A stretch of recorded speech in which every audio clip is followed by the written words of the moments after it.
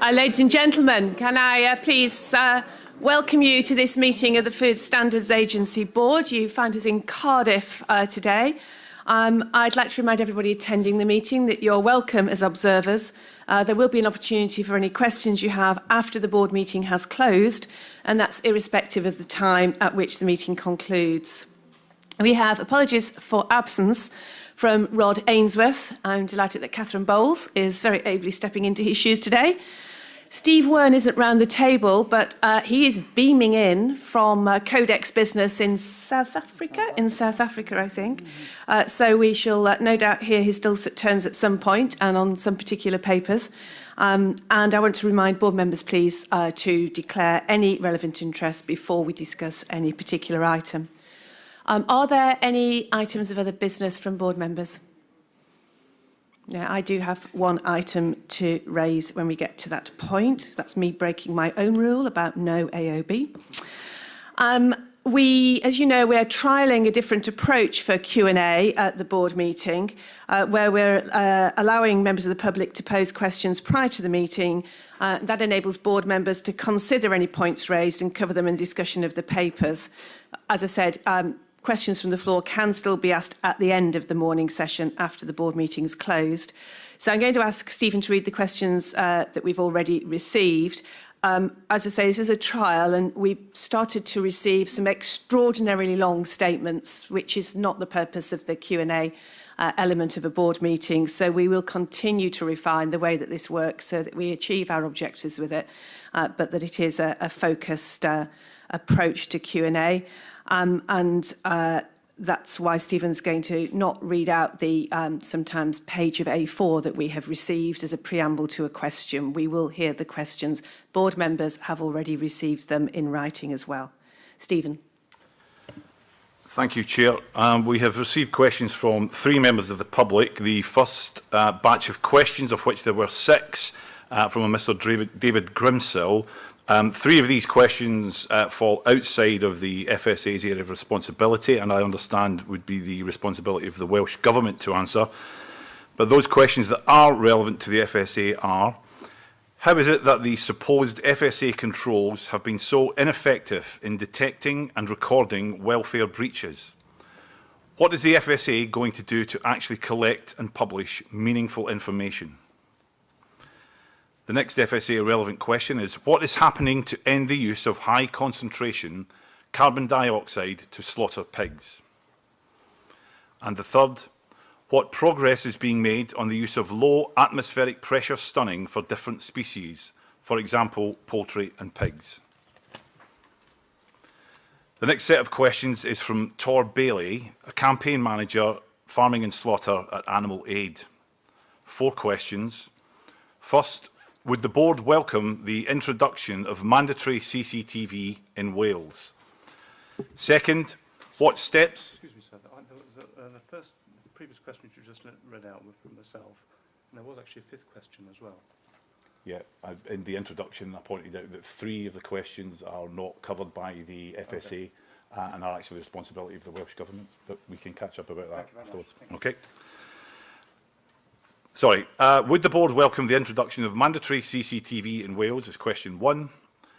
Second, what steps are FSA Wales taking in order to better safeguard animal welfare at point of slaughter in the absence of mandatory CCTV? How do OVs monitor welfare at point of slaughter in inaccessible areas, for example? 3, roughly how many unannounced inspections have taken place at Welsh slaughterhouses so far this current year? How does this compare to the last year? Question 4.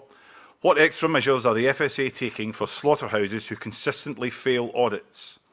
Would the FSA consider imposing far greater penalties for slaughterhouses that fail on the same counts on a number of occasions? The third set of questions are from Paul Anderson, Managing Director at UV Safe Limited. Mr Anderson asked 6 questions relating to Regulation EC 853/2004. Given that none of these questions relate specifically to any of today's board papers and the technical nature of the required responses, we will respond by correspondence and the answers will be published on our website. The questions are, legislation introduced, so Regulation EC 853/2004, permits the use of alternative techniques for disinfecting tools aside from hot water at 82 degrees centigrade, provided they have equivalent effect. Could the agency explain why, given that this flexibility, which can hold significant environmental benefits whilst retaining the food safety requirements, has been in law since 2005, a consultation on the process of approval was only launched late in 2017. In that interim period, several other methods in the systems were acknowledged by the agency as being equivalent, yet did not need to go through the gold-plated approval system now in place, and the use of UV technology seems to be the only method under this level of scrutiny. Whilst the agency in its consultation tried to justify plant-by-plant trials, is it not the technology that is being assessed as equivalent, and working instructions, changes to FSMS and other peripheral matters should be covered in day-to-day enforcement duties? Under the same regulations, it is permissible to use the so-called steam vacuum to remove visible contamination from a carcass. Paragraph 10, Chapter 4, Section 1, Annex 3 states that any visible contamination must be removed without delay by trimming or alternative means having an equivalent effect. The use of the steam vacuum equipment, which may be used to remove visual carcass contamination in place of trimming by knives, was validated by the Danish Meat Research Institute, taking 450 samples from carcasses over 6 days on a single species kill line. This now has blanket EU approval and is also widely used outside of the EU. Why, therefore, do the FSA insist on a site-by-site validation for alternative knife sterilisers, where 8 FBOs covering 4 species have now submitted almost 2,000 samples for the same authorisation and then have to wait up to 4 months for the go-ahead? Thank you. Thank you, Stephen. Finally, just to say, I hope that we can complete the board business before lunch for the sake of the people who are watching online or in the audience. I know we've got a long agenda, but we'll try not to disrupt the board business by breaking for lunch if we possibly can. We can move now to the minutes of the board meeting that we held on the 20th of June. These have been circulated informally to board members for comment. Can we agree that they're a correct record? Thank you very much. Actions arising. They're on a schedule with the papers. Are there any comments from board members on any of those actions arising?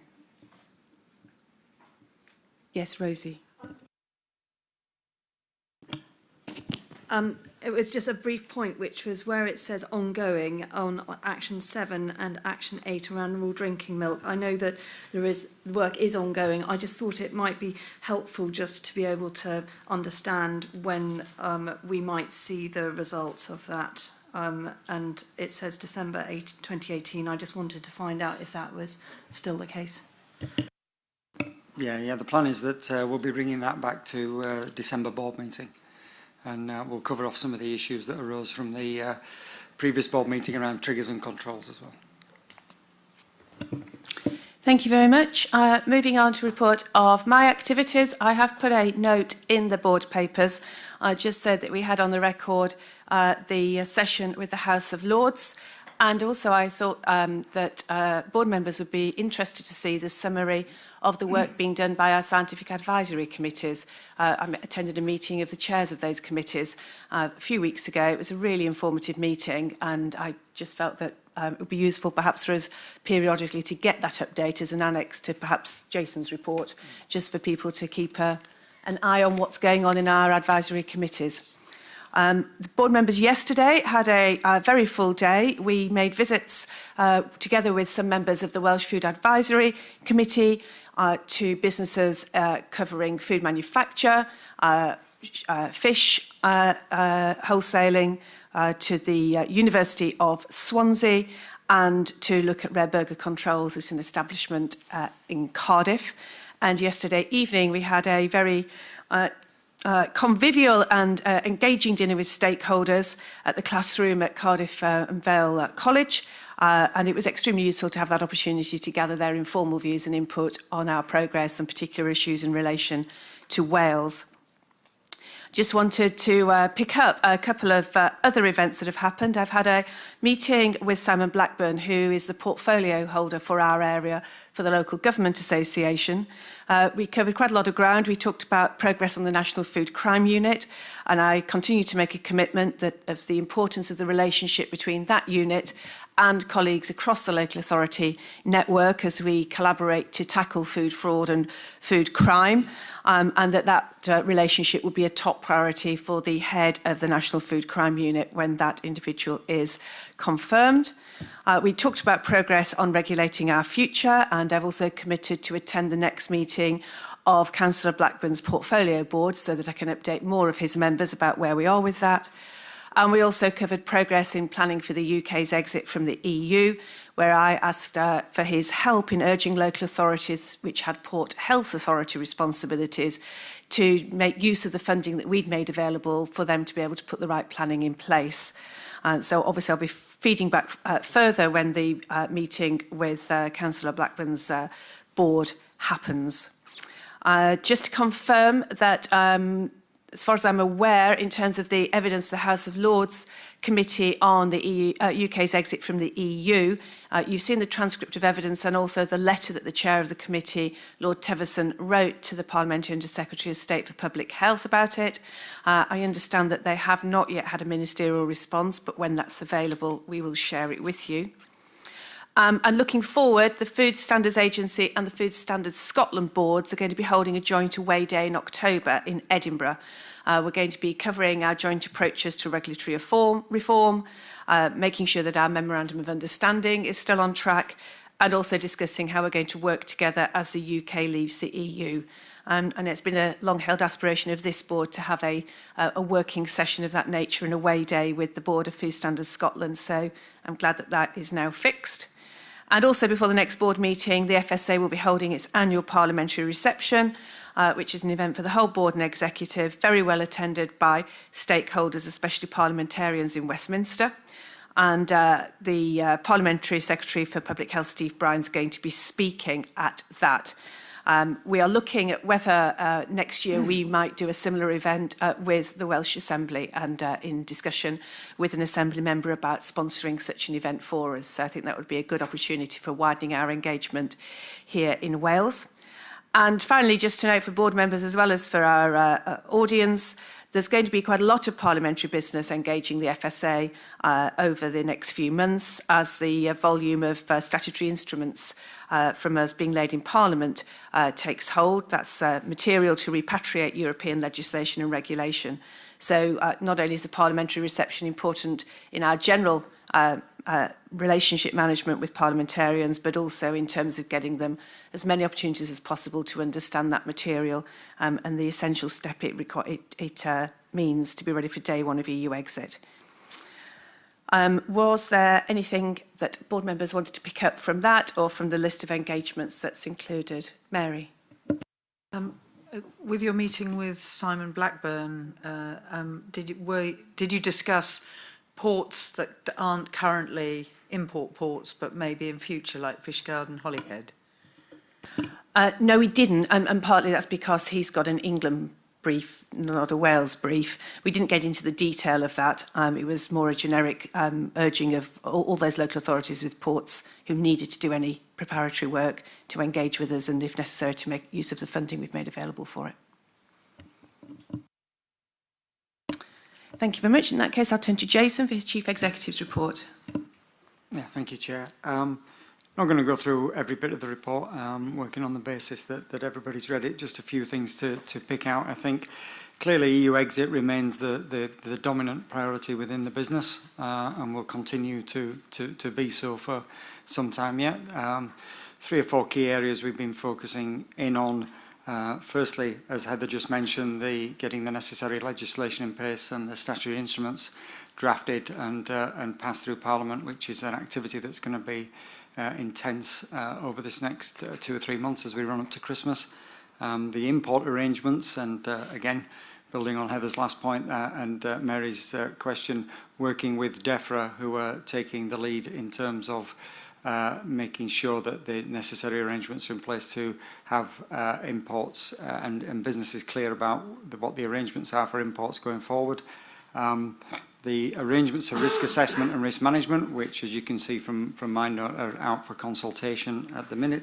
And then lastly, working very closely with Food Standards Scotland around the UK framework and working hard to make sure we have some sensible arrangements inside the UK between the 4 countries following exit. So EU exit obviously continuing to be the dominant theme throughout the business over the coming months and over the previous 3 months. A couple of other areas to pick out: the cutting plants and cold store reviews on track to publish and report, and then will be for discussion at the joint board meeting we've got with Food Standards Scotland in about a month's time. And also draw attention to the international work that we're doing, as you can see from para 12 onwards, both general international work and also the work that Steve and others are taking forward under the Codex banner. And you can see the range of countries and the range of issues that we're involved with, part of our ongoing push to be more of a presence internationally and have more influence internationally on global food standards. And lastly, just to draw out at para 28, the allergens campaign, which I think is again something that the board have been concerned about in the past, and getting some really positive feedback and positive response from stakeholders to the nature and content and hopefully the impact of that campaign. Thank you, Jason. Any questions for Jason on his update, Dave?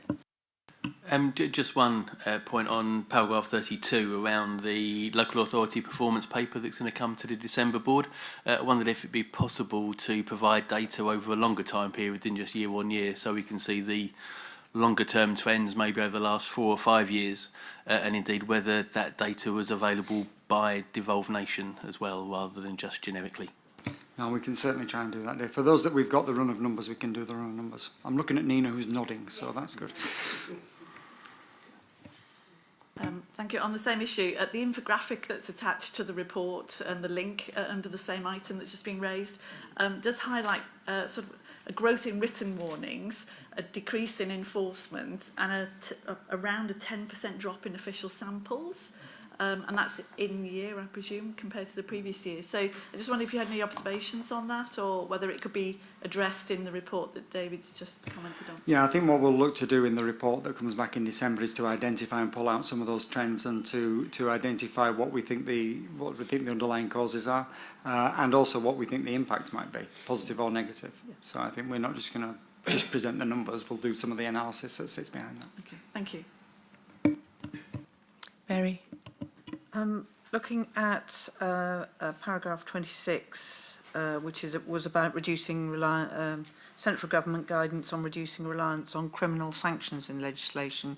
I'm very mindful of the fact that the Food Safety Act actually introduced it's actually in the criminal law, not the civil law, and I think that's what gave it a lot of teeth, and I'd be unwilling for us to step too far back from that as we repatriate legislation. Yeah, I think we're not looking to water anything down as part of that repatriation. It'll stay as it is now. Anything else for Jason? In which case we'll move on to our first substantive paper. The board annually receives an update on animal welfare matters in which we're involved, and it's really good to have Julie Williams, who's our lead on animal welfare and delivery assurance, as well as Simon Dawson, and we know them both well, here to introduce the paper. So Julia, over to you. Thank you very much, Chair. Good morning. Before I start the paper, I just want to remind everybody that DEFRA and Welsh Government have lead for policy responsibility for welfare in FSA approved establishments. This is the annual welfare update that we give under the Deter, Prevent, Detect, Enforce Animal Welfare Programme, which has been in place for almost 3 years now in the FSA. And the paper I'm presenting this year is broken down into 5 sections. Excuse me. The first part, we're going to look at what we've done under the Animal Welfare Action Plan over the last 12 months and what we've got on the agenda for the next 12 months. We will be talking about the collaborative work that we've done with DEFRA and with industry to ensure and facilitate implementation of the government's new legislation in relation to CCTV in slaughterhouses. I'll give an update on where we are with funding discussions that we've had with DEFRA and Welsh Government for animal welfare this year.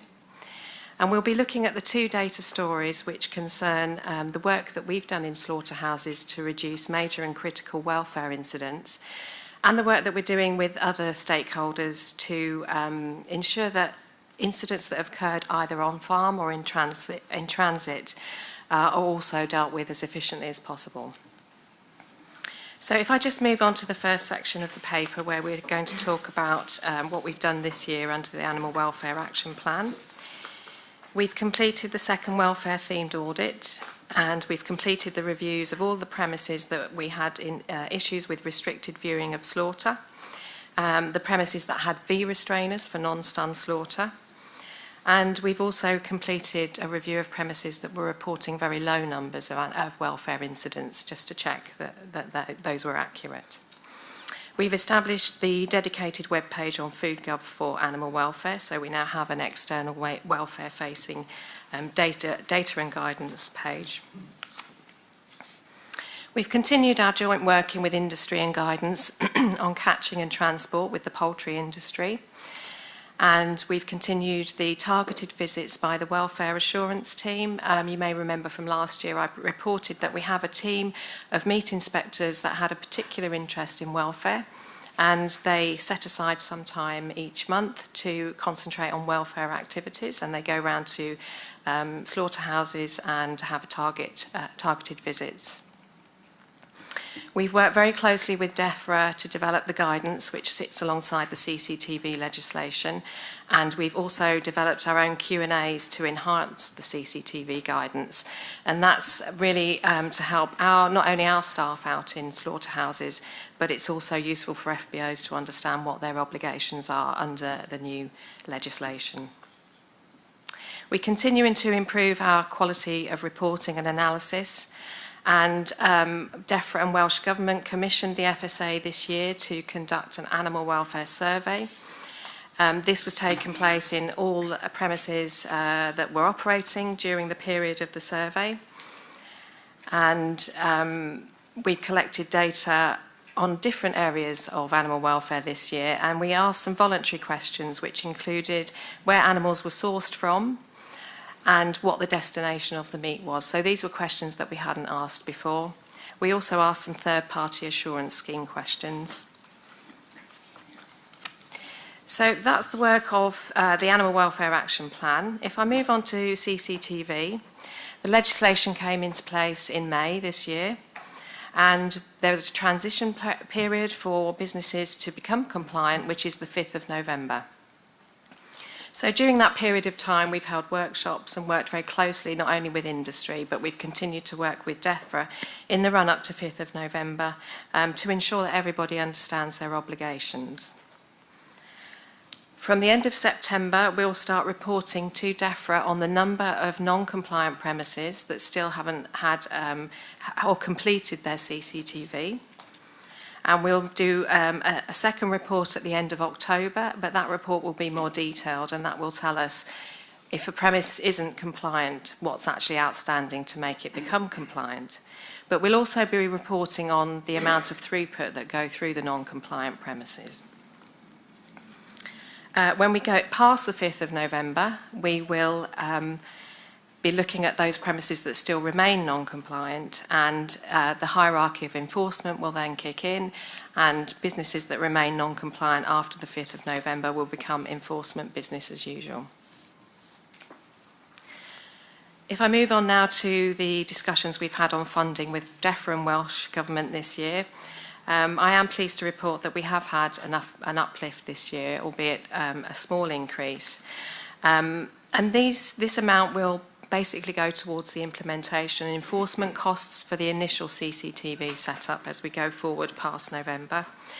And it will also cover next year's animal welfare themed audit. What the uplift won't cover is the FSA legal team costs, and it won't cover anything for investigations or inspections at this point in time. But what we are doing with our legal team is to get a more detailed form of recording for time spent for legal activities for welfare, so that when we come to discussions in 1920, we will have more actual figures, so that we should be able to be in a better stance for negotiation for funding at that point in time. So that leads me on to the final parts of the paper, which are the two data stories, and this is in Annex 2, where you can see that there is a continued downward trend since the welfare team has been in place, showing the major and critical breaches in slaughterhouses over that period of time, which of course is a very good news story, but is a result of all of the activities that have taken place out in the field by all of the dedicated FSA staff. During this period of time, we've done a lot of collaboration with not only animal and plant health, but with the local authorities, with trading standards. And we do referrals to them for animal welfare issues that we find at slaughterhouse where an animal has arrived, but the welfare incident clearly happened either in transit on its way to the slaughterhouse, or it was something that occurred on farm. So our vets are doing a referral back to AFA and to the local authorities, and we are trying to encourage better feedback of those systems to us so that we can understand what enforcements were taking place. If you look at figure 8 in Annex 2, you'll see that both on-farm and transport are increasing. There is a significant increase since our new reporting system came online. That was expected because it is better reporting that we're doing. It's a better system. But also there was more training at that time. OVs went through additional training for referrals, so we did expect to see an increase there. But that doesn't take away from the fact that there is work to be done, particularly in transport. So we intend to collaborate even more closely with local authorities, trading standards and AFA, and to collaborate and share best practice to see if we can help bring welfare standards to a similar picture that they've achieved in slaughterhouse. I think the thing to talk about really with transport is we have had a workshop with Animal and Plant Health. I know Jason has been in contact with the Chief Executive of AFA, and we held a workshop where it was agreed that because of the lack of feedback and the difficulties in reporting with one system, AFA have taken this on board, and they've now agreed to be the single point of contact for both local authorities and trading standards and their own on-farm welfare incidents, which we've already started to see since that workshop in July, an increased and improved feedback coming back through.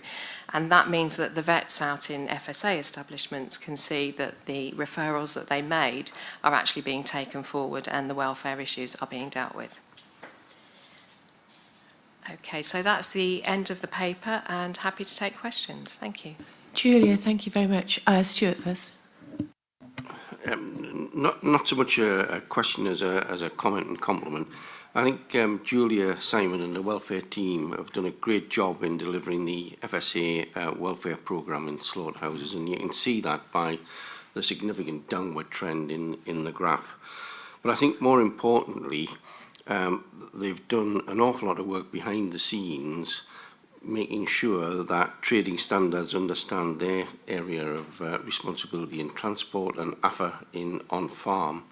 And I think the great thing is that they've done all of this through collaboration rather than other methods, because it embeds better when you get everybody on board. Thank you. Thank you, Stuart. Paul? This is an area of FSA activity that worries me. And it worries me simply on the basis that it's an area of great public concern, but it's also an area where I think, from a public perception, it's very confused. And I was glad to hear Julia introduce the subject by trying to put some clarity on where responsibility lies.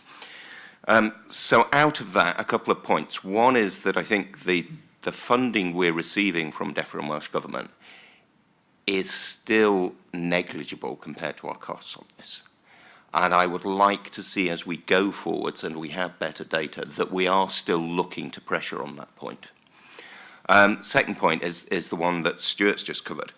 I really welcome the agreement with AFA, because certainly my experience in talking to OVs has been that they have real concerns that most of the problems they see are in transport, and that they then report those problems and they get very little feedback or understanding as to whether anything has actually happened over that. So I welcome that, but I do think that this is an area that we need to keep a focus on, and I would like for the board to be kept informed in future how that agreement actually pans out in practice, and whether we do see an improvement in the feedback to the OVs and our understanding of whether those issues in transport are being addressed.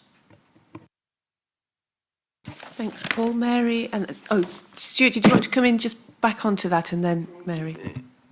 Only that one of the other things that I'd like to do to try and help is bring about a better connection with DEFRA's Animal Health and Welfare Board, where AFA and trading standards are involved, and it ought to help with Julia and the team to be able to come to those meetings and bring it to DEFRA's attention in a better way. That's a really good idea. Do we not get to go to those as a matter of course? Not as a matter of course. I think in the past we have occasionally given expert evidence to them, but it's not a routine invite. That's a really good idea. Thank you for that. Mary, sorry I cut you. I just want the downward trends in welfare 4 and 5 welfare 3 and 4 welfare breaches are obviously very pleasing. Just wondered if you could comment on the upward trend in sheep. Is that reporting or is that real issues? Yes, thank you. The situation with the sheep, there were 2 areas where the upward trend is in management responsibilities and in lairage. So the first one, management responsibilities, we did an exercise over the year where OVs were asked to check the paperwork in premises. So although it shows as a critical welfare issue, it's not where an animal has actually suffered. So it's looking at things to make sure that certificates of competence were correct and up to date, and standard operating procedures documentation. So that was the increase for management responsibilities. There was also an increase in lairage, and that was actually due to when OVs were finding animals or sheep that didn't have water overnight in the lairage, they were putting them in as a level 2 non-compliance, but it's statutory, it should be a level 4, so that's why we've seen the increase over this year. It's a correction on the way that things were reported. I was very pleased to see this paper, just partly because, as has been shown on numerous surveys, this is a very important area from the consumer point of view, as shown recently in the most recent reported survey that we've gathered, number 4 in the consumer areas of interest. I just wanted to pick up on one of the areas that you mentioned right at the end of the talk about the joint workshop that was done in July, and really to understand how will you assess whether the new ways of working and feeding information through in this new way, how are you going to assess if that's effective and what measures we should be looking at? Thank you. Well, first of all, at the workshop in July, I think AFA were very understanding of the linking and the feedback situation, and so they voluntarily took over the single point of contact. Now, we've been doing this new feedback system since July, and I can already say that feedback has improved significantly, but because it was too short a period of time before this paper was published, I haven't been able to produce any statistics. But secondly, AFA have the One Health system under the triage scheme, and we have Kronos. So what we're looking at now is to see if we can get those 2 systems to talk to each other, so that when AFA put in the feedback, it comes directly through and our vets can actually see what happened to the referral that they made. Thank you. I've got Ruth, Colm, and then Stuart. Thank you, Chair. Certainly welcome the progress that's been made and echo the comments, and also appreciated the quality of the data that's now been provided. The Welsh Food Advisory Committee discussed the paper and noted that there's no no non-stun slaughter in Wales. And commenting on the coverage of CCTV, we were informed it's actually very high in Wales already, but the issue is more about how it's used, its location and the quality of the equipment and so on. So we welcome the fact that the Welsh Government has a fund to try and improve facilities, but did want to ask that the situation is monitored, because ultimately legislation may still be needed to improve compliance in Wales. So just to register that point. And I think the final point from us was we were also concerned that the issues are outside the remit of the FSA, and really welcome what you've said today, and echo the comments that others have made about the importance of other agencies being able to follow up and give feedback to the FSA on the progress that's been made. So thank you. Ruth, just to register, I wrote to Leslie Griffiths when we last talked about CCTV, about the grant fund that the Welsh Government are introducing to support slaughterhouses and abattoirs, and I'm seeing her next week to pick that up and understand how our protocol might apply in Wales, their plans in terms of legislation, and also to make sure that the grant support that's available will also encompass the right use of CCTV. So I'll feed back after that. Cole. Chair, thank you. Julia, thank you. And thank you for speaking to NIFAC last week. In Northern Ireland, animal welfare is clearly the responsibility of DARA and known to be the responsibility of DARA, so there's less confusion, I suspect, in Northern Ireland than other parts of the UK. The one thing that probably does give me a little bit of, well, I'm actually sorry, in Northern Ireland, 99% of slaughterhouses have CCTV, so there's no desire to push towards the mandatory for the other 1%, and we do, our colleagues in DARA keep a very close eye on the legislative process in other parts of the UK, so are very well informed about changes. I suppose my concern, and this will emerge, I suspect, through a number of papers, particularly around governance and audit, around the extent to which those other agencies and departments on which we have a dependency completely understand their responsibility to deliver on our behalf. Animal welfare is not a responsibility of the Food Standards Agency, but is very important in the mind of consumers. An awful lot of the actions that need to be taken are out with the responsibility of this department, and we need to be absolutely assured that those with responsibility fully understand, and so in things like transit and away from slaughterhouse on farm, and those welfare issues are not our responsibility, and we need to be absolutely assured that those with the responsibility understand that it is their responsibility. So I don't know if you'd like to comment further on that, Julia.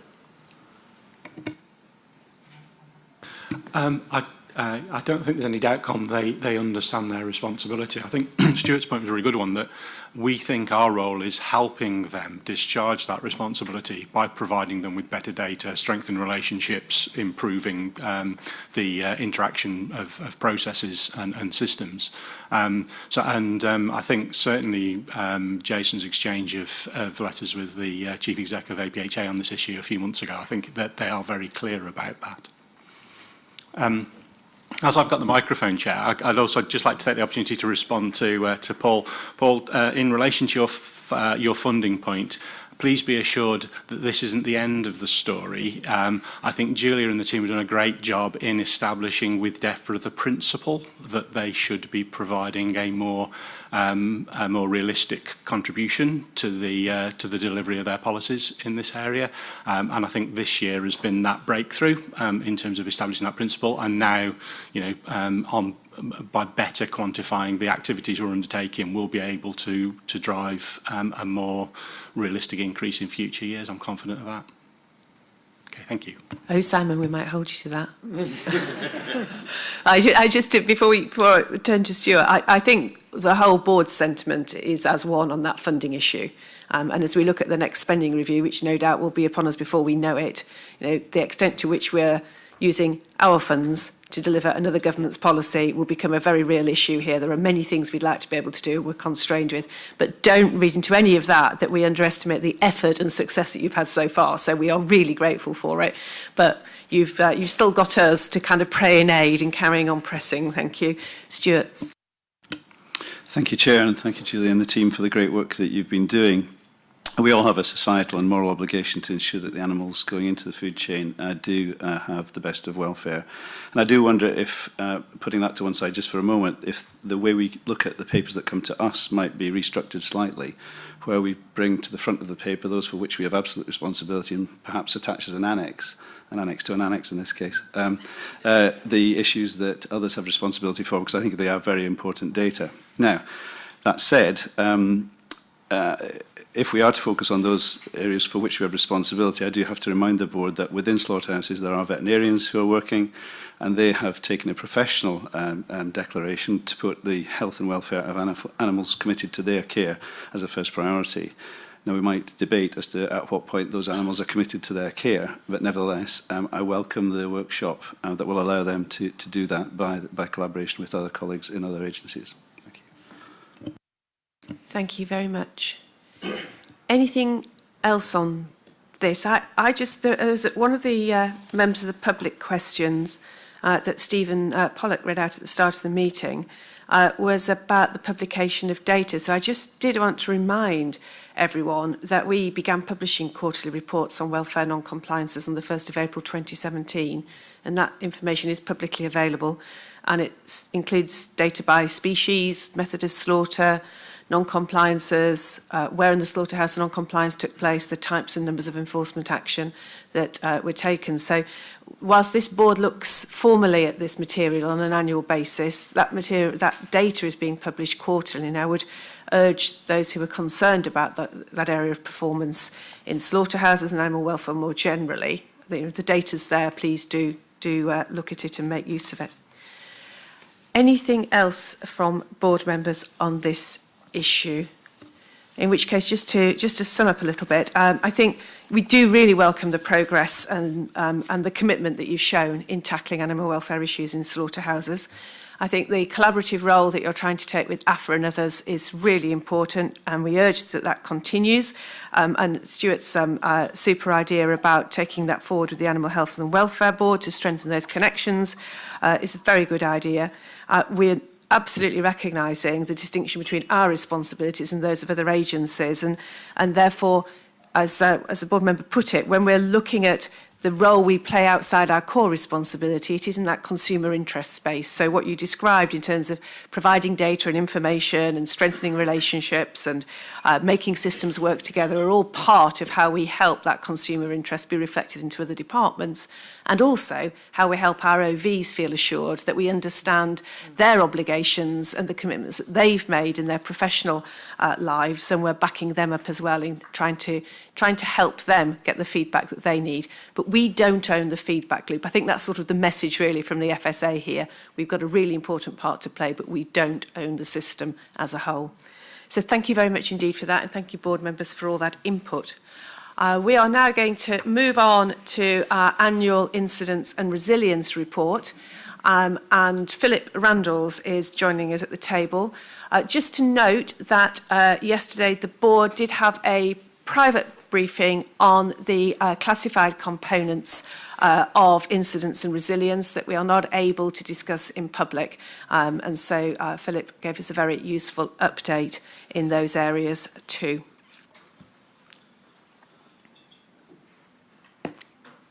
Philip, over to you. Thank you very much. Excuse me, might I just raise a quick point in relation to the last session? No, I'm afraid not. We need to move on, but there'll be an opportunity for public questions at the end of the meeting. Thank you. A 5-minute session, I believe, later on, that's all. There'll be an opportunity for public questions at the end of the meeting, but we need to move on. Thank you. Philip. Is that the data that you're relying on, there's no relationship whatsoever to the actual welfare breaches that are occurring in slaughterhouses. It's a massive underestimate. And that's been shown by undercover investigations by number 8, for example. So it's very encouraging you've got some downward trend. But the actual data is, as I say, is a massive underestimate. There are, tens I'm sorry, sir, but we've taken some questions from you at the start of the meeting, and you can ask questions at the end. You're recording tens or 20s or 30s of animals suffering welfare breaches. That is just ridiculous. Get real. That data, there's no relation to the reality on the ground. Philip, I'm sorry you were interrupted. Thank you, Chair. Thank you, Chair. Members of the Board and ladies and gentlemen, I'm introducing a paper regarding the annual incidents update and resilience update for the Food Standards Agency. So this paper provides an overview of the work by that particular unit up to the end of March 2018. It also provides a flavour of some of the activities that have actually been undertaken by the team since then as well, just to bring you up to date. The Incidents and Resilience Unit takes a four nations approach to ensure consistency across the UK, seeking to directly promote consumers and protect consumers by removing unsafe product from the market. The central theme of this paper, as you probably realise, is the unit's focus on continuous improvement. It details the efforts being made to strengthen the FSA's resilience, capability and capacity so that we may continue to do the day job exceptionally well following EU exit. In terms of incidents, the report details the number of incident notifications received by the FSA was 2,326 in 2017-18. This represents just under a 3% increase when compared to 2016-17. We also saw a decline in the number of alerts that we issued, which we believe is largely down to the mix of incidents reported to us, rather than any indication of a change in the food safety profile of the UK. Significant incidents, including those involving fipronil 2 sisters, Russell Hume and listeriosis associated with frozen vegetables, all attracted significant public, media and parliamentary attention, but were key to our responses during the year. As you'll see from the detail in the paper, industry collaboration remains vital to ensure effective and robust incident management and to allow information to be shared at an early stage in order to facilitate timely and proportionate interventions. With regard to preparedness, we must remain prepared to be able to deal with any incident that we come across, basing our decisions on hard evidence. Hence, we need to maintain the required levels of capability and capacity and ensure that we continue to strengthen our resilience so that we remain prepared. The report discusses our focus on delivering a comprehensive programme of exercises, drills and training opportunities to our incident response at a strategic, tactical and operational level, both internally and with other organisations, both within government and industry alike. We continue to learn from these experiences by embedding the lessons that we learn from incident reviews and from our root cause analysis as part of our incident prevention programme. And in addition, the Efficacy of Recalls project, which we've previously reported to the board, is shortly to deliver updated competent authority guidance, raising awareness of our recall process. As we move to exit the European Union, maintaining and enhancing our incident response capability to continue to deliver the day job remains the focus for us. This is essential in ensuring that in any event, the UK's incident response capability is as effective after day one of EU exit as it is now. The UK aims to negotiate full access to the RASAF network, as we believe it's mutually beneficial for the UK and EU to continue this vital data sharing activity on food safety. However, as I say, to ensure that in any event we can maintain and improve upon the high standards of food safety and consumer protection in the UK, the FSA is strengthening and developing the incident management process further. To this end, we are implementing an enhanced programme of bilateral engagement and surveillance across the four nations, increasing our level of engagement with International Food Safety Authority Network, INFOSAN, which is actually jointly managed by the FAO and the WHO of the United Nations. This will provide the UK with an extensive reach for communicating food safety issues with countries across the world. Currently, INFOSAN deals with over 180 different countries. So in conclusion, the four nations must continue to work together to deliver the day job exceptionally well, with a focus on ensuring that incident response capability is as effective post-EU exit as it is now. And we must continue to react to future trends and changes in the incident landscape as they occur. Lastly, I'd just like to say that this is not all about the IRU, and I'd just like to take the opportunity to thank those involved in incident response, obviously across the four nations, but in particular the communications networks, the risk assessment and policy teams of the FSA in general, and of course the local authorities with which we have daily contact to actually achieve our end. So I'd like to thank those parties. The paper asked the board to discuss and endorse the direction of FSA's Incidence and Resilience Unit. Thank you for listening to me. Philip, thank you very much indeed. I think because there are two components to this, we might see if there are questions first around what we've been doing, what the unit and others have been doing in dealing with incidents in the last year and the changing incident landscape.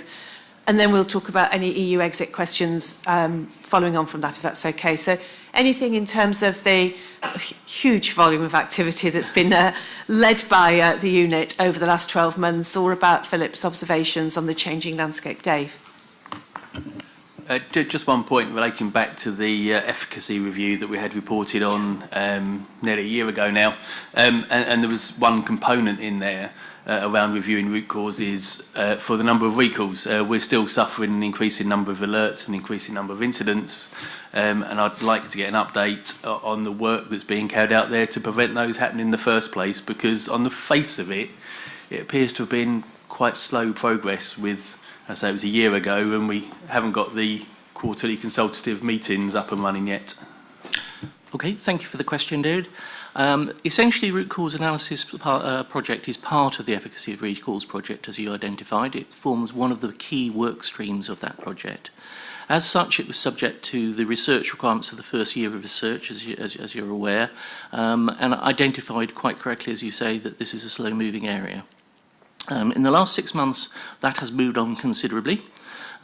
We have now engaged with industry as part of an ongoing working group, and we are developing three things. One is guidance which will go into the overall guidance about root cause.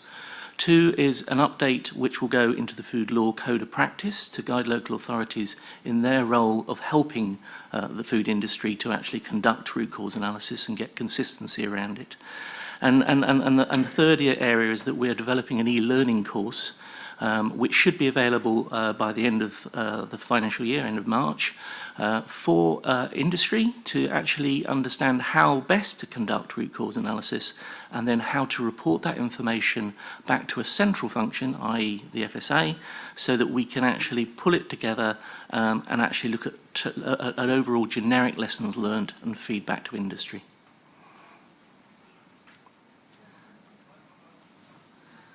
Could I add that the three elements that Philip mentioned, the ambition is to complete those by the end of March, by the end of the financial year. So can we ask for an update to come to the board on that at that point? Yes, of course. Thank you. Paul? In a way, follows on from what Dave was asking, that I noticed that the triggers for incident notification, that we're still getting a rise on allergens, and that's really about the labelling issue. Where do we, it seems surprising to me. It seems that it shouldn't be that difficult an issue for industry to get right. So where do we see that going? Are we seeing that still likely to increase further into future? And what are we doing about trying to get industry to address that? Thank you, Paul, for the question. The issue of allergens has obviously been driven by the change in legislation back in December 2014 with the FIR regulations coming in. That has taken some time to bite. The bigger establishments, the big retailers and the big manufacturers have grasped the concept very well. But I think it's taken a fair while for the smaller businesses, and in particular the imported products that are coming into the UK, also to bite. And I think we're seeing that reflection now. It's difficult to predict the future. If we did, we would be in a good position. But my feel is we're beginning to peak, I think, with respect to allergen issues. It's slightly levelling out. It's still on the increase, I agree. So we may just see a slight further increase. But there are loads of initiatives that are being undertaken at the moment to actually address the subject. These include engagement with consumer areas whereby the people who are potentially likely to suffer from allergen issues are being educated in terms of the information that we're able to provide from a policy point of view. It also includes areas whereby we're encouraging sampling, and we're encouraging local authorities to look at specific issues across the landscape, which of course is all well and good, but it will increase the number of incidents as well. So hopefully that answers your question. Thank you, Paul. Julie, do you want to come in on that? Yes, if I could just add to Philip's list, we're also working with industry on getting a better flow of data around ingredients as it flows through the whole of the supply chain. So there are a number of areas that we're trying to make improvements. Thank you. I've got Ruth Mary Cole. Thank you. So very much welcome the paper, and pleased to see the strengthened capacity and collaboration, particularly on the Four Nations, and also noted and welcomed the data sharing activity and the steps you're taking to improve that situation. Two questions really. One is, we've already noted the pressure on local authorities and you know, the sort of implications on their capacity and capability to respond to situations. So have you any observations on whether that's changing at the moment, whether you're finding that they're less able to respond to incidents or product recalls, or any issues that we need to be aware of there? And the second one, the paper talks very much about the importance, and forgive me if this is part of the EU exit, but it's about really how do we benchmark our standards now so that you are able to say we're as good now in future as we are now. So I wasn't clear from the paper whether you have formal benchmark measures or standards that you're using to be able to make the judgment that we're able to maintain the quality of what you do at the moment. So thank you. Thank you for your questions, Ruth. With regard to the first question around local authorities, I think it's sort of almost a given that local authorities see food safety as a major priority. And I have to say that despite obviously the changing landscape in that area, we haven't seen any greatly changing response to our requests for incidents, which is very good. The response generally is excellent, and we're getting information back about key issues within our designated times, and we measure that amount of time for response. So there's no obvious indicators that's failing. There's always one or two local authorities that for whatever reasons may have an issue, but there's nothing major that I would highlight at this particular meeting. And with regard to benchmarking standards, some of that is around actually performance in the IRU, which is a little bit sort of linked to the previous question. So, for example, when an incident happens, we will monitor that notification all the way through its process, right the way through to an alert, if an alert is appropriate in that instance, and we time that and we measure that performance within the team. So we've got a good understanding of how we internally perform. There are many other measures, and I won't go into the detail here, but I can assure you those measures won't change, and they'll be there to look at that response. I think the bigger question is about the level of notifications that come to us, and the precautions that we're taking as we move forward are such that, if anything, I think we will see more potential incidents that we need to be assessed and then, if you like, validated before we actually then take action, simply because we're looking in a much wider source. Infosan alone deals with 180 countries, as I've said, and indeed generates an awful lot of surveillance data. They will pre-sift some of that, but undoubtedly we will also need to do some of that as well. And also, if I can again add to Philip's list, part of the surveillance programme is also trying to get a better understanding of the baseline today generally, so against which we can then judge whether there have been changes. Mary. Thank you. And thank you for the paper. Two sort of small points. One on paragraph 3.3. You know, obviously very much welcome the data sharing and the open data policy. It's just when I went to look on the FSA website, I couldn't actually manage to find the data. Oh, that's not so good. Well, Maybe I was looking on my phone, but on the other hand, that's how lots of people access the internet. So, sure. And the other thing is, if you can comment on the extent to which incidents arise, to what extent incidents arise from whistleblowing, rather than from those things reported. Okay, thank you. On the first point, I assure you the data is obviously on the web. I suggest from your comment that we may need to publicise a little bit further where that can be found. It's been on the web now for a couple of months. We've had some inquiries off it, which is all welcome, and we will continue updating that on a monthly basis.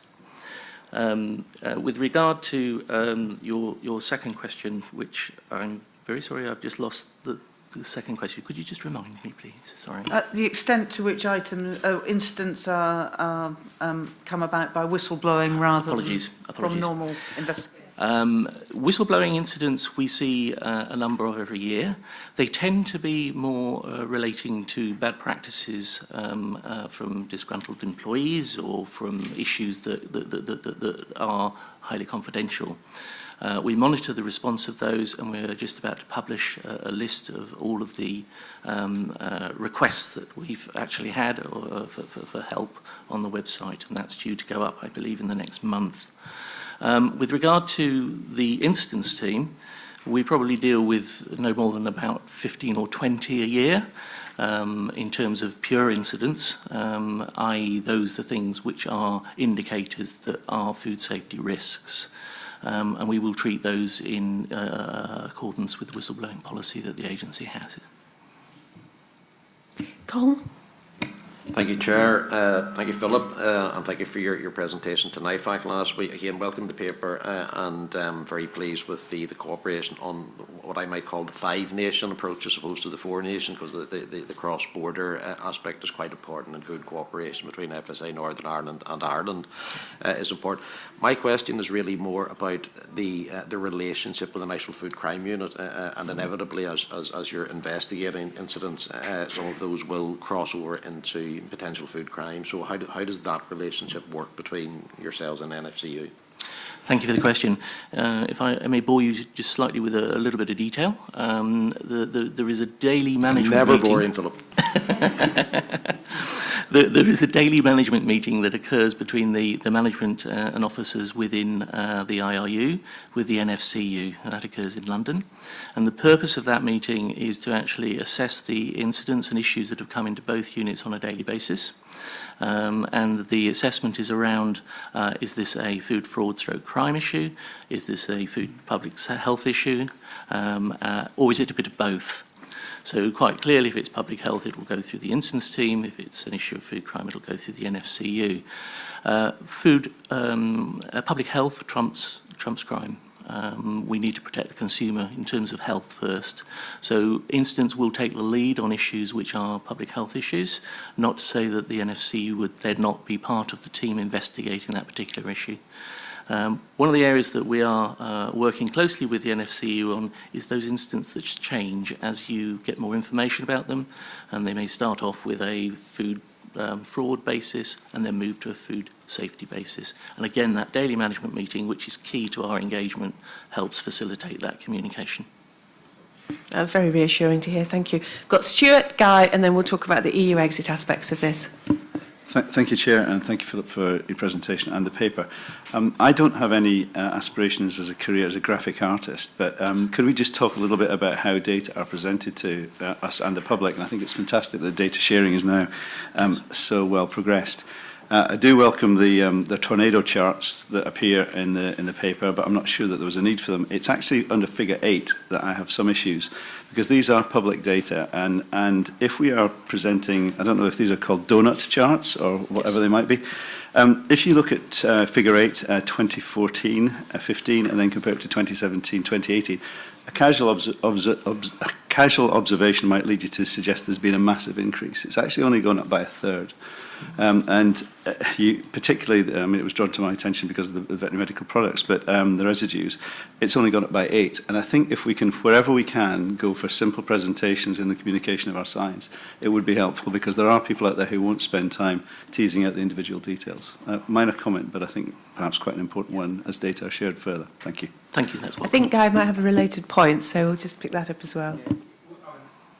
I absolutely agree in terms of the fact that when one's kind of moving towards a more infographic aspect, people might not look at the numbers and they just look at other factors, which is going to be confusing.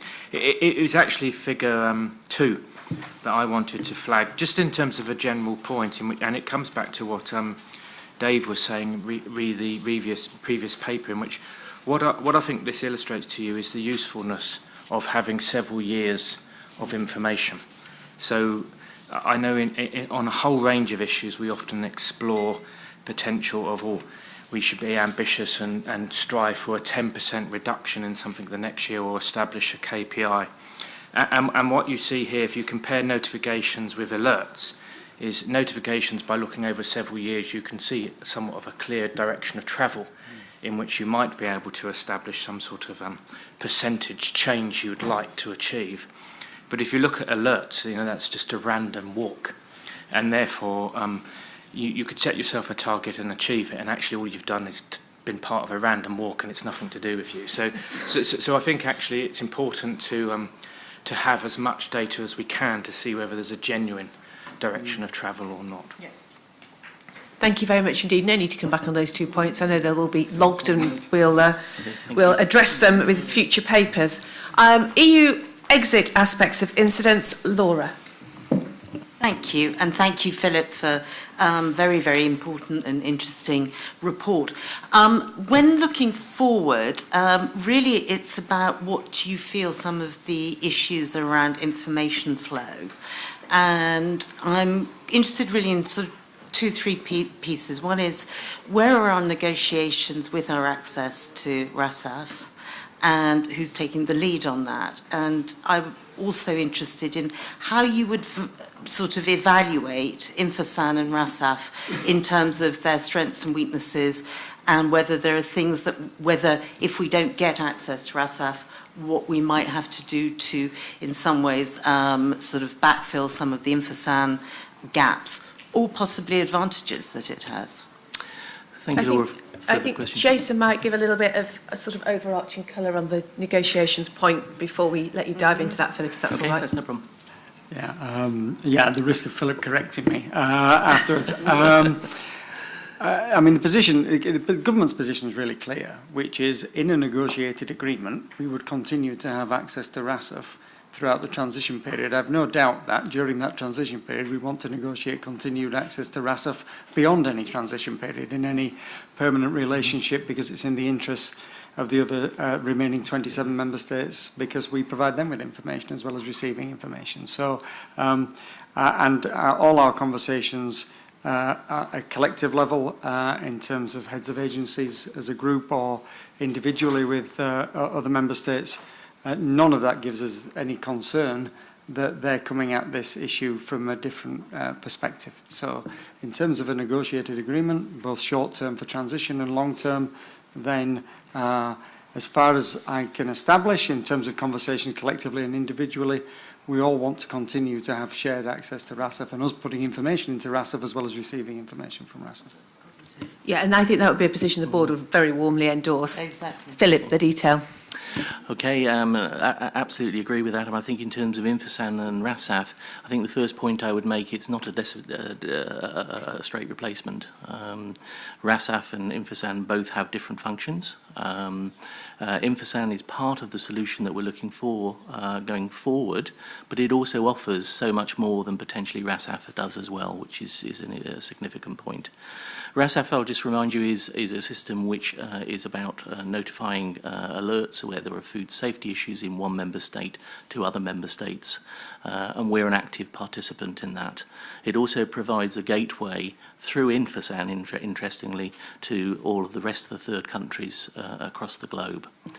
Infosan themselves have set themselves up for a number of reasons. One, to actually deal with the larger incidents that we see, so things like the listeriosis outbreak in South Africa, which we're all very familiar with, and very serious incident, was one of their primary communication areas, and one of their areas where they actually dispatched some of their colleagues from the World Health Organization to actually intervene.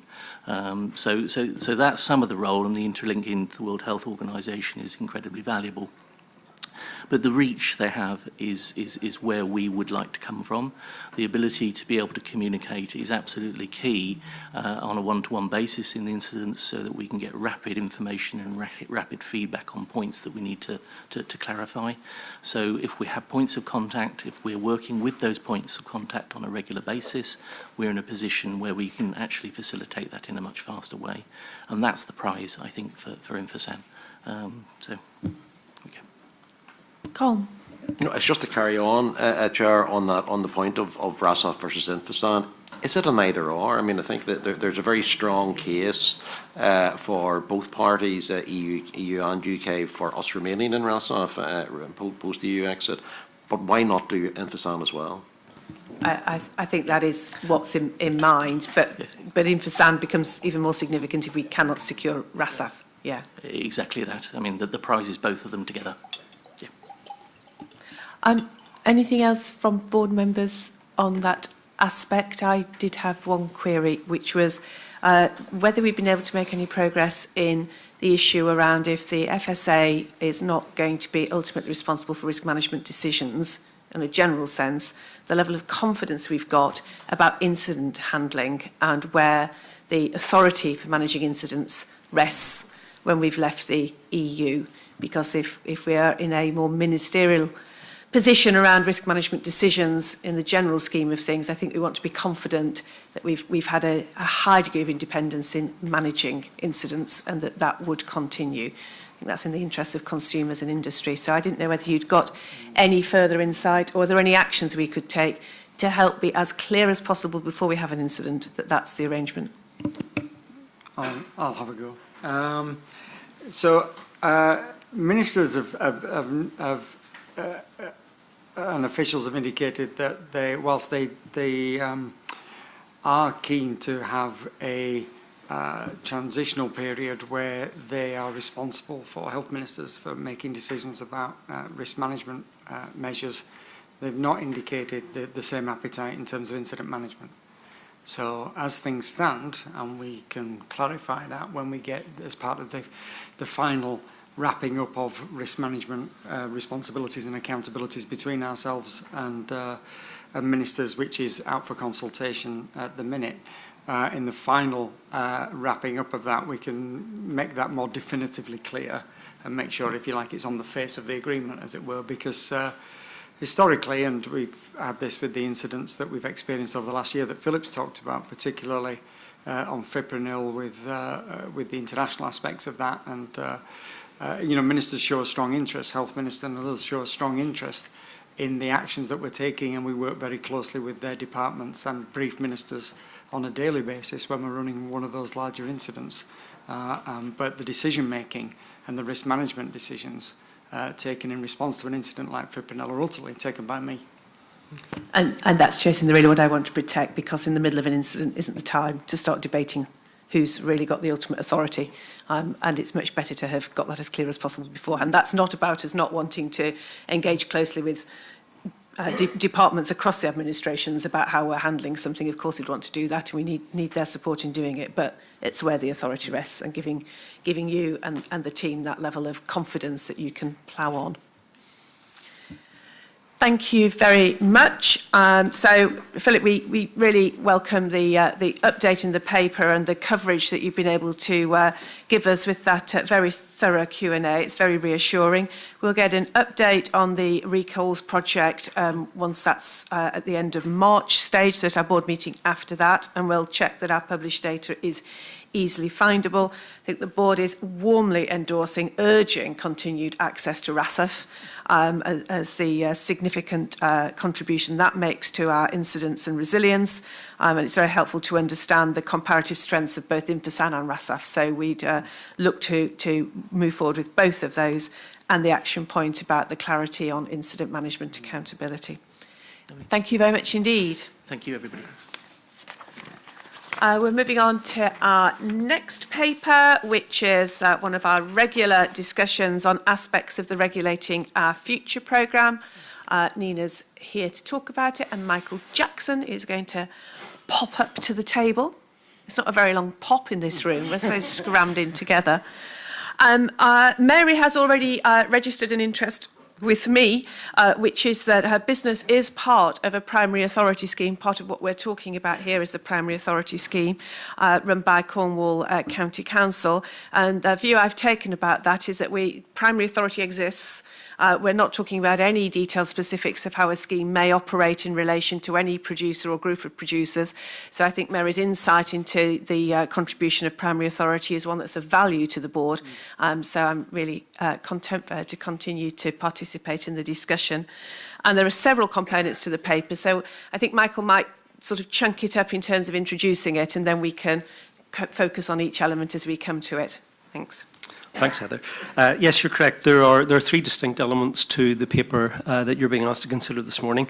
The substantive part is around the work we've been doing to put national inspection strategies on a sound footing, bearing in mind how primary authority currently works and how we see that being necessary in the future.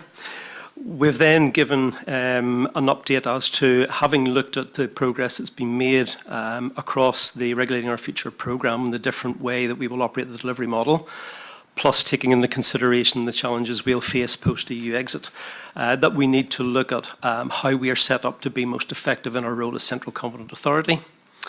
And the third section then is around the next steps in exploring the potential use of regulated private assurance, specifically in the space of third-party schemes. So those are the three distinct sections in the paper, each with their own issues, so probably makes sense to deal with those independently. So shall we start off with the primary authority and national inspection scheme element? Is there anything you want to say by way of introducing that? In terms of this particular section, the first thing that it's important for the board to note is that primary authority is something that has existed in law since 2008. The ability for a business to form a primary authority partnership with a local authority in the area of food safety is not something that is new. It has existed since 2008. So what we've been doing within Regulating Our Future has been looking at what's already there by way of legally provided for measures to see how they would fit with the aspirations of the Regulating Our Future programme. One of the things that became very clear was that for the national inspection strategy within primary authority to work successfully, it would be critical to have robust standards around the operation of such strategies.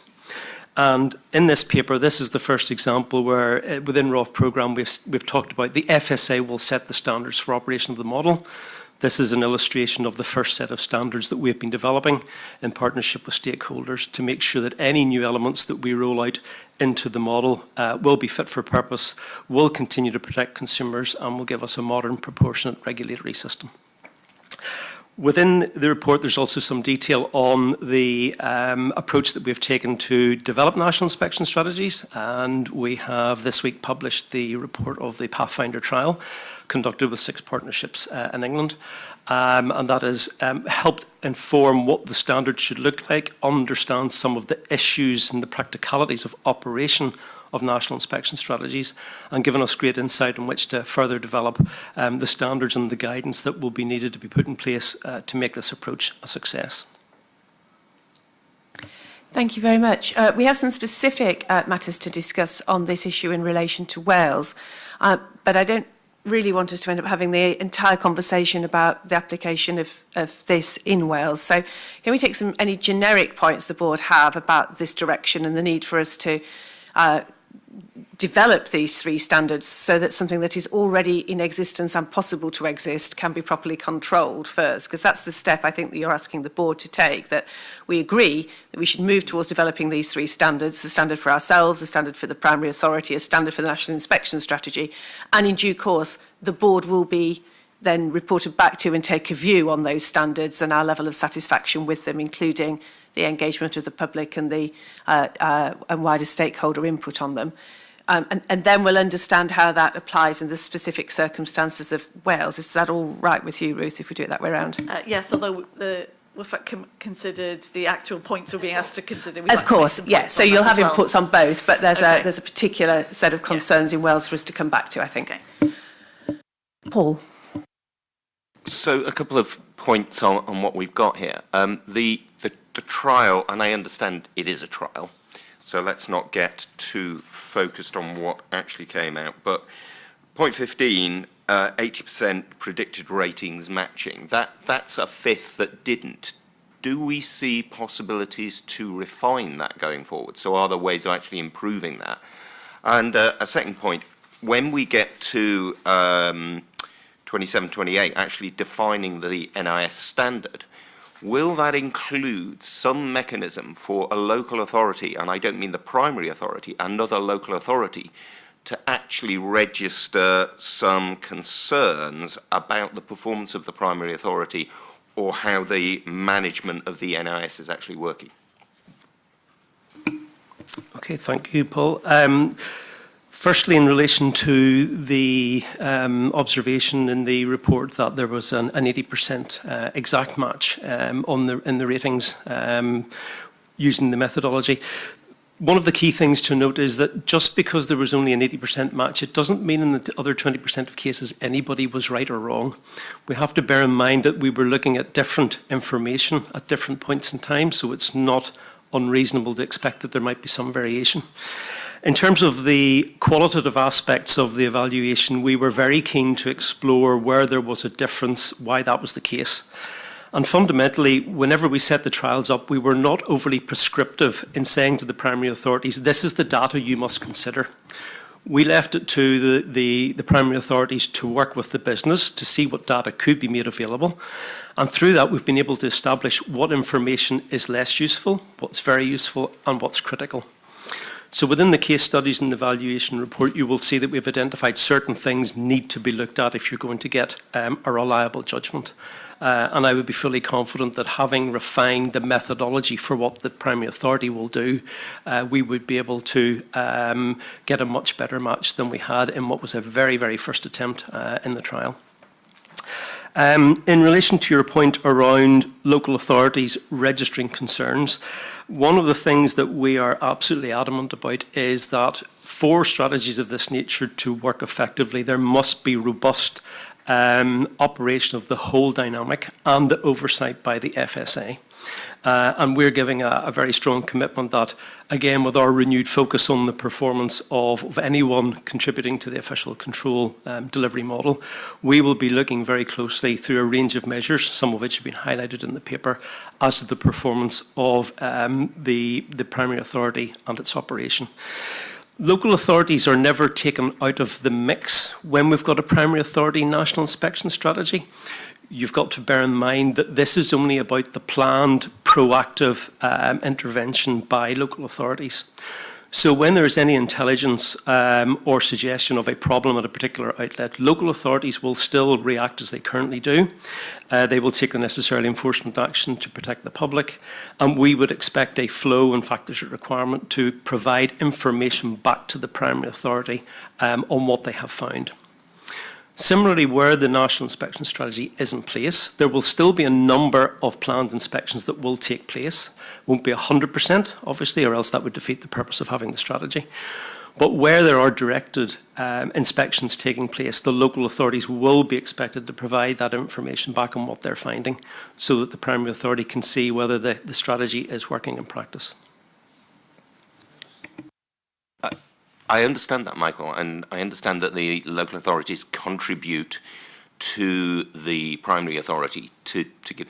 My point was slightly different to that. My point was, what does a local authority that's involved do if they feel that the primary authority and the NIS itself in that whole situation is in some way not working, if they feel that there is a failure within that system. And all I'm suggesting is that there should be some way of reporting that back to FSA to get a wider view of it, that's all. Yeah. Paul, I think that's really important you said that, because for me, that's why we're looking at having these 3 standards, so that we have that clear governance and that controls framework, so that those interventions can happen and those routes do exist. And at the moment, I think we're in a little bit of limbo where it's not so clear about what those things are, and we're not in such a strong position as we would want to be on oversight and governance and assurance on it. So that's absolutely critical, I think. So by virtue of the fact that we propose to revise the Food Law Code of Practice to require local authorities to have regard to a national inspection strategy where it's in place, clearly if they had any concerns about a particular strategy that they had to take note of in their area, we would expect that to bring it to our attention and we would react accordingly. Any other wider points? I was just going to contribute, while board members are reflecting on that, to a discussion that I had with a global food business not so long ago at the technical level. And I was really interested in the view of the technical leadership of this business, that they felt that the move that we are making to create the right package of control and standard setting around this possibility would mean that their board would give more attention to food safety, food hygiene and food standards, because we're creating something that for a larger company is something you wouldn't want to lose. And I did think that was a really interesting intervention from people within a company responsible in our area who felt that this would really strengthen their voice and their route to the top leadership level. So just I thought I would share that with the board as a useful input. Ruth, or Com, do you want to pick up comments that came out from NIFAC? Comments from NIFAC were very positive. The legislation differs in Northern Ireland in relation to primary authority, but I just would like to tease out with Michael at paragraph 11 in relation to the Northern Ireland local authorities, because they appear to be more likely to cooperate with what we're trying to do than they would have been a year ago. So is that that's the sense of NIFAC? Is that accurate? And what has brought about that change? In terms of the position with the district councils in Northern Ireland, we met with the Environmental Health NI group back in August to discuss the progress with NIS. From the outset of the primary authority scheme being introduced, the district councils had a statement of intent as to how they would operate in Northern Ireland, where there was a primary authority partnership driven from England. Now, I think it's fair to say that one of the concerns shared not only by local authorities in Northern Ireland, but more widely, is that there has not been significant rigour around what happens within a primary authority partnership or scrutiny as to the performance. Obviously, the fact that we're proposing to set robust standards, and they set a pretty high bar. These are not easy to achieve standards to participate in a national inspection strategy. The fact that they can see that we're doing that means that that it gives a certain degree of reassurance. That said, there will be significant considerations to be addressed in a Northern Ireland context, where if there is a market for national inspection strategies for Northern Ireland-based companies operating in Northern Ireland, clearly without the statutory basis that exists in England and Wales, there would be issues around funding, because primary authority is something which is 100% self-funded. The business pays the primary authority for the activities it undertakes, and we wouldn't have a mechanism for that in Northern Ireland. And I think sorry, Chair, the other point that was discussed in IFAC was, I suppose, to seek assurance. The FHRS scheme is really important in Northern Ireland, particularly post-mandation, and it's the effect, if any, that this could have on that, because that is really important to Northern Ireland food businesses and local authorities. One of the key concerns of local authorities across the piece, but obviously very strongly in Northern Ireland and in Wales, where we have statutory food hygiene rating schemes, is how you can sustain a credible food hygiene rating scheme where a national inspection strategy is in place. We're currently looking and scoping out what the options might be for using information from national inspection strategies to inform a food hygiene rating in future. Clearly that would need some change to the current operation of FHRS. There would be implications for both the legislation in Northern Ireland, which is within the gift of the FSA to change. But in Wales, we will have to have extensive dialogue with our colleagues in Welsh Government to see how the possible options might fit with their expectations for the future of FHRS here in Wales. So just before we pop on to specific aspects in Wales, I just thought I'd pick up on that point about the ability of a primary authority to recoup the costs of providing that function and clarify that that will also apply. We can extend that in terms of the FSA's participation in what we're describing here. It's a choice for us to do, but we needn't assume that we are going to make our input into this on a free basis. That's right? So. Yes, that's correct, Heather. In terms of the changes to primary authority that were brought about through the introduction of the Enterprise Act last year, the Food Standards Agency is now a supporting regulator. And in any role that we agree to undertake as a supporting regulator, we would be entitled to recover the costs associated with our activities. So, as noted, we're at the very early stages still of developing national inspection strategies. If they really take off and become a fundamental part of our model, clearly that would increase the workload for the FSA, both in terms of assessing proposals and the oversight. And at that stage, we would move very quickly to recover our costs. Thank you for that assurance, because of course it's a core principle that we have in regulating our future, that businesses will pay the cost of regulation and it'll be no more than it needs to be. So that's really important. We hold true to that. Ruth. Thank you. So before I share the comments that the committee's made, just to note that in considering the report, the Welsh Food Advisory Committee received correspondence from the Chartered Institute of Environmental Health and the Directors of Public Protection in Wales quite late before just as the evening before the meeting was starting. And just to note, the board members have seen that correspondence. And I'm really grateful to Michael and Tanina, who really helped to respond very quickly to the points that were raised. To the extent, and they were very comprehensive responses to the committee. The committee came together yesterday to consider those comments and observations from officials, but also the evaluation report, so they had sight of all the material. So in terms of the points that we're being asked to consider in the paper, the committee highlighted the need to consider the workforce changes that would be needed, the different skills, particularly data analysis, data interpretation, and both at local authority level, but possibly also at the FSA level, and to sort of build that into the next phase so we're clear how those skills be grown and developed. The second point was, and it's already been touched on, the funding, the self-funding nature of this process, and the fact that it's a comprehensive self-funding, and the FSA is part of that process as well. The third point, which actually touches on partly what Paul said, which was the relationship between the primary authority and the local authority. And it's clear that the local authority is expected to work with the primary authority to undertake inspections. I think there's an area there about the quality of the relationship. Should issues arise at the local authority level, how they can best be dealt with between them and the primary authority. Without going into detail, I think it would be helpful as part of our standards, there was a way of assessing whether or not there was a good collaborative working relationship and getting feedback about that, about the flow of information and so on. And I think the other point that perhaps to emphasise is the clarity that primary authority is separate in England and Wales.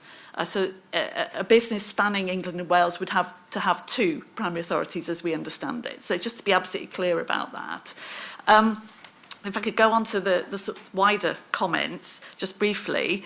In terms of the correspondence we received, there was sort of a whole range of other issues which weren't particularly focused on the specific questions in the board paper. And we were really appreciative for the executive giving us some information and clarifying perhaps some of the misunderstandings, misconceptions that were being raised, and addressing the underlying concerns that were being highlighted about primary authority. So the responses gave the committee some reassurance about those issues. And it was particularly helpful to understand that the paper talks about Secretary of State approval, but it's absolutely clear that a primary authority that wishes to go ahead in Wales in this regard has approval from the local authority to go ahead, but also from Welsh Government ministers, and it's Welsh Government ministers who authorise that. So again, clarity about that was really, really helpful. However, both the evaluation report and the comments that have been raised in general really led WFAC to suggest that further consideration is needed about the communication, the whole process, both for consumers but also particularly for stakeholders in Wales. And just to highlight, there is an engagement group led by Welsh Government around regulating our futures. I believe they're about to meet very shortly. Perhaps advice from the committee is to encourage exploration of these issues that have been raised, which are more about the practical implications, particularly around the food hygiene rating scheme, the impact on local authorities in Wales, which do need to be considered and I know are part of the ongoing work. But we felt it was really important that these issues were now addressed through that process. And just to say, we welcome the fact that the advisory committees are going to move on to a different way of considering these papers in future. We'll be touching on it when we talk about that later on. But really to say in future, we'll be able to have these conversations and then feed in those perspectives as the paper's being developed for the future. So I think this sort of helps us to really see the benefit of the new way of working that we're adopting. So thank you, Chair. Thank you very much. And just to add to that, yesterday I received correspondence from the Welsh Local Government Association reiterating broadly the points that had been made in the correspondence that the Welsh Food Advisory Committee had received on this paper. Similar points about how will this integrate with food hygiene rating scheme in Wales, and a concern that we were going to undermine the success and credibility of that scheme. Concerns about the level of engagement or consultation about this, etc. Some pushback around what we're saying around local authority, targeting of establishments that are at the greatest risk, and again saying that there's any agreement to introduce this new approach in Wales is premature or at worst reckless. So I do want us to be really clear. Primary authority exists. The ability for a national inspection scheme exists, and it is a decision of ministers in Wales to enable that to happen in Wales. We're creating a mechanism where if they were to make that decision, then it would be as robust and clear and as strong oversight, and the standard would be at the right level as we can possibly make it. That's what we're aiming to do. And some of those points, for example, about FHRS, as Michael has already raised, we absolutely know would be key issues for us to work out. The board is taking an initial decision that we need to act in this area and move to create 3 standards which create the framework for this to operate effectively. So I think some of the concerns that have been raised are almost because we've put it on the table because we need to start to think about it, but we are not prejudging what the outcome of that thinking about is, and we are absolutely clear that the FSA has no role to mandate or enforce the use of this scheme in Wales. That is a matter for Welsh local authorities and the Welsh Government. But we do have a responsibility that if they were to want to use it, then we've done the work so it can be used effectively. That's where we are starting from at this point. So obviously I will write back to the Welsh Local Government Association, and of course we will want to go and talk with them further about their level of concern. But I think we also have to distinguish a continuing resistance to any reform of the regulatory regime with the way that we take the reform forward, and that it's going to work in the most effective way in all of the countries in which we operate.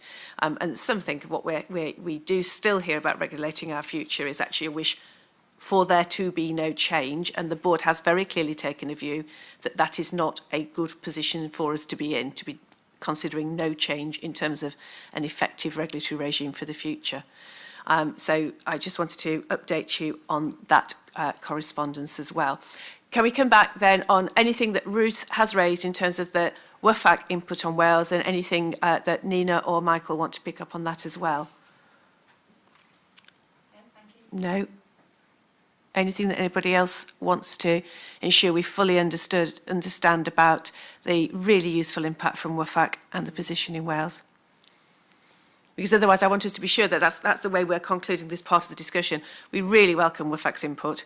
I think they've given us some really good pointers about the way we think about the next steps and the way we engage on the next steps. And I think their recognition of our need to move on this is also really strong and positive recognition. So I think from our point of view, really appreciate the additional work that WFAC members have put into this at short notice. So Ruth, thank you. We thank them from us for that as well. Right, the next bit of the paper is about the impact of a new assurance framework on the FSA. Michael. Thanks, Heather. So from the start of the journey in developing a new delivery model within the programme, there was often a perception that this was very much about change for the outside world. But when we started to look at delivering a different model that would include elements of regulated private assurance, we were clear that there were going to be implications for the organisation itself. Now, that became, I think, even more amplified following the referendum, where it was clear that in terms of our responsibility as a central competent authority, we would need to be in a position where we could demonstrate proper and appropriate control of the whole of the delivery landscape, that we are consistent in how we set standards across the piece. We clearly differentiate between where we're acting as the central competent authority, or where in the case of meat, dairy, etc., we're acting as a competent authority delivering controls. So we're now at the stage where within the consideration of making the organisation fit for purpose post-EU exit, that we will be doing some fundamental work to ensure that we get a much better arrangement to corral and coordinate our central competent authority roles. And we're working at some pace to bring that into place, and we should have that well established in time for EU exit. So, input, comment, questions from board members on that component? All seems terribly sensible. I think we were under no illusions that the regulatory reform programme was about us as well as about everything else. So thank you for that. And then the component about developing regulated private assurance. Okay, so in terms of where we're proposing to do our next exploratory work, clearly we will now be building on national inspection strategies and really progressing that at some pace. But we now, having been working fundamentally with the cutting plant and cold store review, this has given us the opportunity to start doing some exploration in terms of the use of third-party assurance. And clearly that's a very complex area, and we want to make sure that we do that in a very sensitive way, that we understand exactly what third-party assurance in processing has to offer the official control regime. As ever, being very clear that it would be about informing the nature, frequency and intensity of the official control, not replacing it.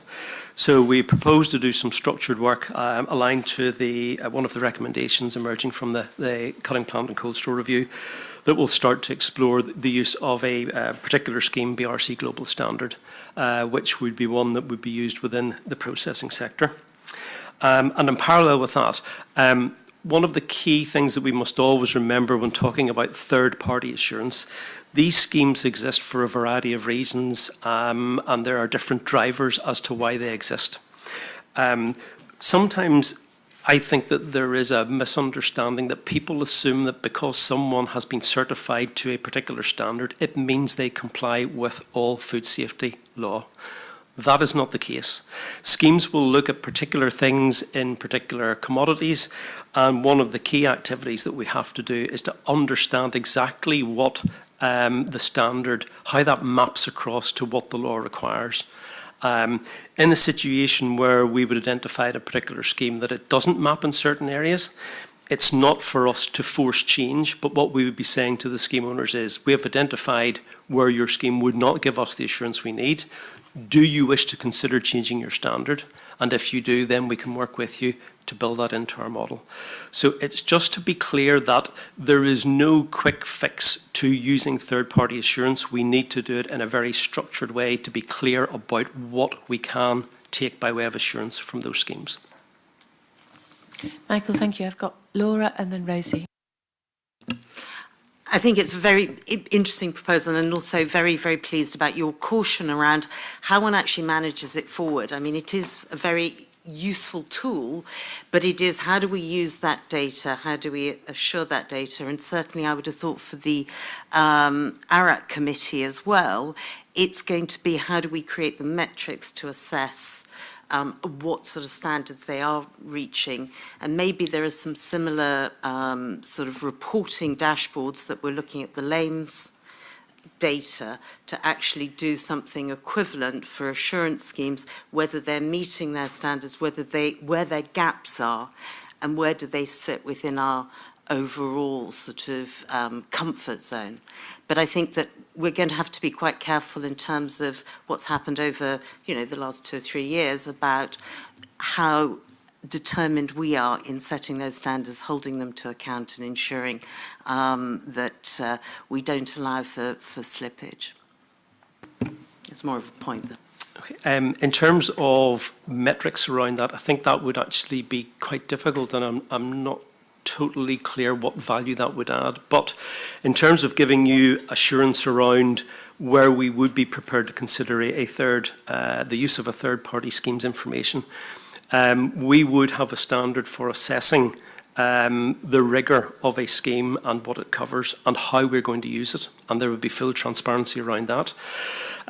We do have already some schemes embedded in the lower end of the food chain, so in animal feed and primary production, where we have hardwired participation in third-party schemes into our official control regime that's been in place for several years. And once you put a mechanism that in place, you need comprehensive arrangements for ongoing liaison and scrutiny with the scheme owner. And that's exactly what we currently do around animal feed and dairy hygiene.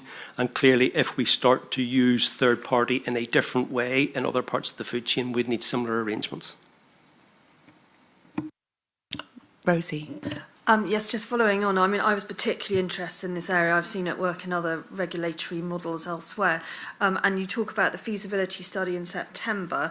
It's obviously very early days, and it's very reassuring to hear your robust approach and measure of caution in this area. I just wondered if there's anything more you'd like to say to us about where you'll be feeding back the results of that feasibility study and how that will link into other areas of setting the standards when it comes to looking at other private assurance suppliers of information. So in terms of the approach that we use across the Regulating Our Future programme, every issue that's explored is undertaken using formal project management tools. So there will be a specific work stream that will scope out exactly what we're going to look at. When a feasibility study is agreed, the findings of that will be evaluated and reported, and there'll be full transparency around what we have found. Once you've completed the feasibility study, it does what it says in the tin. It kind of says, well, actually, this has got legs and it merits further investment of time and resource to explore further, or actually we don't want to go down that road. So the consideration of the feasibility study is sort of your first decision point. But we will always publish all of the studies and trials that we undertake in the programme, and happy to discuss those with the board at any stage. Dave? Thank you. I've been waiting to the end because I find it actually quite hard to pick the three elements, or at least the first and third element, apart separately. I state my position, I suppose, right at the start. I'm a big supporter of the WOF process. I'm absolutely sold on it. I come from an industrial background, and our ability, food businesses want to provide good quality, safe food to their customers. And our ability to help them do that in the most efficient way possible gives them the very best chance to give safe food to customers. So it is us acting in the consumer interests. I'm also really appreciative of the excellent work that the WFAC team do, acting as our conscience on our shoulder, really deep diving down into this to make sure that we don't just kind of get, I suppose, corporate momentum flying through with a great deal of commitment. Just keep saying, I know, but just practically and implementationally, there might be some things here to consider. And I think that's really, really important that team continue to challenge us in that way. I suppose I'm struggling a little bit with the national inspection strategy. I get the concept, and I welcome the fact that we can make sure it's done in time at a neutral cost. I do, though, kind of struggle a bit to understand how we can deal with that in isolation, because in reality, primary authorities are just another form of regulated private assurance. It's second or third party assurance. And we could develop a national inspection strategy that's really efficient and really effective. But as we develop our views on how we use second and third party assurance, it could quickly become redundant, particularly in some of the major food businesses and major brands that have got the ability to deliver those kind of activities themselves. So can we really consider the two things in isolation? Or do we consider one thing as perhaps the national inspection strategy can end up being a pilot role model that helps us inform the way we do second and third party assurance? We've had a new version of BRC come out in the last month or so, and it's disappointing that our ability to be involved in that creation has been, I'm not sure, limited or nil, actually, because that would have been, given the rough exercise we're going through. And so I just kind of, I don't know what the point or the question is, actually, apart from it's kind of... I think you're making your point really well. Yeah, the national... We have to understand how the whole framework's going to sit together, so it is as efficient for food suppliers as possible to deliver it, because the more efficient and the more robust it is, the better protection we give to our consumers, and that's our primary concern in this.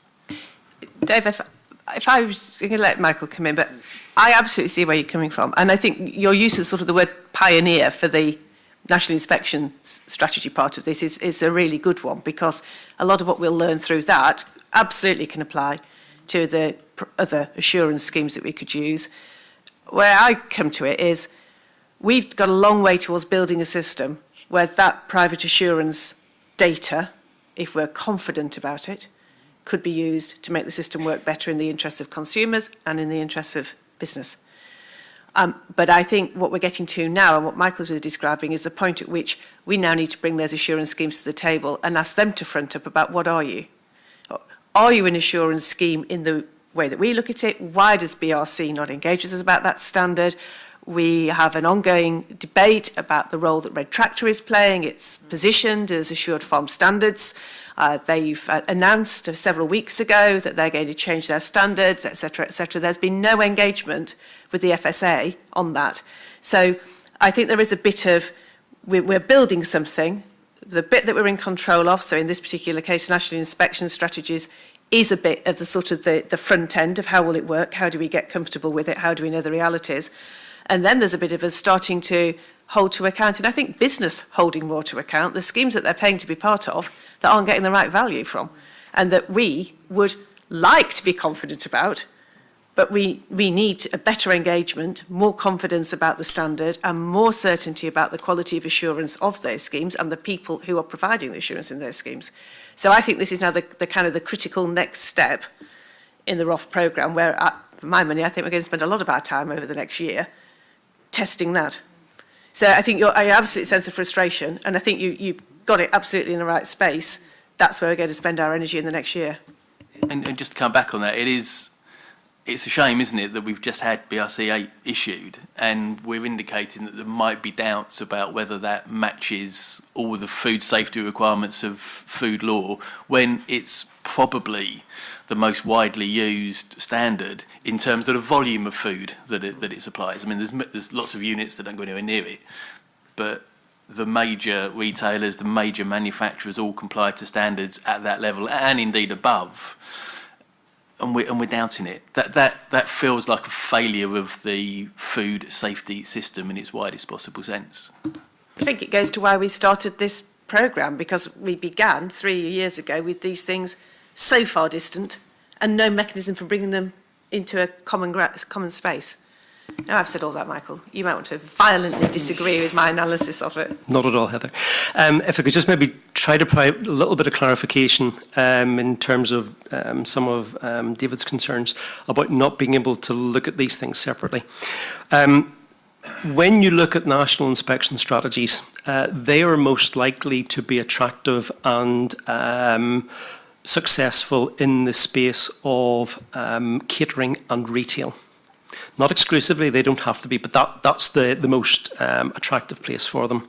Now, in that space, the vast majority of the evidence that would be considered by the primary authority is first and second party. It's either evidence of the business's own in-house controls or evidence from companies that they are paying to come and give them assurance as to the effectiveness of their food safety controls. It doesn't really get into the third party space.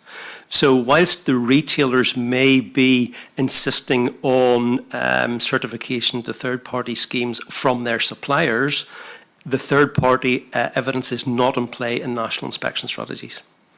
However, when we get into processing, the likes of where we're going to look at the cutting plants and manufacturing, that's where third-party standards are in play. So clearly we'll have to look at them in the context of the industry where they have a role. So that's why it's kind of there's a rationale why it is two different things in different places. They're all forms of regulated private assurance that contribute to the model, but we have to explore them separately in the context of the sector of the industry that they operate. On the point of the standards, I would not want the board to think that we do not have a good relationship with any of the scheme owners that you would expect us to be having conversations with, be that Red Tractor or BRC Global Standards. But what needs to be appreciated is, and it goes back to a point I made earlier on, the standards belong to the scheme and they exist for the reasons that the members of the scheme have determined it shall exist. They weren't put in place specifically to assure any business that it complies 100% with all food safety and food standards legislation. The challenge for us then is to work with those schemes when the mapping has been completed to say, well, actually, these are the gaps that exist that you may want to consider. But we need to be very careful that these schemes are industry schemes and they belong to them. And in having this sort of relationship, this is fully consistent with the guidelines that are being developed through the Codex Working Group as to how the third-party evidence should be used to inform official controls. Let's be clear, we'll set the standards by which we will take recognition of third-party into any of our control regimes. And they will then need to make sure that they meet that standard before they'll be able to come to the table. But as regards the actual standard within the scheme, that is theirs and they own that.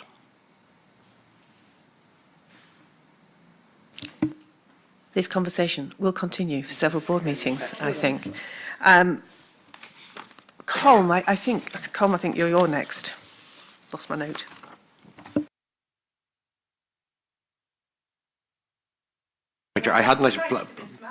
I may well have been. I hadn't planned to come in on this. This was an issue discussed, and I've already sort of commented at the earlier part of the ROF. But I think the NIFAC committee were fairly relaxed, particularly since there appears to have been some movement from the local authority market. Thank you very much. I was probably just missing hearing your voice, Mary. Thank you. I'm glad to be compared in any way with Colm. So just really confirm, I mean, I'm speaking obviously from my understanding of primary authority with the primary authority that our business is engaged with, and really welcoming the role, the possible, when the primary authority I'm our business engaged with doesn't currently have a national inspection strategy, and I know that the council that holds the primary authority are very keen of the role of a national inspection strategy to ensure official controls, and they feel that that will be a very sort of valuable addition to the work of that primary authority. But also, really, to my understanding of it, there's sort of two kinds of primary authority, and one will be where it's a group of very similar businesses where the primary authority can gain a real expertise in what are the things that a local authority might have a look at, as it were, perhaps the weaknesses, even if it fulfills official controls, but, that kind of quality assurance in that business perhaps is that way, or in the primary authority I'm engaged with, where it's the same industry, which is quite complex, and there are a lot of quite specific food safety issues that need to be considered, and where it's very helpful to have the local authorities directed to look at the official controls rather than sort of delve into the complexities where the primary authority has real expertise. Yes, there are two different types of primary authority relationship. There's what's known as a direct relationship, which is a multi-site business operating in different parts of the country, all under the one control. It's one business in effect, just has many sites. There's also what's known as a coordinated partnership, which can be in relation to, for example, a trade body, which has a group of members all operating to certain elements of commonality. And in our early exploratory work, the majority of the partnerships that participated in the feasibility study and Pathfinder trial were direct. We had one coordinated partnership, and they did find it much more challenging. So we wouldn't preclude that coordinated partnerships, for example, involving trade bodies, could develop a national inspection strategy, but it will be more complex for them to do so, just by virtue of the nature of the relationship they have with their members. Thank you. And I've got Stuart, and then I think that's it. Just a small final comment, and we've talked an awful lot, Michael, about standards, but the quality of the audit is also something that we need to seriously take into consideration. Are you referring, Stuart, to the quality of the audits undertaken by those providing the evidence to the business that the primary authority would consider? So, fundamental to the use of any regulated private assurance, we go back to the point of the competency and the capability of the individuals who are conducting it. And that will always be part and parcel of the standards, including for the primary authority, not just for those who are gathering the evidence. Thank you very much. If you can bring that to a close, just to sum up, the board is agreeing that the executive should proceed in three areas in terms of standards: to set a national inspection strategy standard for primary authorities, to set some outline process and governance for recognising a national inspection strategy, which would be the recognition standard, and then to proceed around an outline framework for how we'd provide assurance on operating an individual national inspection strategy. In agreeing that you proceed on that, the board's remaining committed to the financial principle that we have in our approach on ROF. We've noted a whole series of implementation aspects, skills, capacity, the relationships with the local authorities being captured in the way that's taken forward, that we'd want to be given consideration. We fully recognise the different circumstances in England, Wales and Northern Ireland, and that nationally appropriate arrangements need to be made and taken through the national mechanisms for agreement and consultation, and particularly in relation to Wales, that this is not an attempt by the FSA somehow to force this regime into Wales. That is a decision for Welsh local authorities and for Welsh ministers, and that it's critical that a solution is developed to the integration between National Inspection Strategy and FHRS. So we look forward to having some more discussion and debate about that as that work continues. We've noted the impact of introducing a new assurance framework for the SFA structure, and you've got a series of comments there on what I think is going to be a major focus for the next few months around the development of regulated private assurance and our engagement with that. So thank you very much indeed. I've kept you from a coffee break. We have 15 minutes and we'll reconvene at 11:15. Thank you. Thank you very much. Shh. Next paper on our agenda is our annual review of governance. And this is a little bit longer than normal because it picks up quite a lot of conversation, debate and discussion we've had around this board table in the last 12 months, particularly in relation to the consequences of EU exit. So it's a critical time for us to be absolutely clear about what our understanding of the part we will or may play once the UK has left the EU, the understanding of those roles reflect on the way in which this board operates, in which we interface with our executive, in the way in which governance and accountability and assurance are being delivered across the regulatory regime. So there's quite a bit more than you would normally see in this paper, which I realise makes it very long and possibly for some of our audience rather dull.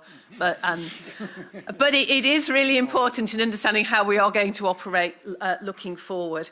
The key components to focus on, I think, are the points about the changes, proposed changes to the terms of reference, where we're strengthening recognition of the board's role in relation to risk. So the terms of reference were silent on the board having a role in relation to risk, which I know that various of us have discussed in the past was a bit of an omission. Clarifies the board's role in terms of the regulatory and controls framework, so a bit to the conversation we've had immediately before the break in terms of taking major decisions on the way in which that framework operates, and then also picking up the way in which the board presents advice to ministers in future. And then there are some consequent changes as a result of that, and more drafting changes in terms of adjusting the business committee terms of reference on risk, and then the Audit and Risk Assurance Committee have proposed, again, some minor changes to their terms of reference. And the final part that we want to cover is any input from the board that will inform the continuing development of proposals for a new advisory committee, what we've called the Regulatory Forum, which would come back to the board for formal approval later in the year, but a chance for any further input on the thinking on that from the board.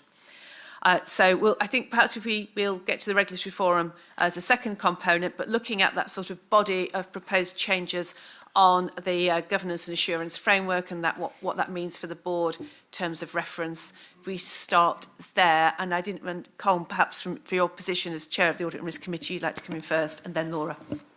Chair, thank you very much. I think this is a very timely paper, in particular as we move forward towards EU exit, and the level of risk that we'll have to assess and manage will inevitably increase, as it will for all government departments. So it is important that we take this opportunity to look at it. It is really important that we formalise and recognise our risk responsibilities. We already on an annual basis obviously look at risk appetite and so forth, but I think we need to do, and this paper encourages us and forces us in many respects to actually put that onto a more formal agenda. And I would also ask members to look at the item 1.3 on the agenda, which is the forward look for the board, which you will see is significantly changed with regard to risk as a result of this paper.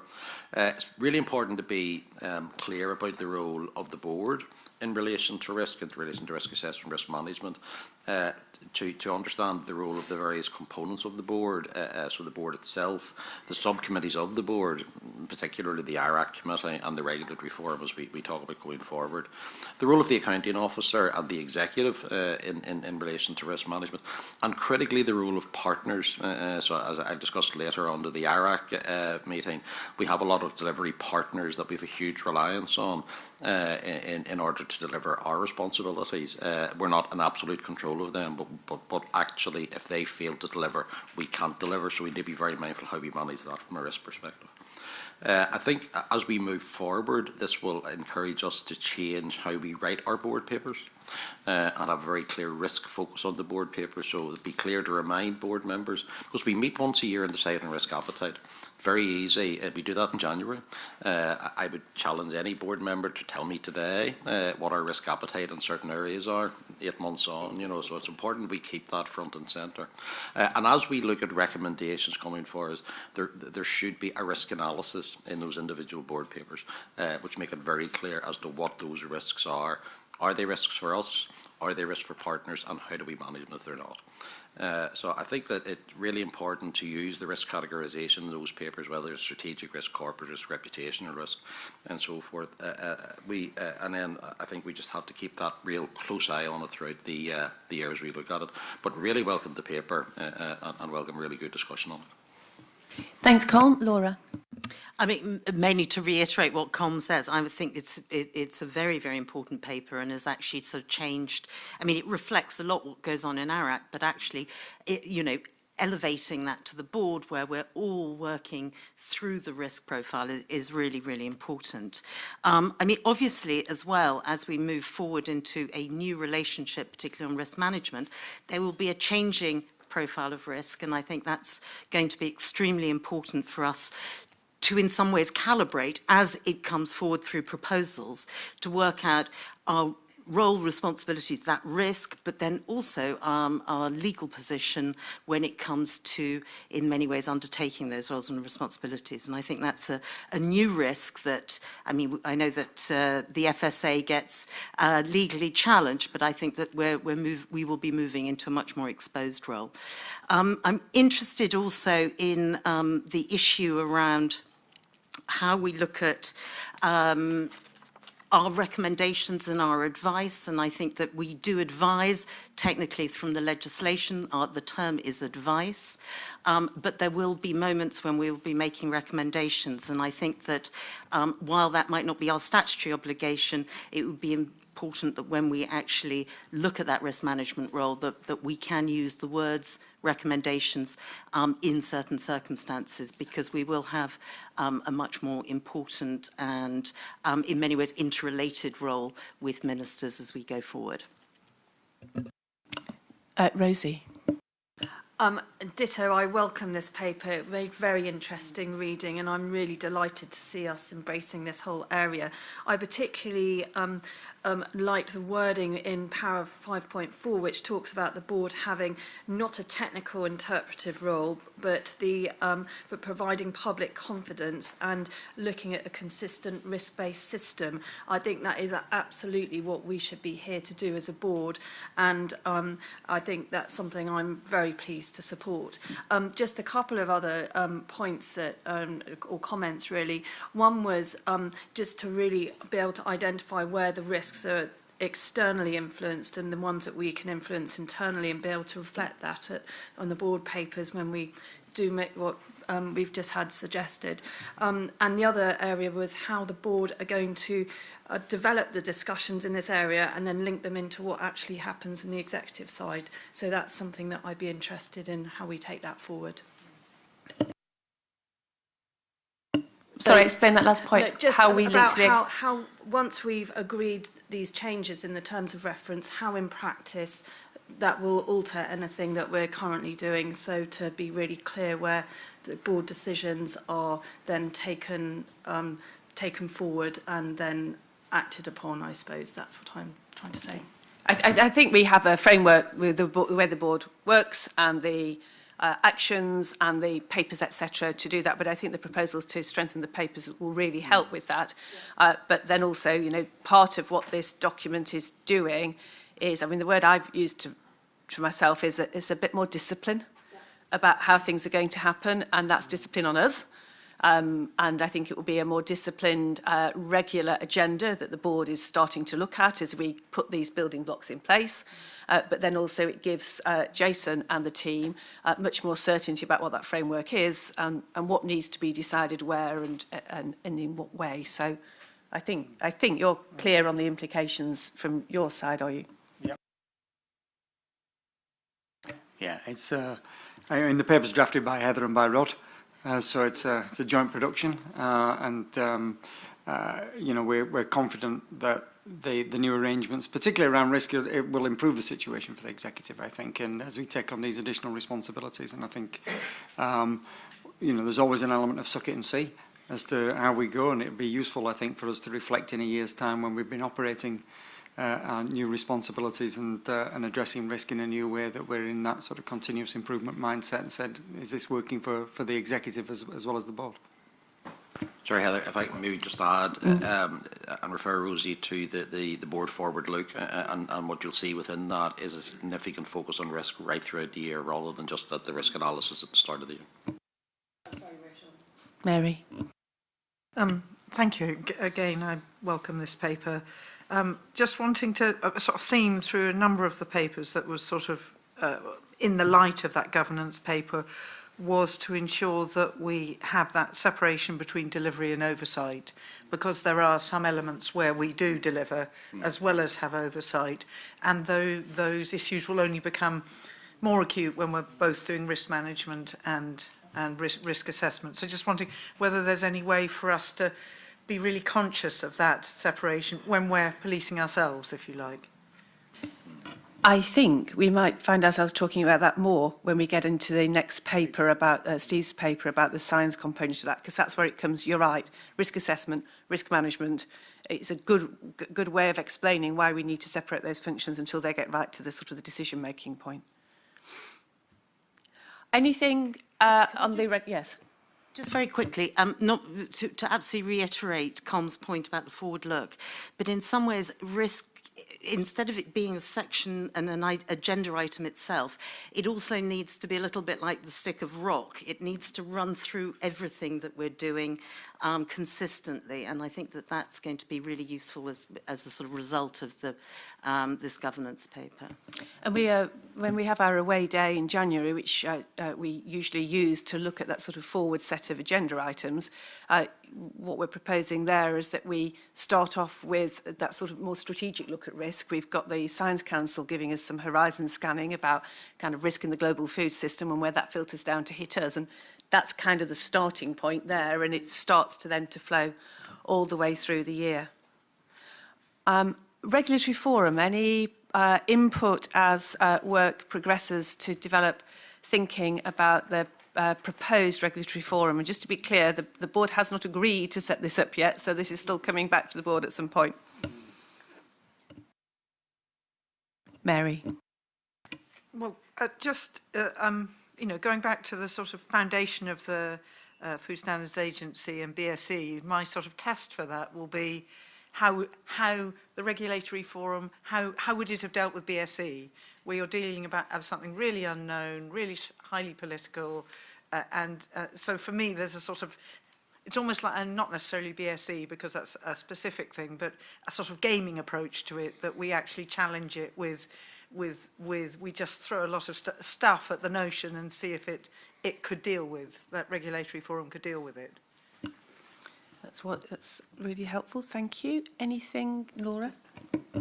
I really welcome the emphasis on transparency. I would expect, of course, any sort of risk management then subsequently undertaken by ministers to be transparent as well. And I wonder that also when we are looking, and I mean, we don't know the answer yet, but would hope that we can get some understanding of when the regulatory forum will become the core decision-making focus rather than the transfer of powers more officially. And I don't know where we are with that sort of legislative time frame or any response from ministers. So we haven't had a response from ministers about our proposals from the last board meeting on risk management. And we don't know when we'll get a response, which is why this paper provides for us either being the end point of risk management decisions or making recommendations to ministers about risk management decisions. But I think it's really important that we are absolutely clear the regulatory forum will not be a decision-making body. If we have this, it's an advisory committee to the FSA.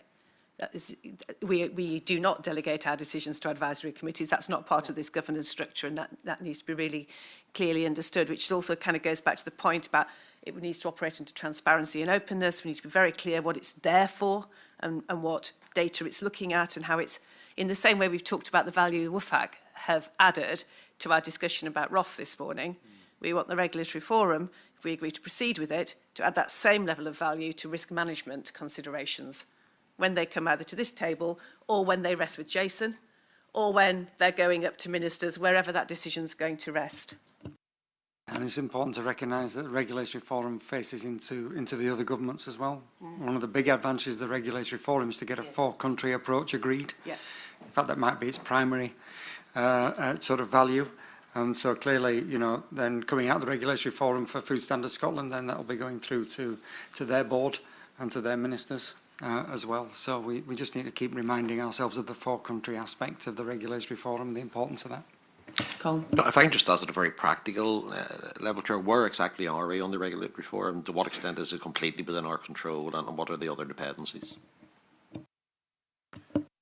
So it's the proposals around risk assessment and risk management are out for consultation at the minute. So it's gone for a ministerial right round and further consultation. We've put the proposal has been on the table for some time now and has been further discussed and developed.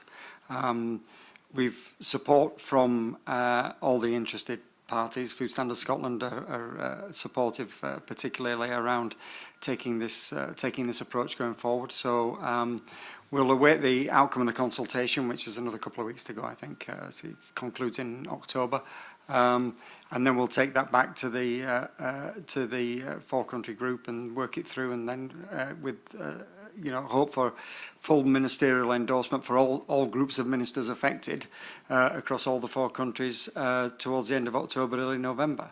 But at the minute, I'm not seeing anything that would indicate any significant opposition to this in terms of principle. Clearly, we'll need to, as we've said before, run it, to Mary's point, need to run it in, we want to try and get this up in terms of shadow form as soon as we can, once we're in a position to do so, to run through with real life examples and real life issues that need to be addressed, and where they're taking into account sort of actual risk assessment that's been pulled together. So, so I think at the minute, you know, we're as confident as we've been for some time that we can deliver this mechanism that will provide that information through into both this board and to Food Standards Scotland's board, and then through to ministers in terms of advice and recommendations. And sorry, just given the dependency on ministerial input on a four-country model and the distinct absence of such a thing in Northern Ireland, are we able to get that input from Northern Ireland? Have we a plan to get that input, given the... Marianne, do you want to remind us how it operates in Northern Ireland on this?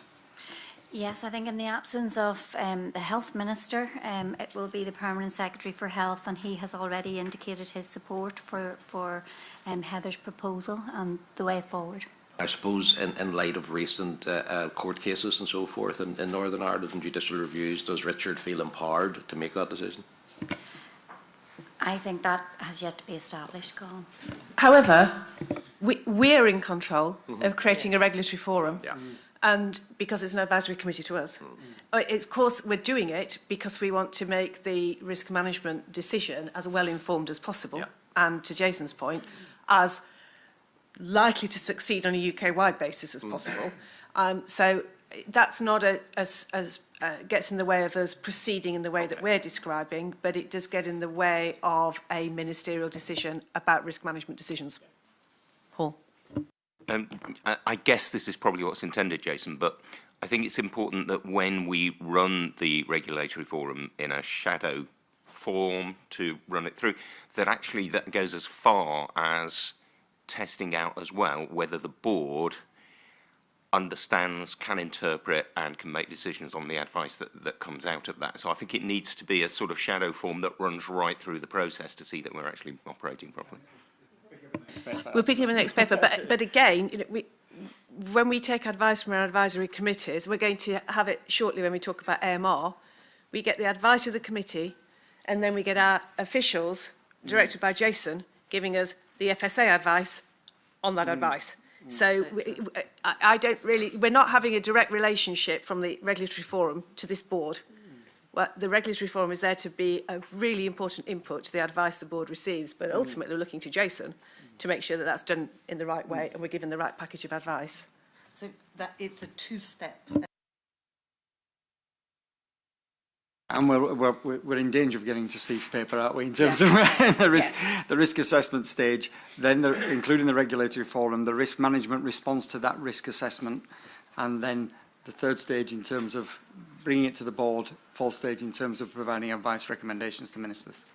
There's a relatively straightforward process, Matt, but obviously, inevitably, there's a great deal of detail behind it.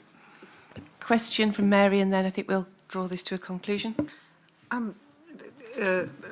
Just wondering whether we actually will be ready to roll on this one on the in the event of well, when Brexit happens. Yes. Good.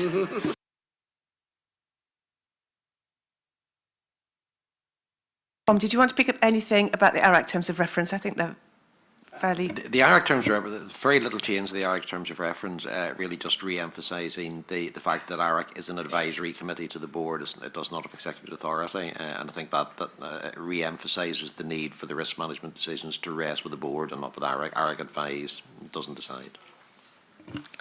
Yeah, thank you very much. Stuart. Question, Chair. The terms of reference for the board as a whole, have they been revised at all, or are those as published in September 17? So in the paper, the terms of reference that are set out in paragraph 4.3 are the currently published terms of reference, and the amendments that we propose to add are that the board identifies and monitors strategic, reputational and corporate risk and determines the FSA risk appetite, that the board takes major decisions on the regulatory and controls framework, and then we've already got in there informs advice to ministers on more prominent issues, provides advice to ministers.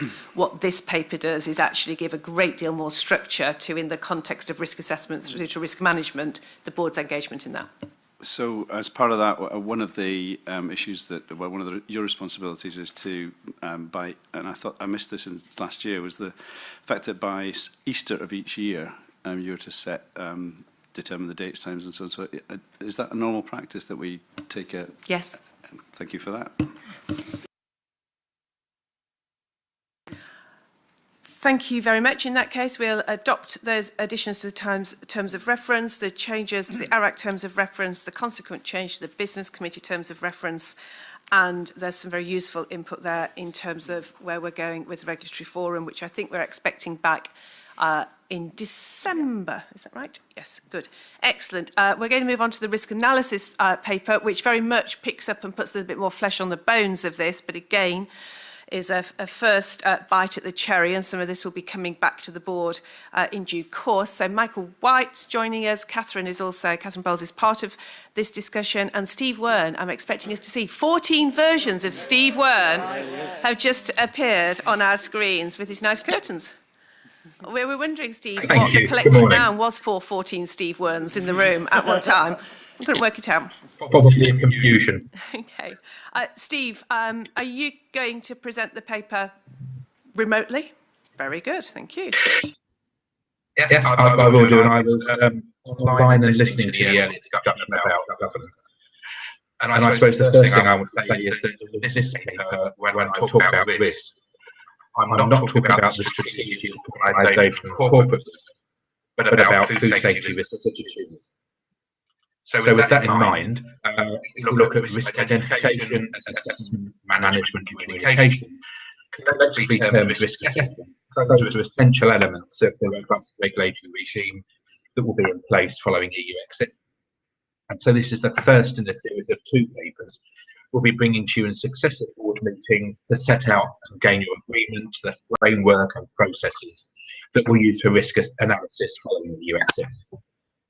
So this paper, the first paper, makes some proposals regarding the overall architecture of risk analysis. So first, it proposes that we should continue to align our approaches to well-established international norms in order to both deliver consumer protection and to facilitate trade.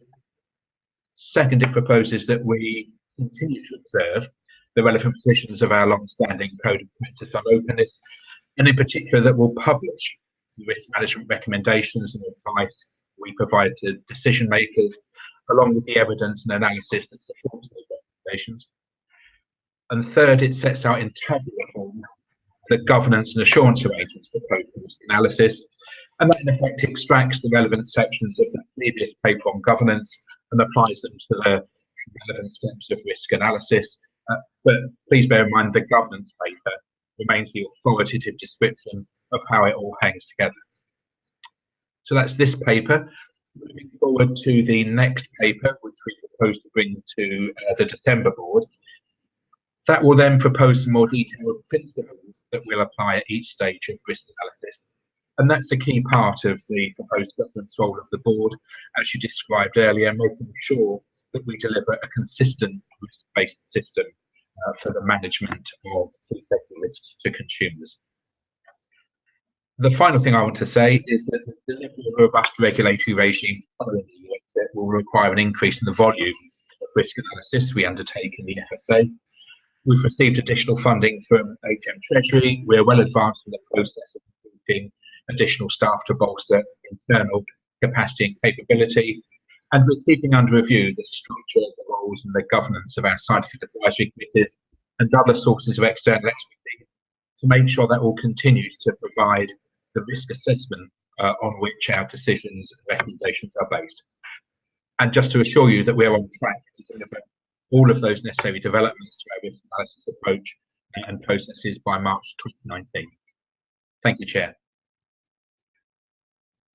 A bit like you're in a sort of underwater, but we can see you, so we know that you're not.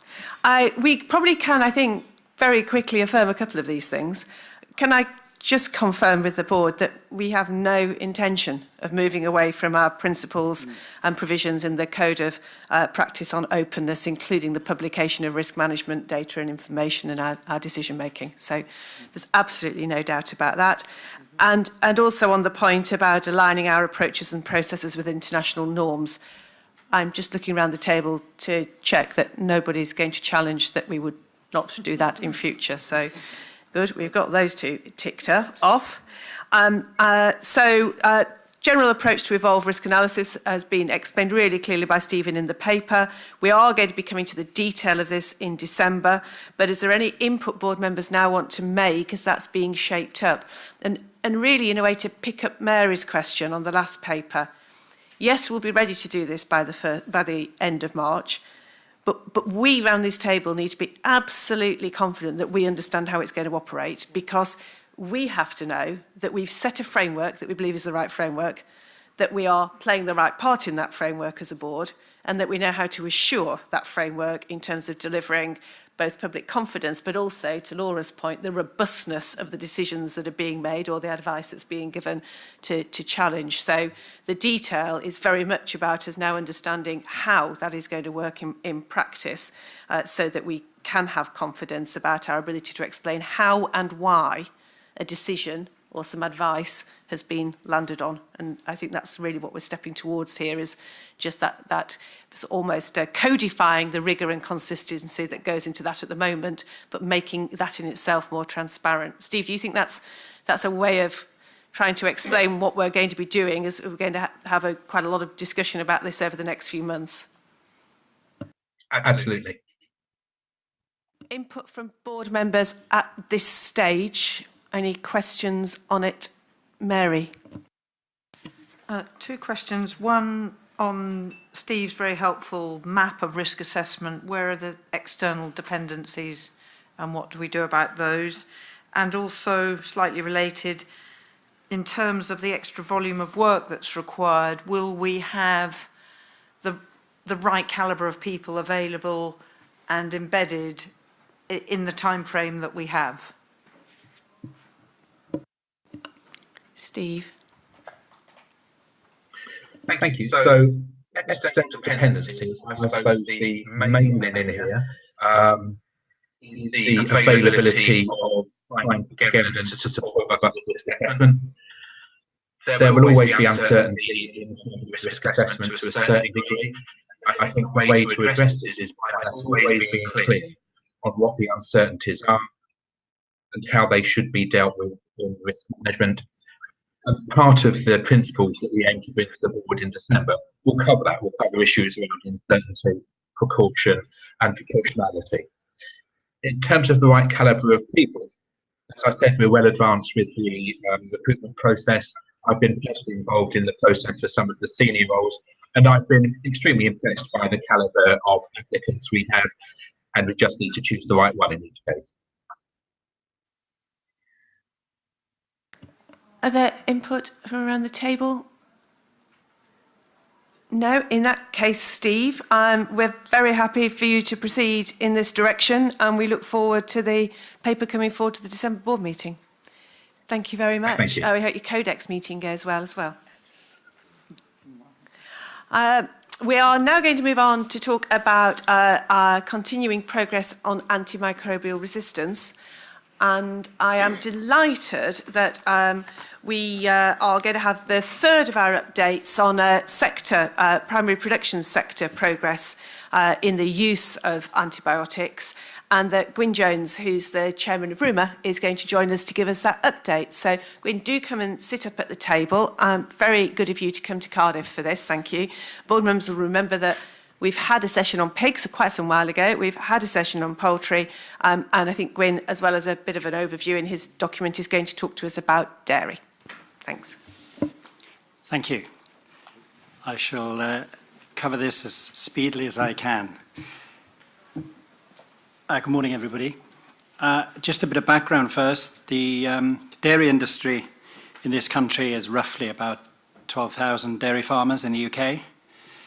We're the third largest dairy producer in the EU after Germany and France, and we're the 10th largest in the world with about 1.9 million cows. This is a changing picture, of course, because we're now, 20 years ago, we'd have probably had an average herd size of about 80 cows. It's now about 160.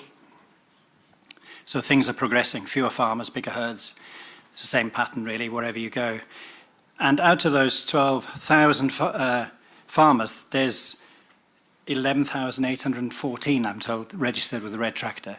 So almost all dairy farmers are registered with Red Tractor, which makes a big difference, which means they have to have a herd health plan, visits, vet visits, etc., medicine use checked.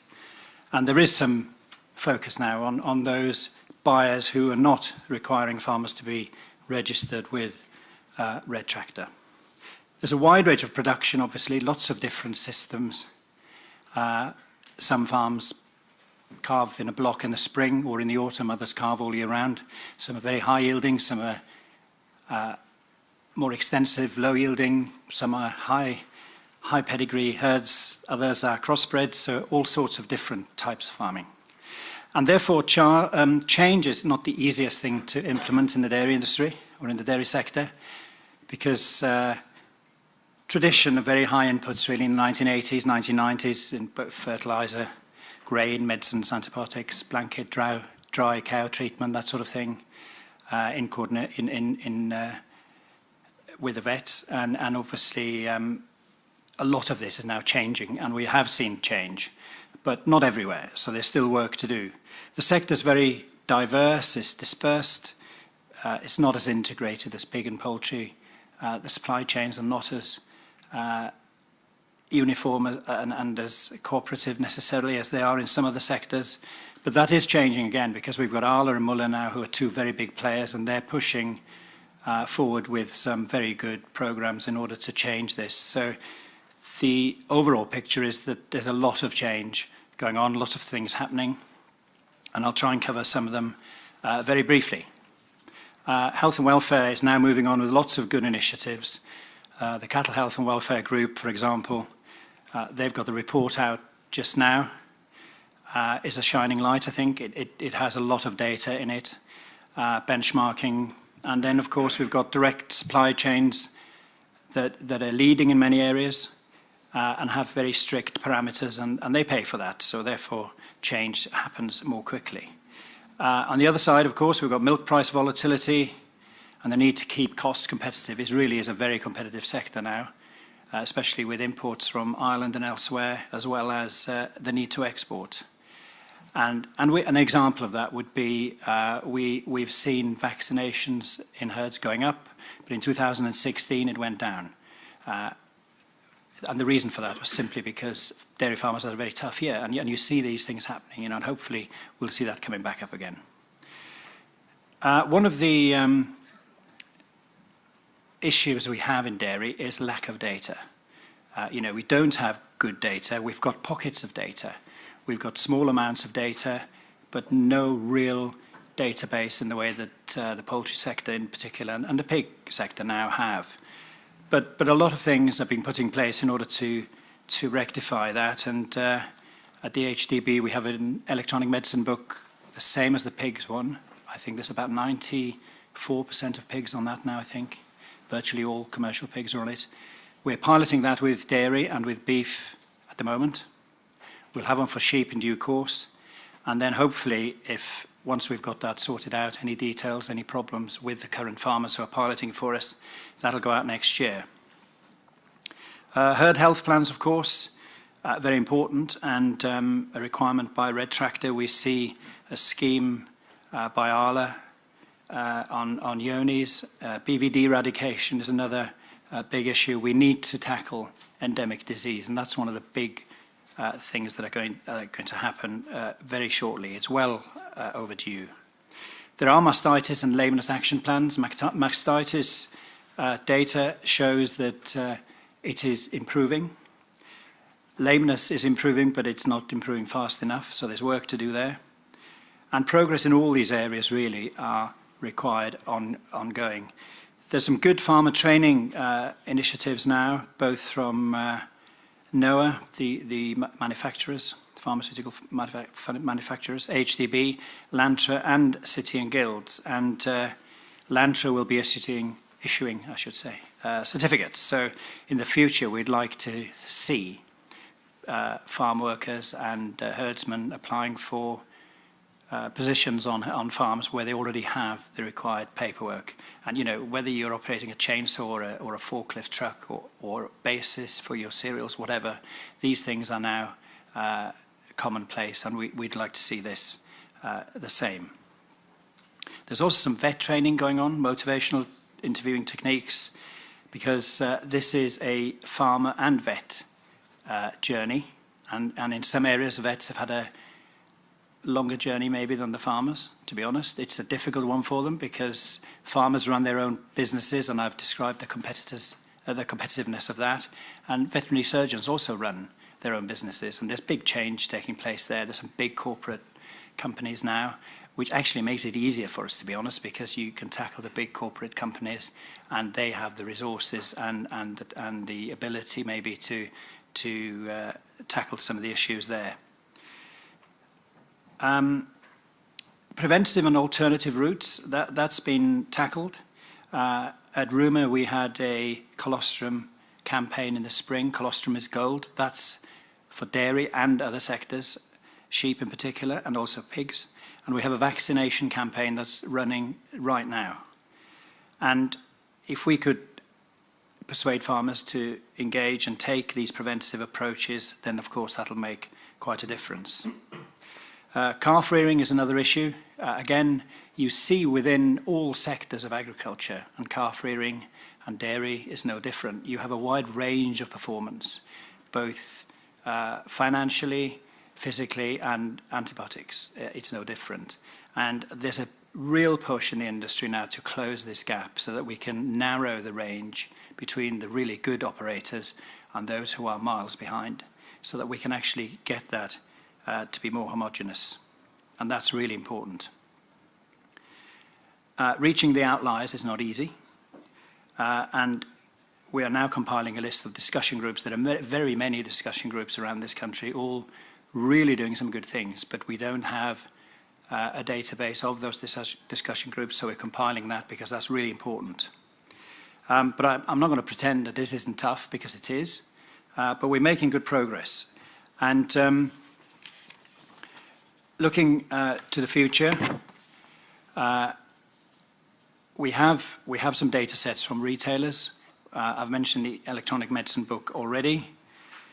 We've got at HDB now, we have an opportunity with government to set up the Livestock Improvement Programme, which will be the national database, which is long overdue in this country, if I'm honest, because we don't have a national database in the way that other countries such as Ireland or Denmark or New Zealand or any other exporting country would have. And that would make a huge difference, because if we can build a proper national database for all animals in this country, then we can interrogate it, we can benchmark, we can link all these other databases onto it, and it'll make a huge difference. So that's a huge prize, which is going to happen quite soon.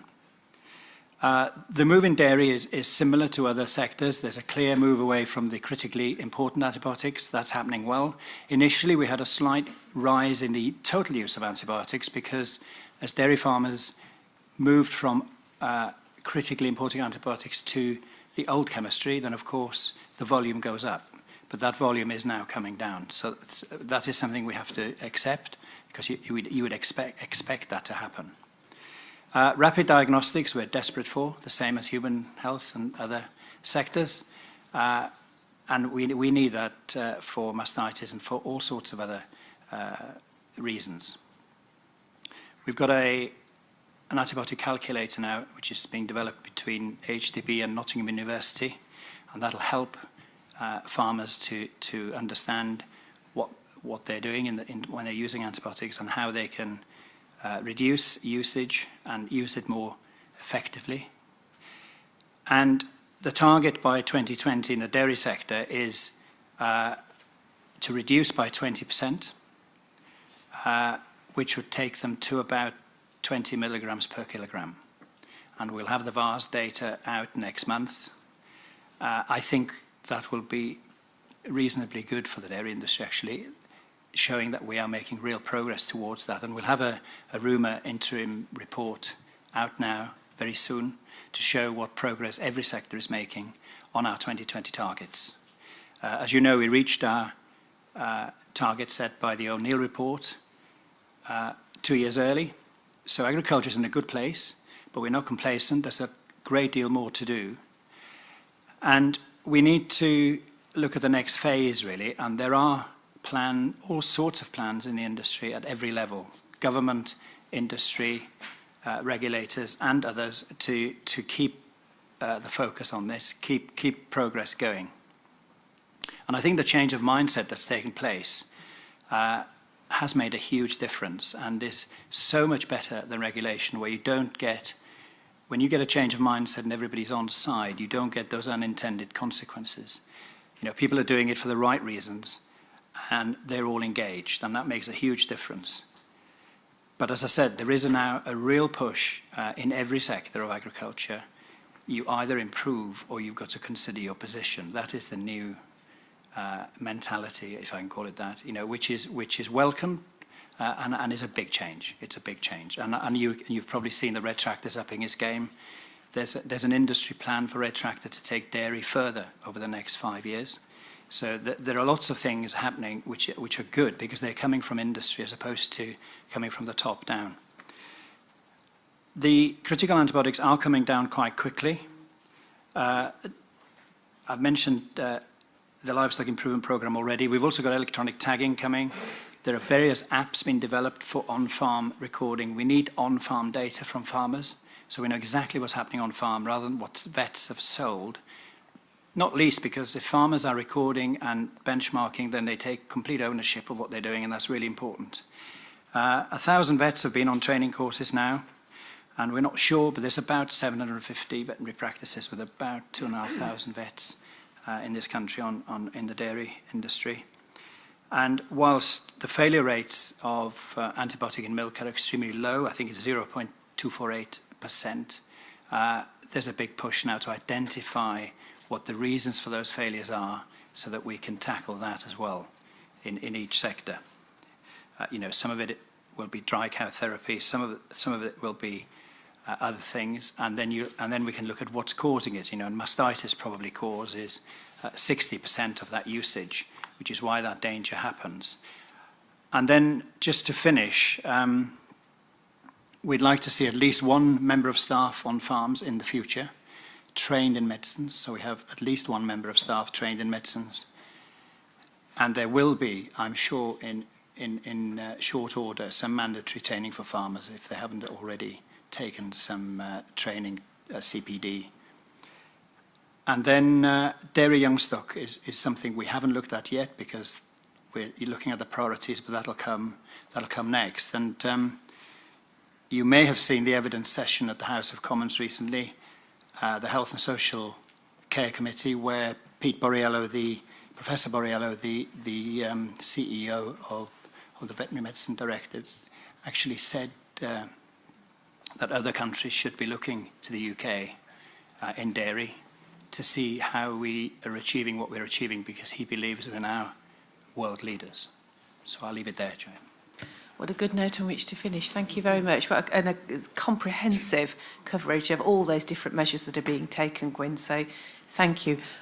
Guy, as our AMR absolute guru, would you like to come in?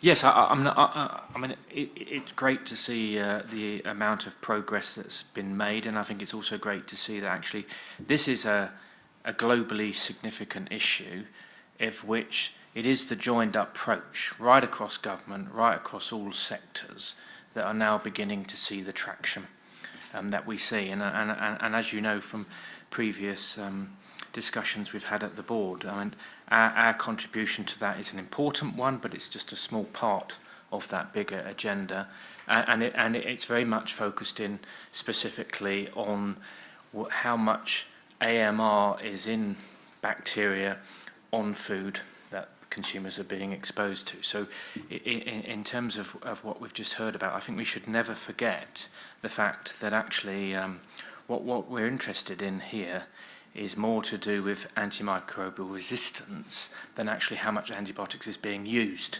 as such. And therefore that's where our focus should be. And I think what is really important is actually the wonderful work that's going on.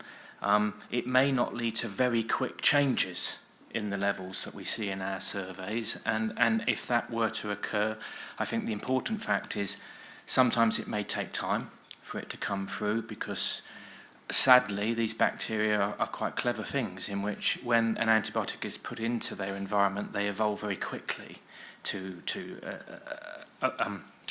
tolerate that or resist it. But when that antibiotic is removed, they don't often get rid of that capacity very quickly, so it can still be around. So it may well take several years after action's taken for us to see something. And then, as Stuart reminded us at the previous board meeting, there are other routes which may be involved in food through the environment and it's important for us to join up with that. So I suppose my take-home message is it's great to see such progress. It's interesting to see such progress in which I think a few years ago people might have said we can't do anything. So it's wonderful to see that things have happened and the industry hasn't collapsed, and that's a good thing. And as I said, we are all, whether you're eating food, whether you're growing food, whether you're actually prescribing medicines in clinical human practice, we're all part of trying to conserve, and as Sally Davis would probably argue, antibiotics are a miracle drug. They've transformed life as we know it, and we need to all work together to try and ensure that each of these little parts of a jigsaw contribute to actually extending that miracle drug and how we use it. Guy, thank you. Was Stuart, you wanted to come in? Thanks, Gwyn, and just to put the achievement of the dairy sector into context. Gwyn's people have had to get in touch with and get on board 12,000 farmers, whereas in the pig sector there are 1,800 meaningful businesses, and in the poultry sector an awful lot less than that. So it's a big achievement. But I think the main thing, and Gwyn's referred to it, is once we get the livestock information programme up to date, so we can trace all movements, and the cattle one ought to be on the go towards the end of next year. I mentioned this yesterday. The next challenge is the reduction of endemic disease, which is the reason why the sectors all use antibiotics. Government have recognised that, and we've started the development, and Gwyn's involved with this, of the animal health pathway, because we've probably picked the low-hanging fruit. It's going to get more difficult, and we'll have to remember that, and Stuart might comment on this, that there are animal welfare implications of not using antibiotics in the right way. Stuart, you want to comment on that? I agree. Gwyn, just in wrapping up, unless there are any other things, I had a question for you, because the board's position on AMR is to understand the role of food in AMR, and Guy's quite right in reminding us that it's about the resistance that we're particularly focused, and we're doing that through the leadership we're trying to show at the codex level on that, and we're doing it by what we're going to hear about next, which is improving the science and evidence base so that we understand more effectively what the accurate situation is. But the third component was that we wanted to support work towards clear and transparent reporting standards so that the information's there about responsible use.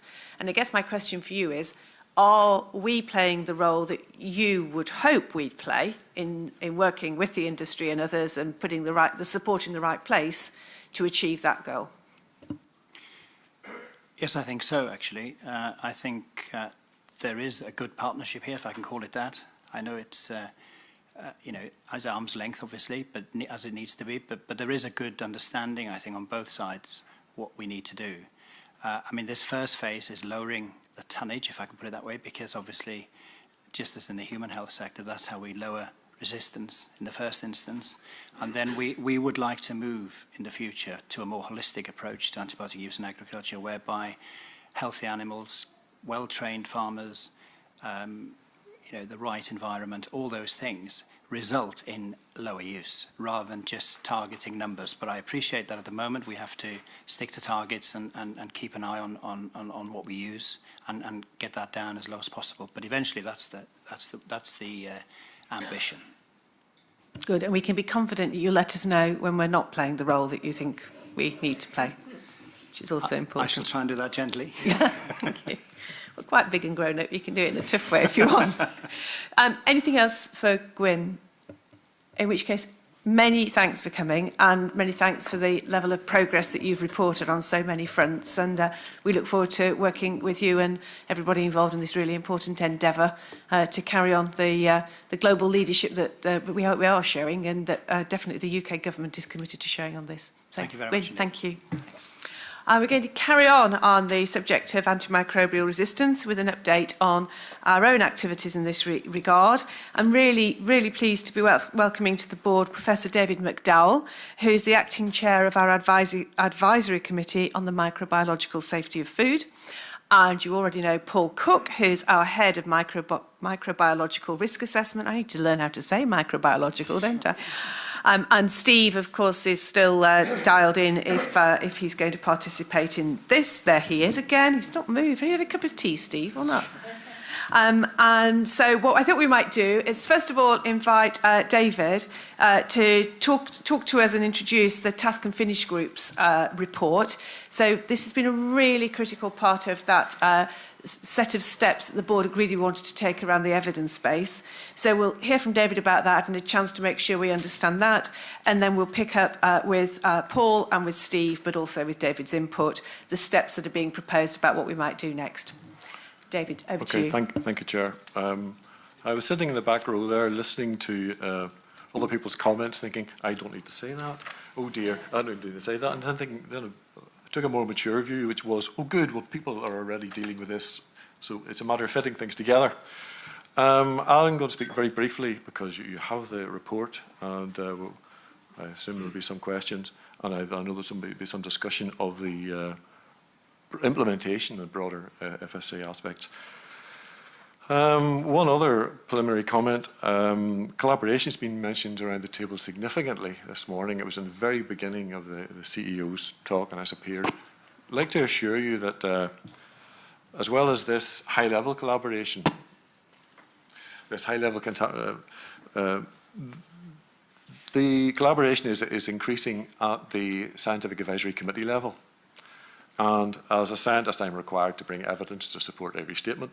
So I'd just like to point out that the group who were involved in this work included a number of elderly academics, and then people from Public Health England, Advisory Committee on Animal Feeding, Veterinary Medicine, Animal Plant Health, Public Health England, Environmental Agency, Veterinary Medicine Directorates and the Department of Health.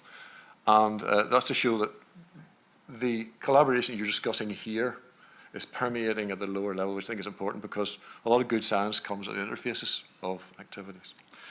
Okay, I'll want to speak briefly about the genesis of the group and our approach and our inputs and outputs.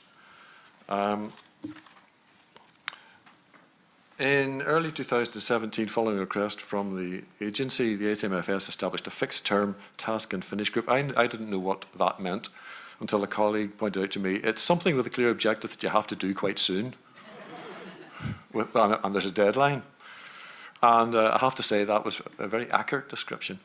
Getting us all together in that number of times during a single year was quite good going. But anyway, so it was the existing HMFS AMR group supplemented by a wide range of a number of areas of expertise, which were very important in the discussions. Bearing in mind the pace of the activity and the diverse and interrelated impacts, we identified, from the brief, we identified the aspects we had to deal with. These were to identify research questions and potential approaches which would decrease uncertainty about any linkage between use of antimicrobials in food production, the incidence of antimicrobial resistance in pathogens and commensals of food production, and the growing AMR-related public health burden. And there was a second requirement, which was to allow us to model the impact of changes in use in antimicrobials in food production, which I'll comment on separately. The group met 5 times during 2017, and I have to say, that may sound quite simple, but there are 15 people who are all very busy doing all the things, and I'm going to embarrass Paul at least once today. The Secretariat staff and Paul, to get dates and to get arrangements to get all those people to come wasn't in itself quite a significant success. In terms of our actions, we had a series of scoping discussions and we worked closely with colleagues from FSA Risk Assessment Analytics. And colleagues may know that there are a number of AMR systems maps have been developed by Department of Health, PHE, DEFRA and Veterinary Medicine. And we took those as a base and went through and identified the food chain aspects, because currently there's probably more information being written and issued about AMR than any group of us could read fast enough. The material of I was going to quote a number to you, and I looked at the number put into Google Scholar about antimicrobial resistance in food and saw a really large number about 2 days ago, and then looked at it this morning and it had gone up significantly. So we're talking about something in millions of and hundreds of thousands of publications. So our whole objective was to be very focused on what you had asked us to do. So once we had our own food chain, or your own food chain focused AMR systems map, that allowed us to identify the main reservoirs of potential AMR impact. And that was a major input to our activities. The second thing was that we had a number of presentations on antimicrobial usage and AMR from a number of UK food production sectors. And as was mentioned just a few minutes ago, there are significant improvements in that area, which is good to see. We identified 8 main reservoirs: pastures, crops, animal crops, amendments, animal feed, food-producing animals, abattoir and carcass processing, food processing, human food and humans. Technically, we could have written, there's only 40 pages here, we could have written 400 and still have material not in it. So we, in an attempt to answer the question, we examined the key areas, and in developing advice for you, we identified aspects and challenges, and we either classified them in our shorthand as no action, lead action, encouragement and collaboration, on watching brief, and I'll just expand that a little for you. We had to identify, we thought the important thing to answer the question was to identify 1. Areas that the group considered to be strategically important to FSA, but where further work was not currently recommended, as there was sufficient good research and no obvious need for any more work at this time. Areas where the group considered to be strategically important to FSA, in which were unaware of sufficient good research or current work by others, and those are the areas where we suggest that FSA should consider taking the lead in formulating and undertaking research in these priority areas. Then we also identified areas that we consider to be important, but not necessarily the sole responsibility of FSA. This is this collaboration thing coming in again. The group suggested that FSA could seek to encourage other relevant departments and agencies to take the lead in these areas, and where appropriate, FSA should consider collaborating with other relevant departments and agencies in this area. And then there was another area where the group considered aspects that were of lower and potential interest to FSA, currently of lower priority, but you should keep an eye on them because bacteria are evolving fairly rapidly. I'm not going to go through a lot of the details, I'm sure, but we looked at the reservoirs and we drew out the important points and we categorised them so that whenever it came forward to yourselves, it was clear what we thought was important, why we thought it was important, and which ones that, putting it directly, if food standards didn't do it, probably nobody was going to do it. And that's because that's what it said on the question whenever we started. The bulk of the document, I'm sure you've had a look through it, goes through all the areas and identifies and grades various aspects within that structure. And I must say, most of my colleagues followed that framework, which I thought was necessary to get it down to some kind of usable size. Otherwise, there was a danger of becoming one of many reports written on antimicrobial resistance which bend a shelf somewhere but aren't really very much referred to. We wanted this to be precise, and our advice is couched in pretty direct terms. We just say when we think food standards agencies should do this. We're aware of all the other pressures, but this to us is a risk assessment side of things, and we assess it and then we tell you about it. How you deal with it is entirely up to yourselves. I would like to just finish by mentioning some of the conclusions and overarching themes that we identified. In other words, these are aspects that apply right across rather than by sector, which the point we're identifying those is there are some things clearly should be dealt with within a sector, and we heard about some of them just a few minutes ago. But there is a significant lack of antimicrobial and AMR data in relation to UK produced or processed foods or foods imported to the UK in absolute and comparative terms. And what that means is there's not much data, and we have less than other people, other countries' data in many cases, too many cases. Much of the readily available UK AMR data has been obtained indirectly as a consequence of research focusing on themes other than AMR. In other words, it's been opportunistic.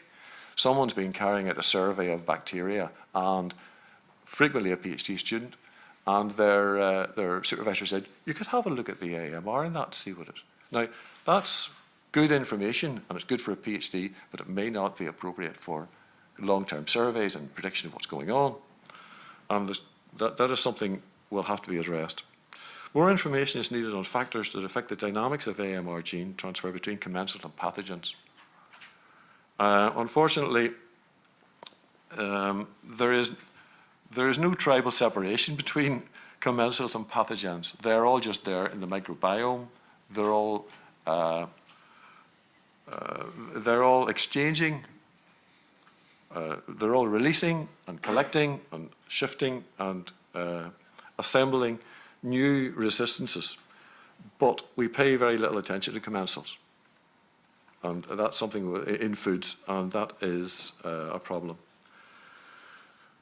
We would have some concerns about EU exit-related changes in the relative amounts of foods imported from non-EU countries. That's likely to change in the qualitative and quantitative antimicrobial and AMR challenges.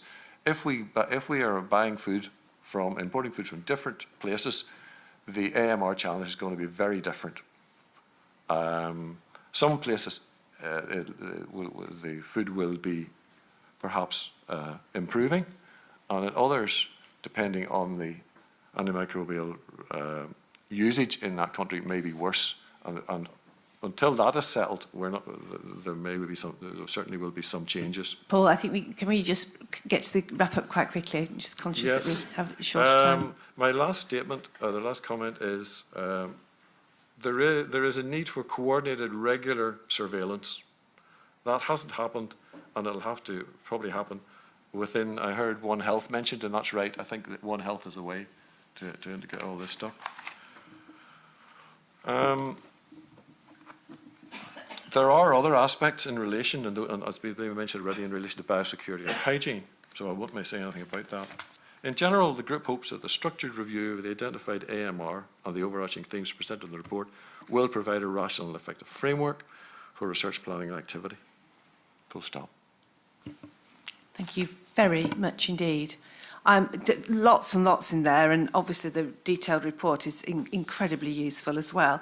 I just wondered whether Paul or Steve wanted to pick up any of the action points or the priorities, and how you see the interface with what the committee have come up with there, the task force have come up with, before we open it up for any board questions around it. I'll come in if you'd like.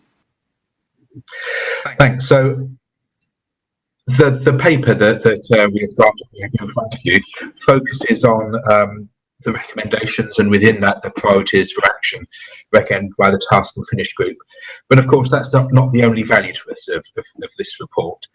It's a significant work of reference. It reviews the state of current knowledge in relation to each of the 8 reservoirs, the impact on AMR in the food system, and it also identifies those areas on which we should keep a watching brief, and gives us a way of ourselves prioritising what we watch in what David has described as a steady torrent of information on AMR.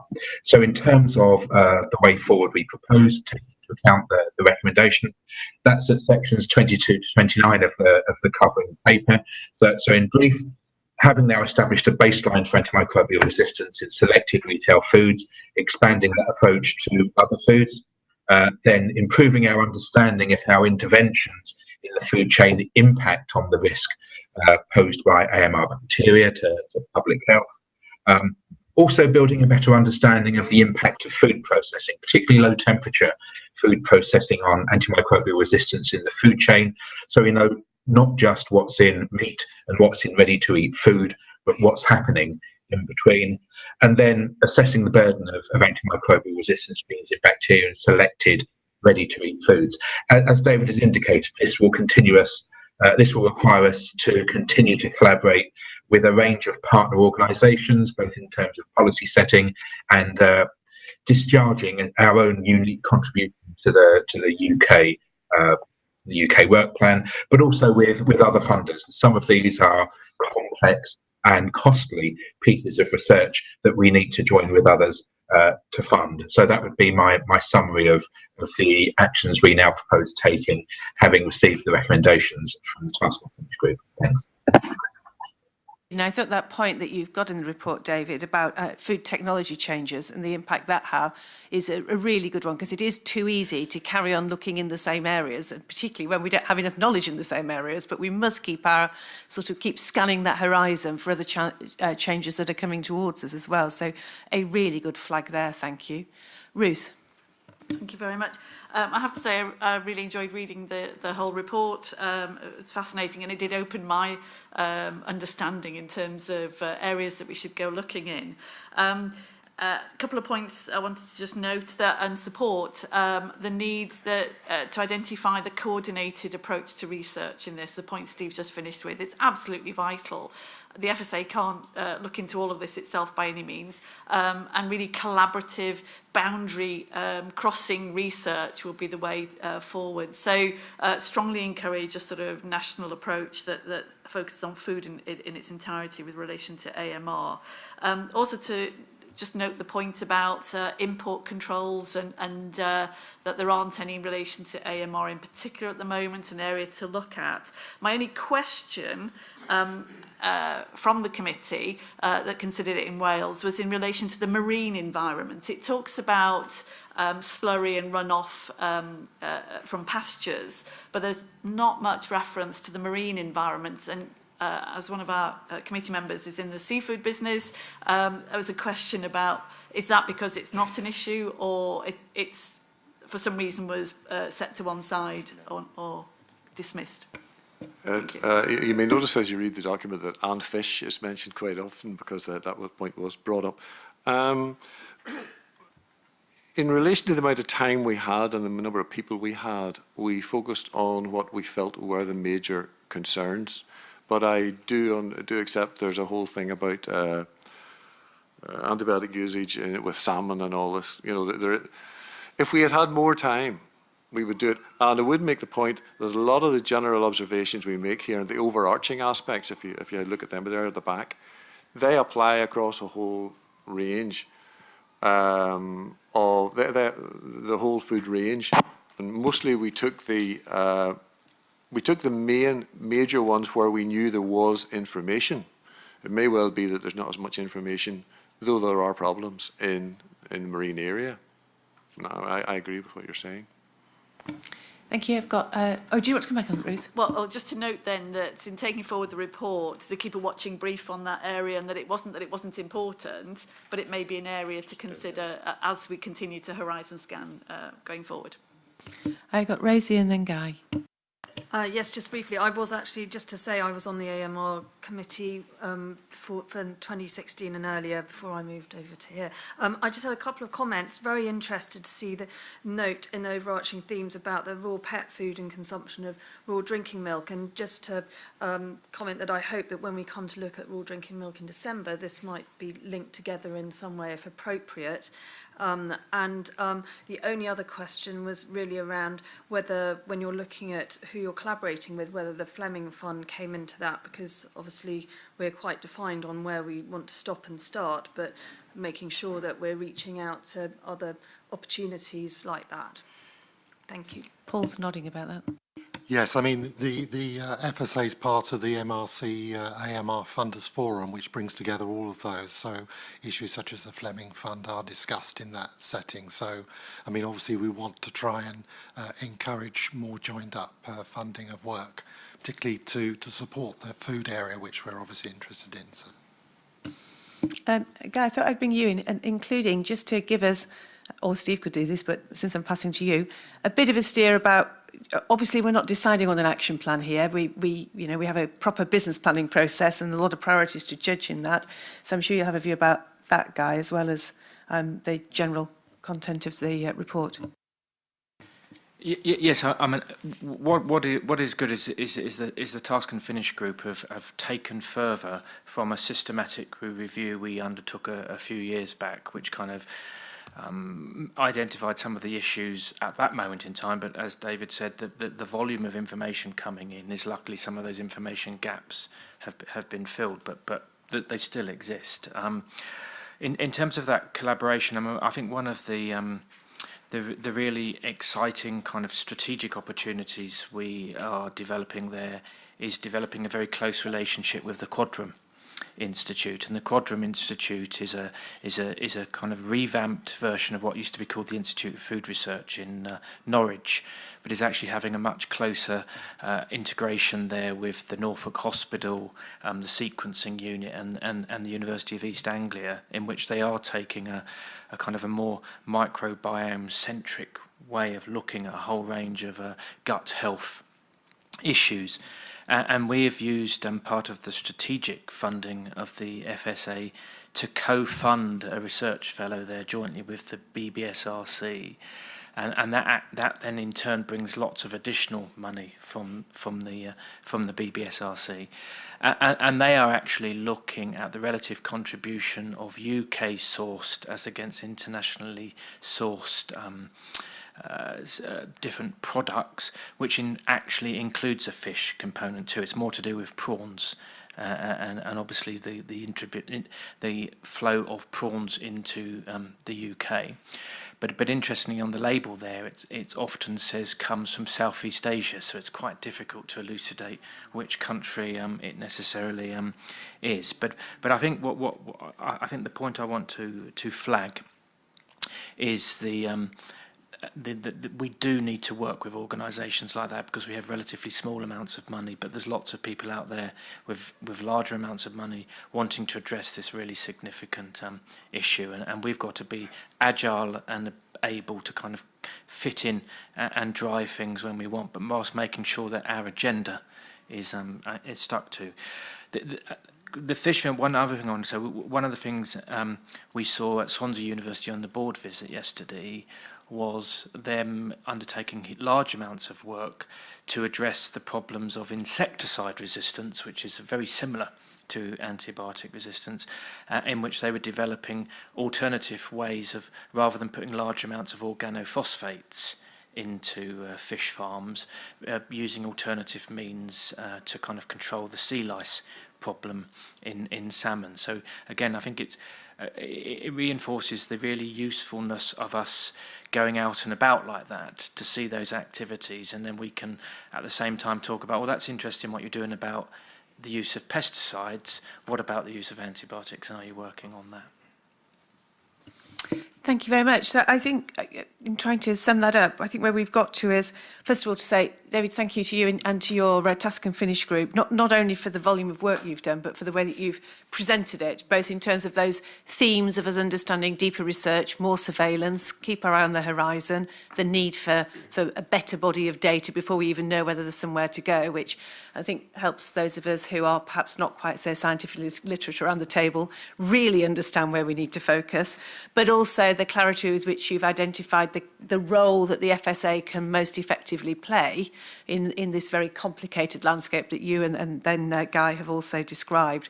So, and then I think Paul and Steve, the way that you've laid out sort of where we might go in terms of next steps, incredibly helpful for the board. And I think we will look forward to seeing that then reflected into our discussions about the business plan going forward and our priorities going forward, so we can balance investing in the right way in what is a global, long-term, absolute priority with our more day-to-day responsibilities in terms of science and protecting public health in the more immediate future.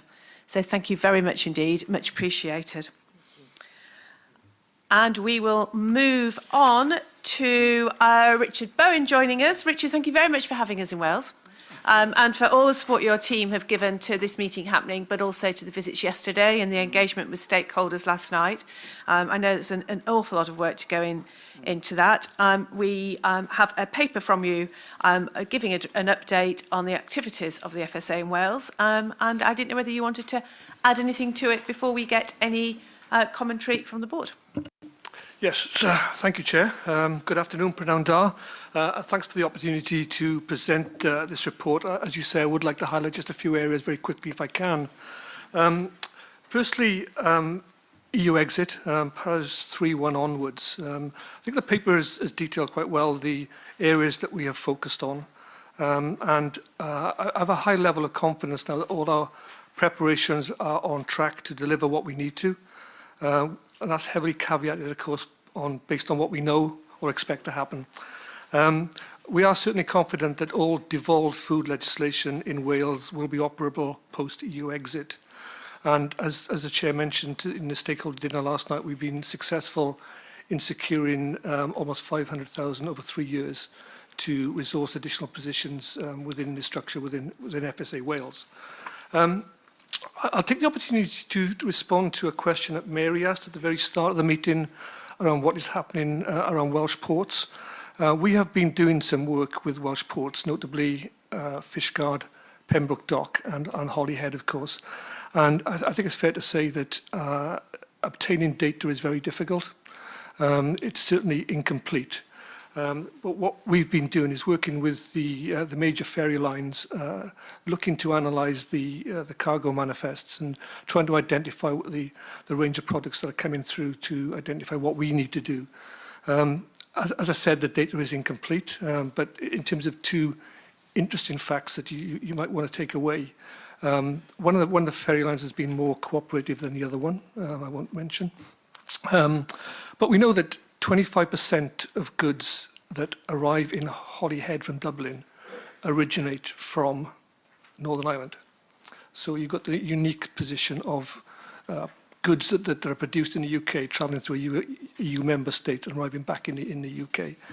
And we also know that approximately 25% of goods that arrive in Holyhead are not destined for the UK, they're destined for EU27. So they're just part of the transit through. That's part of the information that we've been able to elicit. Interestingly, of the 500k we've managed to secure, one of our intentions is to recruit an imports-exports delivery manager to get closer to these details and work with local authorities in terms of what we need to do post-EU exit. The next point I'd like to highlight is our work that we've done on local authority performance.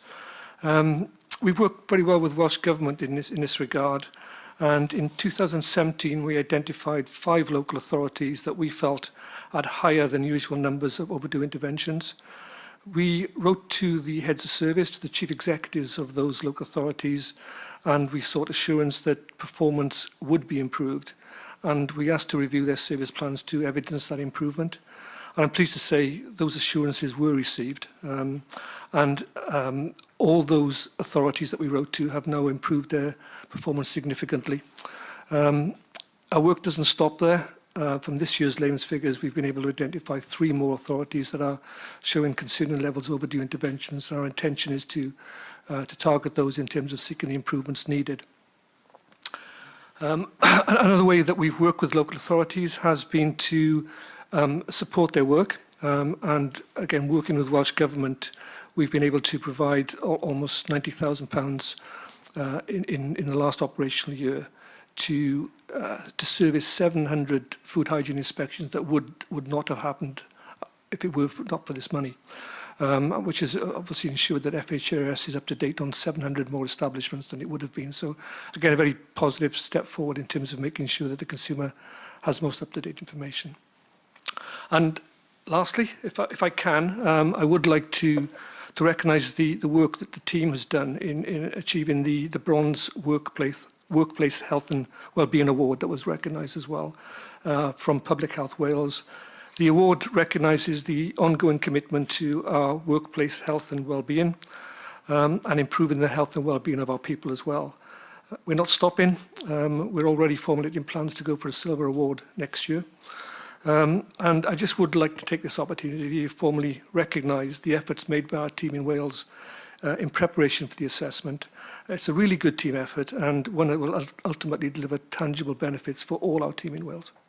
Thank you. Richard, thank you, and our congratulations on that achievement. It's a really important step in terms of recognising the importance of our staff and the experience that they're having. Input from board members, comment on any of that?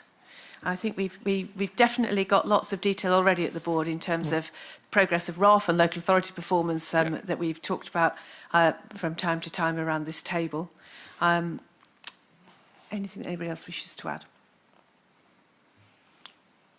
In which case, the only thing I would note is I do think it's really important for all our stakeholders to appreciate that as well as the work that Richard and his team are leading on the impact of EU exit within Wales, colleagues in FSA in Wales are thoroughly involved in our overall planning for EU exit. You know, we're taking a whole sort of 3-country approach to this because of our belief that it's in the consumer interest for the solution to be as unified as possible. So there's both the track for Wales specifically, but there's the very important voice Wales have in terms of how we're taking the overall programme forward, which is really important. Richard, thank you very much indeed. And Ruth, we're going to turn to you for your update. Thank you, Chair. I'll be very brief. You've got a supporting paper, so I won't go through it all. And it's account of what we've been up to since we last met in Wales almost 2 years ago. 3 themes, I think, in terms of what the committee's been trying to develop its work on. First of all, consumer insight. We're really grateful to colleagues who've provided data in a different way and done some extra work for us so we can better understand the consumer issues in Wales. We've tried to do a range of different things in terms of engaging stakeholders, including having a meeting in North Wales, and we hope to meet in a different part of Wales during the forthcoming year. And also staying close to new developments in Wales, including the new Public Health Wales Act 2017, which obviously puts new requirements, although it's not been fully enacted yet. Obviously, health impact assessment and those aspects will be important for us to be aware of. I've highlighted that we're now starting to look at the implementation of the Advisory Committee review that the board approved in June, and we'll be working with Coleman colleagues in Northern Ireland to try and work through the implementation of that and the 13 recommendations. And once that plan has been finalised and agreed through yourself, Chair, we'll obviously start to work on adopting a new way of working the new year. And it will lead to a different cycle of meetings, so that, as I mentioned earlier in relation to an earlier item, it means we can have an earlier input and bring in evidence that we need to explore as thoughts are being developed with officials. It will have implications in terms of the interaction with the executive and the preparation of materials and a bit of a culture shift, and so we'll need to work through with the teams in terms of how we bring that process forward. So we'll do a bit of dummy run and practicing over the autumn, and so that we can push on with that in the new year. In terms of what other issues we want to look at, one area has been on the agenda and being discussed for some time is local government changes and reforms. So we'll try and do a bit more work around fully understanding how that's evolving and what the issues might be there. And obviously stay close to any EU exit issues, where the 2 areas perhaps I'd highlight, and more generally being aware of the issues in Wales. And finally, just some thanks.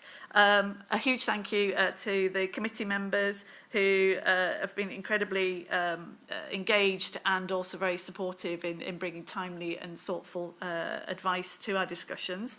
To the executive, the team, Richard, Helen and the team have been very helpful, answering all our queries, and particularly also to the executive who come and present papers in Wales, always appreciated. We have mastered some of the IT issues, but it's always great to see people come in person. To Nina and to Richard and the office, you know, great support and advice. And especially to Nina, thank you very much and wish you well in future endeavours. And finally, thank you to the board, the chair and the board, for being so receptive to the views that we bring forward and to being so aware of the issues that we want to raise from Wales. So thank you very much. Ruth, thank you. And I'm glad you said that about looking at your work programme, because when I looked at your forward dates, they still seem to be kind of in that sort of just butting up against the board meetings, but that's going to change and you're going to have that space and time to look at things in advance. Just to confirm, subject to agreeing with Northern Ireland, because I'm guessing that you'll want us to be relatively synchronised on all of that to make it easier for the executive. Helen's working on a paper that will be discussed at our closed meeting in October, at which we will look at the calendar and the cycle of meetings and what inputs are needed and so on. So we won't finalise that until we've had a chance to agree it, but we are working on that. So I think the dates we've got for next year are sort of going to have to be completely revisited. Thank you. Thank you very much. And actually, that's just reminded me that I was going to say I should have, after the governance paper, said that we will now update and publish what the sort of the forward framework for board meeting content, so that will help as well, hopefully, with your planning, Colm. Well, just to reinforce what Ruth has said, Helen and Roberta and the Belfast office have been in contact and are looking at the first draft paper, so the NIFAC will consider that at an away day in October. Thank you very much. Anything else for Ruth around the table? Mary. I just wanted to, sorry, really picking up point from Chief Executive as well. The risk that if we pay money to have local authorities catch up on inspections, that may habituate them to not divert their own budgets to that. I think that's probably one for Richard to comment on. Come back, Richard, come back. It was money from Welsh Government, not from the agency itself. I think, because I think in December, I'm looking at Maria now, not Nina, we're going to talk, we're talking about the local authority performance and the new dashboard, aren't we? So I think we'll also start to get some mechanisms where we can be more informed more quickly about any delays happening or any slippage, so it's easier for us to get back in touch with those local authorities to drive up their performance, so we don't end up with 700 overdue inspections in Wales, for example, in future. So I think there's a few things that can help make sure that, no, we're not providing a contrary incentive to them. Good point. Colm, an update from ARAC's meeting. Chair, thank you. ARAC met yesterday afternoon on a number of issues. I'll just go through them one at a time. The first, we got an update from the National Audit Office on a decision that they have taken recently to outsource some of the, based on additional pressures within Darren's directorate, to outsource some operational work around the FSA accounts to the private sector following a procurement exercise. This is not uncommon for the National Audit Office to do. It happens in many occasions. It's usually as a result of having a risk assessment on organisations, and a positive one, so that they're comfortable with the risk management in Food Standards Agency, particularly around the accounts, and are quite happy to do that. It doesn't take away the National Audit Office oversight of the accounts, because the NAO can outsource activity but not accountability. So you get the best of all worlds. We will have a professional firm providing that external audit input together with the National Audit Office, not instead of. So I think that actually strengthens it. We discussed risk management in some detail. Some concerns were expressed around the external dependencies that I just done earlier during the governance paper. We have 3 external dependency contractors, which are acquired through normal procurement, the local authorities and other government departments, and we really do need to look at how we manage all of those. So ARAC were quite keen to see some work done on the various relationships that we have, contractual relationships and MOUs, etc., and how we actually manage them, because in my experience, managing an intergovernmental MOU is fraught with certain difficulties. So I did at one occasion in Northern Ireland try to sue another government department, was told I couldn't do that. So we'll not go quite that far, but at least we'll get an understanding of exactly what we can do to ensure delivery. We got an update on shared services. We are a relatively small user of the shared services activity. It gives us far more functionality than we will ever need. It is a little inflexible, but at last we're starting to see real savings coming through from it. And while it's not perfect, I think the risks and additional costs involved in moving to a slightly different model would not be worth, from a VFM perspective, wouldn't be worth the additional flexibility. So we've decided to stay with that model going forward. We got an update on the audit risk assurance progress. No concerns are moving in a very satisfactory directions. Overdue management actions are now down to 5. 3 of which will be actioned within the next number of weeks. So I think that's. I know that overdue actions are not never something we want to hear, but actually having 5 falling to 2 in an organisation of this size is pretty good, to be perfectly honest, in my experience. But it can be better. It can and will be better, the accounting officer assures me. So and I think that if we move from 5 to 3 in advance of the next audit and risk committee, we'll be in a good place. The trajectory is in the right direction, absolutely. We considered the ARAC self-assessment, again, very satisfactory. Some potential training and networking needs. Myself and the Deputy Board Chair will attend an NICS audit event at the end of October in the HM Treasury, and there is training available for members who require it, so that will be taken forward. I was delighted to hear that there wasn't an absolute demand for further appraisals from me of audit committee members, and I will update you on views ahead of your appraisal with them. We had a very useful update on whistleblowing from Noel Sykes, particularly around, again, no concerns expressed by Noel, but the Audit Committee probably back in March time had raised an issue with Noel around the Kronos system and the usage of the Kronos system. That was investigated. Again, no concerns around misuse of the system. However, it has actually developed a new system, a new process, which produces, I think it's a weekly report, which goes to Jason to make sure that so it actually strengthens the governance around that. The one thing that we did ask, which outside Noel's responsibility, so we'll ask the executive to come back, is how we deal with external whistleblowing. So if there are situations around external whistleblowing, exactly how does that? So I think it's important that the Audit and Risk Committee, and indeed I suspect the board, are fully aware of all of our policies around whistleblowing, both internally and externally. There was also a piece of work that was done quite recently by internal audit by John Furley around the voice of the customer, which really gives the Audit and Risk Committee the opportunity to comment on the reports and so forth we get. There were some very useful comments given back, and some changes will be made to that, so that will improve the outputs to the Audit Committee going forward. We had already discussed earlier what papers, board papers should say as we move into a different approach to risk management and governance. So outlining, as I said earlier, what is our appetite, what is our dependencies, and how do we manage those. I think that needs to be front and centre of board papers going forward. And finally, we had a discussion on the timing of IRAC meetings. And I know from a practical point of view why we hold them when we hold them. In my experience, Audit and Risk Committee meetings tend to be held 2 to 3 weeks in advance of the board, which gives an opportunity for minutes to be prepared and a full paper to be prepared. I suggest, Chair, we probably take that to our planning sessions at the end of the year, early January, and see whether we should move to that sort of timescale. And that's all I've got to report, unless any other IRAC members have anything else to add. No? Any questions from other board members? Thank you very much indeed. I can't believe you got all of that done in the space that we left you yesterday. So, very, very efficient chairmanship on the IRAC committee at any rate.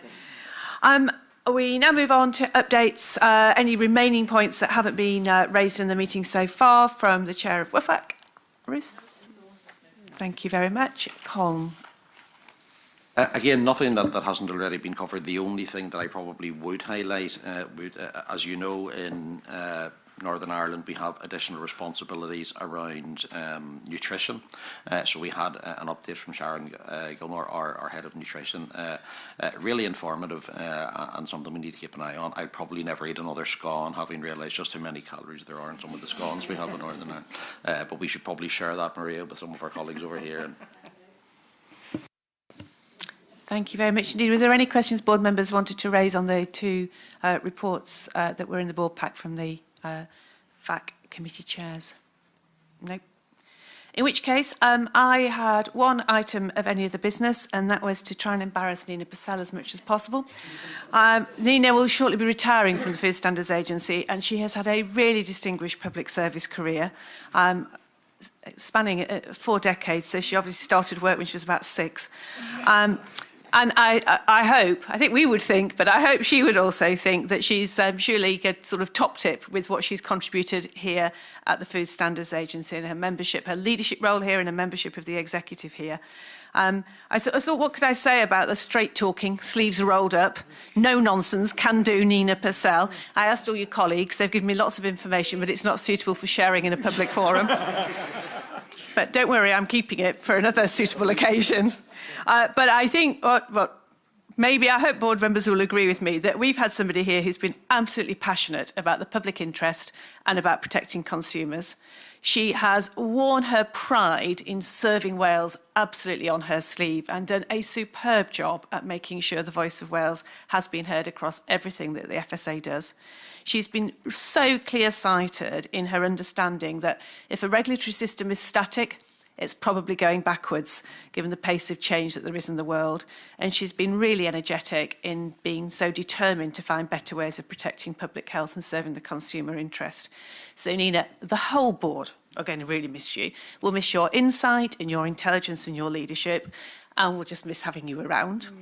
But good luck in this very, very early retirement that you're taking. And I hope you leave knowing that what you've begun on regulatory reform is truly now in our bloodstream. So thank you very much. And if you wanted to say something, you are welcome. An absolute joy. I've lived all 43 years, but these last years with the FSA have just been fantastic. So, and I'm going to watch you all. I'm going to be able to tweet. I'm going to tweet. I'm going to I shall dial into the board meeting and keep you pushing Nina, along. we give that one meeting and then you won't be dialing in, will you? Come on. So that brings to an end our formal board meeting. We meet again in London on the 5th of December and the board business is now closed. We will, for members of the audience, now have an opportunity if there are any questions that you want to raise. As you know, if there are questions about the FSA's policy area, we will try to answer them here, and if not, the answers will be published on the website, as with questions that are raised at the beginning of the meeting that haven't been picked up in the course of the discussion. If anyone listening is uncertain of what department to address a question to, then you can get advice through our officials. So we will aim to do that and then move forward with questions. So I think, Stephen, I can't see your head, but there you go. Over to you. Yep, well, the floor is now open to the public for any questions. Yeah, you've got a microphone. Thank you. My name is David Grimsell. I'm a Welsh citizen and member of the public, and I'm very concerned, like many people are, about welfare standards at slaughter for animals. And I'd like to make just a couple of points, if I may. The first relates to the statistics that the FSA is currently relying on in terms of welfare breaches. And I believe that they are likely to be a very significant underestimate of the actual number of welfare breaches occurring. Board members will be aware that there have been a whole series of undercover investigations, particularly conducted by Animal Aid since 2011. And in 13 out of 14 slaughterhouses investigated, there were significant welfare breaches and often instances of cruelty too. In some of those, many of those establishments, over a period of a few days, quite often several hundred welfare breaches were found. And if logically one just calculates up to extend those few days to a whole year, that implies obviously many thousands even in a particular establishment. And if one multiplies that up in turn, just following rationally in terms of the maths, across over 200 slaughterhouses in the country, that must imply that there are not just one or two, but many hundreds of thousands of welfare breaches occurring, even possibly millions. Obviously, it's encouraging to have heard the report earlier on, which suggests that with respect to the official statistics, there are declines in the number of welfare breaches being observed in terms of the official statistics. But those statistics seem to bear no relation whatsoever to the number actually occurring. I think it's important that the board recognises that. For example, the kind of numbers of animals... Can you move to a question? Thank you. No, I do want to emphasise this point. The key point I want to emphasise is that all reason suggests and the evidence suggests that the official statistics don't bear a relation to the actual number of welfare breaches occurring. And I think it's important that the board does not go away with the idea that there are 30 or 40 or 50 or 60 welfare breaches occurring annually. 900 million chickens are being processed, 14 million sheep are being processed, about 10 million pigs are being processed each year. It beggars belief that there are only 10, 20, 30, 40 welfare breaches. That's the first point. Thank you. The second point... I think we need a question. Could you ask a question? Oh, yes. Okay. Yes. What is the FSA going to do to improve the efficiency and accuracy with which it detects welfare breaches, because it doesn't seem to be doing that at the moment? Thank you very much indeed. Thanks. The second point I'd like to make, if I may. You can ask questions, but this isn't a public platform for presentations, so a question would be really useful. It's referred to as a public meeting where public are supposed to have opportunity to raise points and so on. The second point, sometimes you need a bit of background to ask the question. The second point I'd like to raise is about the very significant issue of the welfare of pigs at slaughter. FSA surveys show that about 50% of pigs are slaughtered through high concentration carbon dioxide stun kill, about 50%. All evidence indicates that that's very, very aversive to the pigs. Back in 2003, the Farm Animal Welfare Council said that that use should be phased out within 5 years, but nothing has happened. So in the elapsed period, about 75 million pigs have been slaughtered with the aversive high concentration CO2 mixtures, representing one of the most significant animal welfare slaughter issues. Just today, about 30,000 pigs will be slaughtered, I believe. FSA, you can tell me. 15,000 pigs today will be submerged into high concentration carbon dioxide concentration for stun kill, and they will experience extreme distress on that. The question, Ms. Hancock, is why is there not urgency to address that, and what is and will be done to start to get phasing out of high concentration CO2, which causes such massive suffering to so many pigs and has done for so long? Thank you very much indeed for making that so clear. I think Colin may be able to pick up some of that. I'll hand over to you. Yes, thanks, Heather. So I think I'd want to start by replying and saying that the FSA takes animal welfare extremely seriously. And the board has agreed a zero tolerance approach to any animal welfare breaches. We do believe that the figures that we have are robust and are defendable and are a fair reflection of what is happening.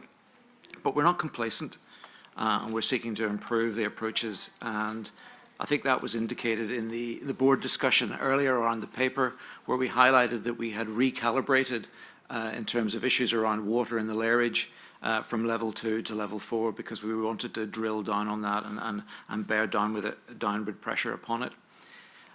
Those figures that I've mentioned are recorded in an updated Cronus system. So that allows us not just to focus on our own issues, but those that apply elsewhere in the transportation of animals, whether that be on farm or transport itself. On top of that, we undertake welfare-themed audits, and the introduction of mandatory CCTV in England will obviously be helpful in respect of animal welfare, and the Welsh Government have indicated over a longer time frame that they may take legislation in that area as well. And the starting point for this, of course, is that we have OVs in slaughterhouses, and we have a welfare assurance team that undertakes visits. In terms of sites that are targeted for undercover surveillance, it's likely that those are chosen on an intelligence basis, an intelligence-led basis, and are therefore not representative of the operational practices across the 270-odd abattoirs in England and Wales.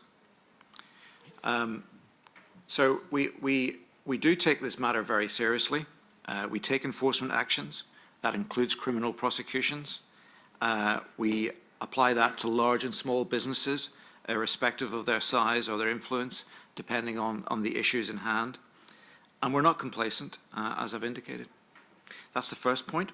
In terms of the second question, stunning of pigs by high concentration CO2 is an issue that government is aware of.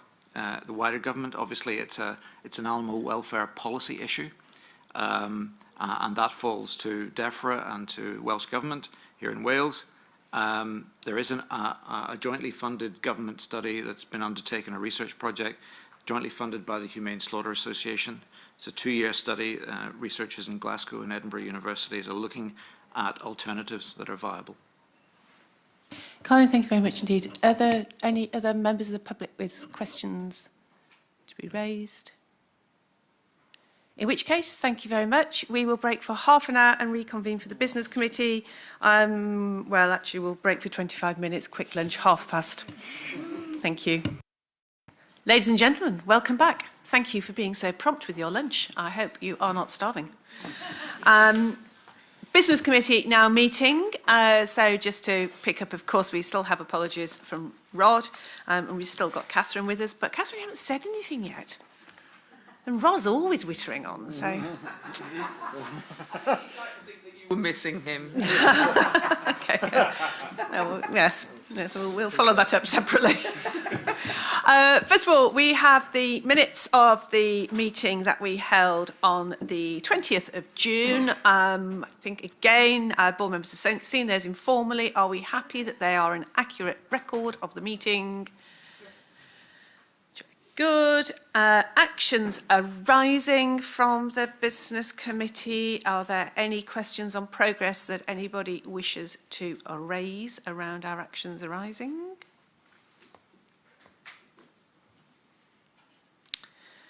In which case, I shall hand over to Jason for his report. It's fairly short. Nothing too much to add. I just want to draw out a couple of, just to add in on the listeria incident on the first page. Further information emerging. This was all narrowed down in the end to a freezing tunnel at the plant in Hungary. But if you look at the volume, this gives you a good indication of the scale of the issue. So there were 36,561 tonnes of vegetables recalled in the EU. And 2,106 outside the EU. So we're looking at nearly 40,000 tonnes of vegetables recalled on the back of this one point of failure across tens of countries, both within the EU and outside the EU. So just an update, just gives you an idea of the scale of what can happen with one failure within one freezing tunnel. But otherwise, nothing particular to draw out, really. Any points that anybody wishes to raise? Stuart, I think you have one. So it was to correct one point from this morning. When I asked about the terms of reference for the board, I drew attention to the fact that the chair has to set the dates and the schedule of meetings. It wasn't about the assignment of that task, which is entirely appropriate, and you do it very well, Chair, if I might say so. It was that it had to be done by Easter in any year, and I thought that was the most curious thing, to have A, a movable feast as a deadline, and B, in terms of diversity, using a religious festival as the deadline might not be as diverse as we would want to be. So that was the point one. Point two really relates to our more broad concern about diversity and equality. And I don't know if any of you noticed about the working group, the Task and Finish group and AMR, but there were a number on the group. There were 8 on the group, all male. There were 4 co-optees, all male. And there were 2 observers, both female. And I can tell you about the landscape of AMR research, that does not represent the workers in the field. So I just would like to have some reassurance that when we're putting together these working groups, and this may apply in other places as well in the organisation, that we do take into account diversity of gender, age, ethnicity, all the characteristics that we would expect to be addressed. Thank you. So may I do 2 things? May I, in a really inappropriate, bad governance way, reopen the discussion about the standing orders? Because I think it would be the standing orders, wouldn't it, that had Easter in. So do you mind if I reopen it and insert end of March instead of Easter in that, and we'll just correct the record appropriately. So I think Stuart's other point was a really, really valid point, and he raised with me over lunch. The Diversity Council is clearly one mechanism to make sure that that wider community of people we draw on and engage with are as diverse as we would wish. And also, so I'll let Jason comment on that, but also I am working with the Secretariat in the Science Department on the processes that we go through to recruit to the Scientific Advisory Councils, committees, and we'll definitely we'll go and look specifically at how good the mechanisms are to make sure that diversity and inclusion is utterly embedded in that as well. And there's lots of good process I know that we can draw on that, but that's a work in progress now. Jason, do you want to come back on the council? Yeah, I was talking to one of the members of the council just this morning, and both of us really looking forward to getting it moving. Really, I think it's an area that we've perhaps neglected. We not untypically for government departments, we don't do badly in terms of gender mix, but other areas, you know, we're not as strong on in terms of ethnicity, for example. We're looking to take the opportunity of expanding as an organisation to address some of the age profile, as I think I've mentioned before, where we're recruiting into the risk assessment and the science world, and hoping to address that by getting some fairly new graduates and getting some new blood and new expertise into that space. I think it's something that we need to work harder on over this next 2 or 3 years to get it more ingrained. so that it becomes automatic rather than something that you're that's on a tick list, you know. So I think we're stronger in some areas, others not so good. Thank you very much. And we are talking, when we have our strategic away day, looking at future strategy in January. One component to that is also to understand the cultural shift that we know is part of the FSA, and it's a point that Laura's made repeatedly. So we can pick that up, and I think that also is a component there, so something to hold more clearly in our minds. Guy? Could I? Laura? Just on that, I think it would be really interesting to look at the best in class when it comes to culture in that widest thing. And I don't know what the answer is to that, but if we're going to be looking at a paper by sort of January, it would be interesting for the FSA to do a little bit of research to see what do we mean by culture and how can we create that diversity within that agenda. So just to conclude on that, we are also talking with our new Social Science Committee on exactly that. What does good look like? And what does bad look like as well? Yeah. Guy? I just wanted to flag the actual, the recruitments of some of our overarching, the Science Council and the new Social Science Committee that are both chaired by women, and it's about 50-50 the representation, but I agree in which, you know, we should perhaps move to a situation which one's seeing in scientific conferences now, in which if it's an all-male lineup, people won't go. Yes. Just to say that I'm involved in on the data side of diversity and inclusion across civil service workforce, so be really happy out of this meeting to talk. Jason and I have already talked about social mobility and other aspects of it, but diversity is a kind of key aspect of how we regulate the workforce and look at it across the whole civil service, so happy to help. Laura? Could I add something else which is not part of your report, Jason, but is about the business community? And I'm sure all of us are coming across businesses who are saying what are going to be their requirements when it comes to EU exit, what are the measures they need to take in place. What can we do, or what are the barriers for us starting that communications pathway to actually start explaining to businesses what things they need to at least consider and what the risk issue profile they need to assess from their business point of view, because I think it's an important timely issue.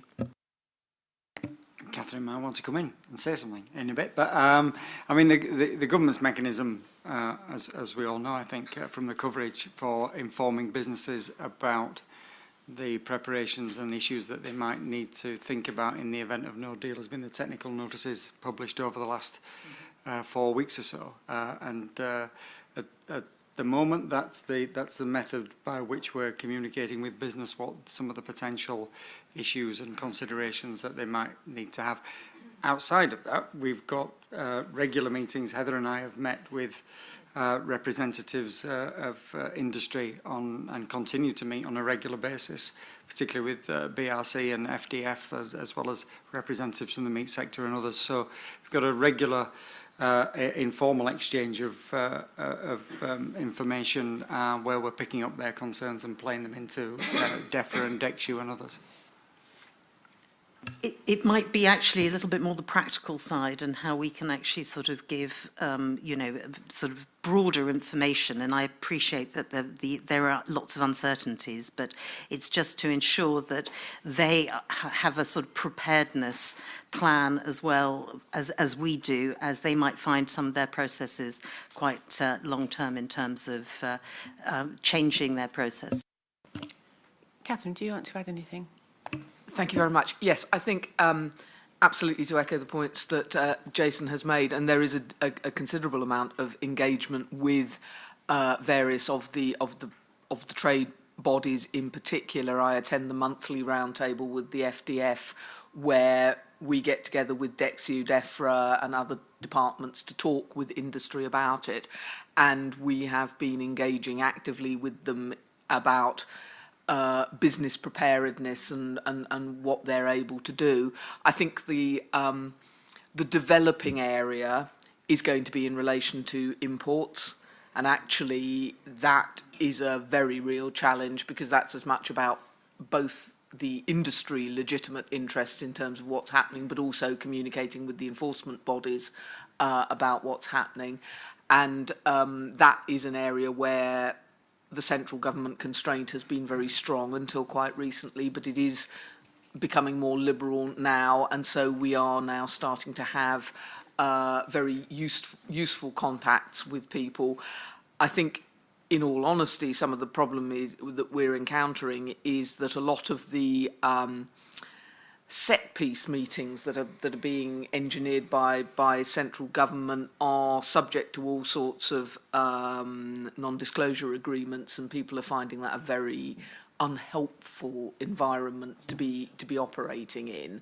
So it does mean that the communication, I think, is in honesty not as good as we would like it to be. But I think we are now starting to see the opportunities to get out there and be engaging appropriately. So I think Catherine, I would want you and all colleagues to understand that we know that constraint has been set at the centre. We absolutely appreciate that, and we know this isn't the way that we normally operate. But I think what the board would really like to encourage and to give you whatever air cover is required to do it is that I think this is right. I think the sense of the board is the time for seeing this in a linear process is almost past. And therefore, if we step away from that linear process, which perhaps is the way that central government is still looking at it, we know there are some things that we can already advise business about. It might not be the complete picture, but they can start. And I think as long as we've put the context around, here's a stepping stone towards it, here's at least some information we can give you about what you may need to be aware of, etc., preparedness.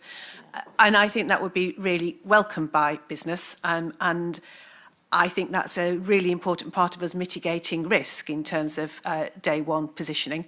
So I think I'm speaking for the board that we would not expect you or Jason to be taking the rap for that. We'll take the rap for it. Mary. Just really to it will be in a minute. Don't worry. Just really to confirm that in terms of, we really need the technical notices that have been issued, of all fine and dandy at the very top level, but in terms of running a business and being legal and, we really do need that granularity. We're already packing in our business, we're already packing cheese that will arrive, will still be around in the markets it's going to in Australia and other places after Brexit.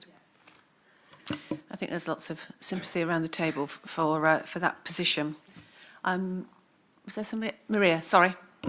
Heather, thank you. I was just going to add that, on the list of things that we are hearing from industry, labelling is very high up in their list of priorities, and that leads us into the four-country discussion and how that will work, and also whether or not we get a transition period, which is all is still up in the air. But one of the things that might help is the release of the technical notices as well. So they're coming out in phased released, so that might help. And just a final point, do we know when the technical notices that we are involved in are coming out? I know that's not in our gift. No, is the... well, that is to say, as covert glances at my phone have told me, we're still not absolutely clear on what the plans are for that. But yes, the next release is imminent. And it may be as soon as this Friday, but I'm honestly not certain right at the moment. Okay, I'm just thinking, I think what I might do, since clearly when I write to ministers it's really impactful on this, might see if I can have a meeting to urge the need for us to be able to take some of these steps, and might also pick up that point earlier about incidents, etc., so that we've got quite a few bits of unfinished business that we really need to get some certainty and clarity on to be able to move forward with confidence. Stuart? There were a couple of bits that I talked to yourself and Jason about, and I think there was an indication that around Jason's report was the appropriate time to bring them up. The first and simplest one is just information, really, that there's been a very active action group looking to raise the plight of small abattoirs, because there's been a significant reduction in them over the last several years. The focus of the campaign seems to be on it's the cost of regulation that's given us all this aggravation and the reason for so many declining. missing the fact that they're really heavily subsidised, and missing the fact that probably it's more to do with throughput and economics than it is anything to do with regulation. It's been taken up by one of the House of Lords committees. Martin Evans and I attended it, and I fielded the question to Martin so that they got the right answer rather than the Stuart Houston answer. So that just for information. But there's another big one. In case you're not aware, African swine fever has been raging on the Russian border and affected quite a lot of the Eastern European states. It's made a jump into Romania, where recently it's got into commercial units, and we're talking about 200,000 pigs having to be euthanized to damp the disease down. It's a very, very persistent virus. It's also jumped into Hungary, and then just last week it made a 1,000-kilometre jump into Belgium, where they found 3 wild boar that were badly decomposed. So it's been there a while. So it's a concern across the piece, and DEFRA have increased the risk level from low to medium. But there's 2 bits for FSA. There is some intelligence around some Romanians selling specialty sausages at farmers markets and other places. And DEFRA are going to come to FSA to ask the incidents team to have a word with trading standards to see if they can trace these people and be very careful with the product. The second one is about exports from Romania. Although it's only 0.5% of imports into the UK, it's still several thousand tonnes. DEFRA picked up a consignment that had just arrived in the country, and in partnership, I think would be the right way to describe it, with the company that does the import-export. No other exports are going to happen in the near future. The product, the frozen product that arrived, has been held by the importer and not impounded, because it was a really good partnership arrangement. And there's discussion over whether that's re-exported or whether it's destroyed in the UK. The bit I thought might be helpful for FSA is that quite legally could come from Romania, because it came from a part of Romania that is ASF free. But tracing where the pigs came from that made up that consignment is a lot more difficult. And I just thought if that had been a foodborne human disease, that it might have had significant difficulties for us as FSA, and whether it would be worth contacting the DEFRA team to look at how they've set about that and see whether there's any lessons learned for the potential for that sort of thing happening in the future. Colin. Yeah, thanks, Stuart, for raising that. We in the incidents team are aware of the spread of African swine fever into Romania. So it's something that we have been talking to DEFRA about. The latest issues that you mentioned, I wasn't decided on, but my team might be, but certainly we're working with them. This was just as a result of a conference call on Friday night after it had been declared in Belgium, so it's really new. We coincidentally, in the part of the surveillance programme, are running a sprint at the moment around pigs. It's mass balancing of pigs. And so we've actually taken this information. It's very opportune. We're running the hack at the moment, and we're feeding this real live information into that to again see whether or not there may have been indicators to show this emerging from Romania. So it's actually quite timely that we have a mechanism to feed it in. So your points about should we discuss with DEFRA, we're connected in with DEFRA, but also through this sort of effectively live hack we're running at the moment. Thank you. And I also understand from catching up with her yesterday that Jane Clark, our new veterinary director, was also involved in the work with DEFRA, and she had also mentioned to me the value she foresaw in looking at the sort of the comparable applicability of the actions that DEFRA took as against how we approach things. So it sounds as though that's already an idea that she's got to take action on. Thank you. I love the thought that we're doing a hack on it. And all the board members are going to go away talking about we're doing a hack. And hope no one asks.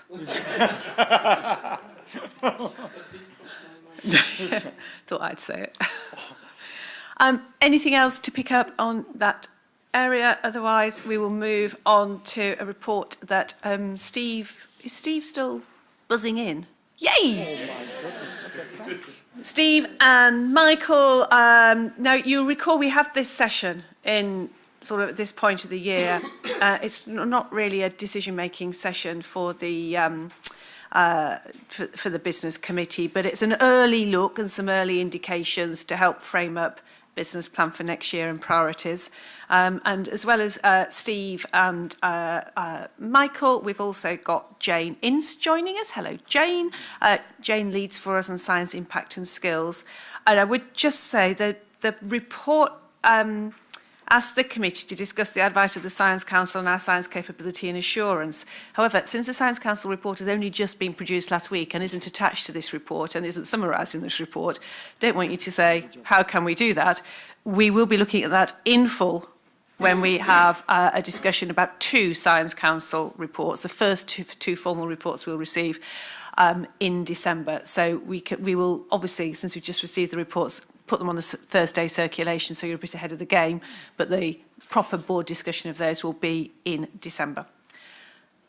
Who is starting? Mr. Remote or Mr. in the room? Steve, off you go. Thanks.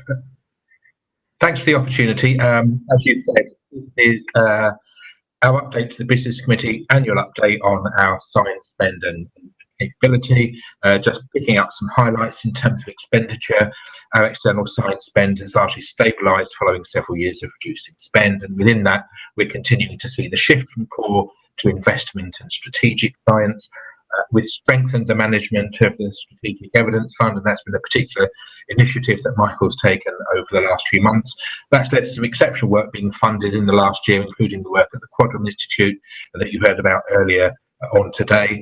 We've increased the proportion of our science that's co-funded to 18% of our total science spend, and that provides significant added value, and we've identified some further opportunities we're working to exploit in the coming year. We've increased investment in the scientific advisory committees, shifting our mode of work to an increased number of reports on focused priority issues, such as the work on the past for antimicrobial resistance. We're supplementing our in-house science capabilities, including in the area of risk assessment we discussed earlier today. Thinking forward now to proposals for science spend in 2019 to 20 and beyond that are emerging, that the board will consider as part of the annual budgeting and planning process. In addition to the further work on AMR, we discussed and proposed earlier, we'll be looking at opportunities to keep us at the forefront of risk assessment methodology, development and application, in addition to new opportunities for investment in social science and data. And finally, for me, we're continuing to develop our approaches to measuring quality and relevance and the impact of our science, supported by the Science Council Working Group on Capability and Assurance that the Chair referred to. And I'd like to draw members' attention to Annex 1, which provides some examples of the impact that FSA-funded science has had over the past year. Thank you.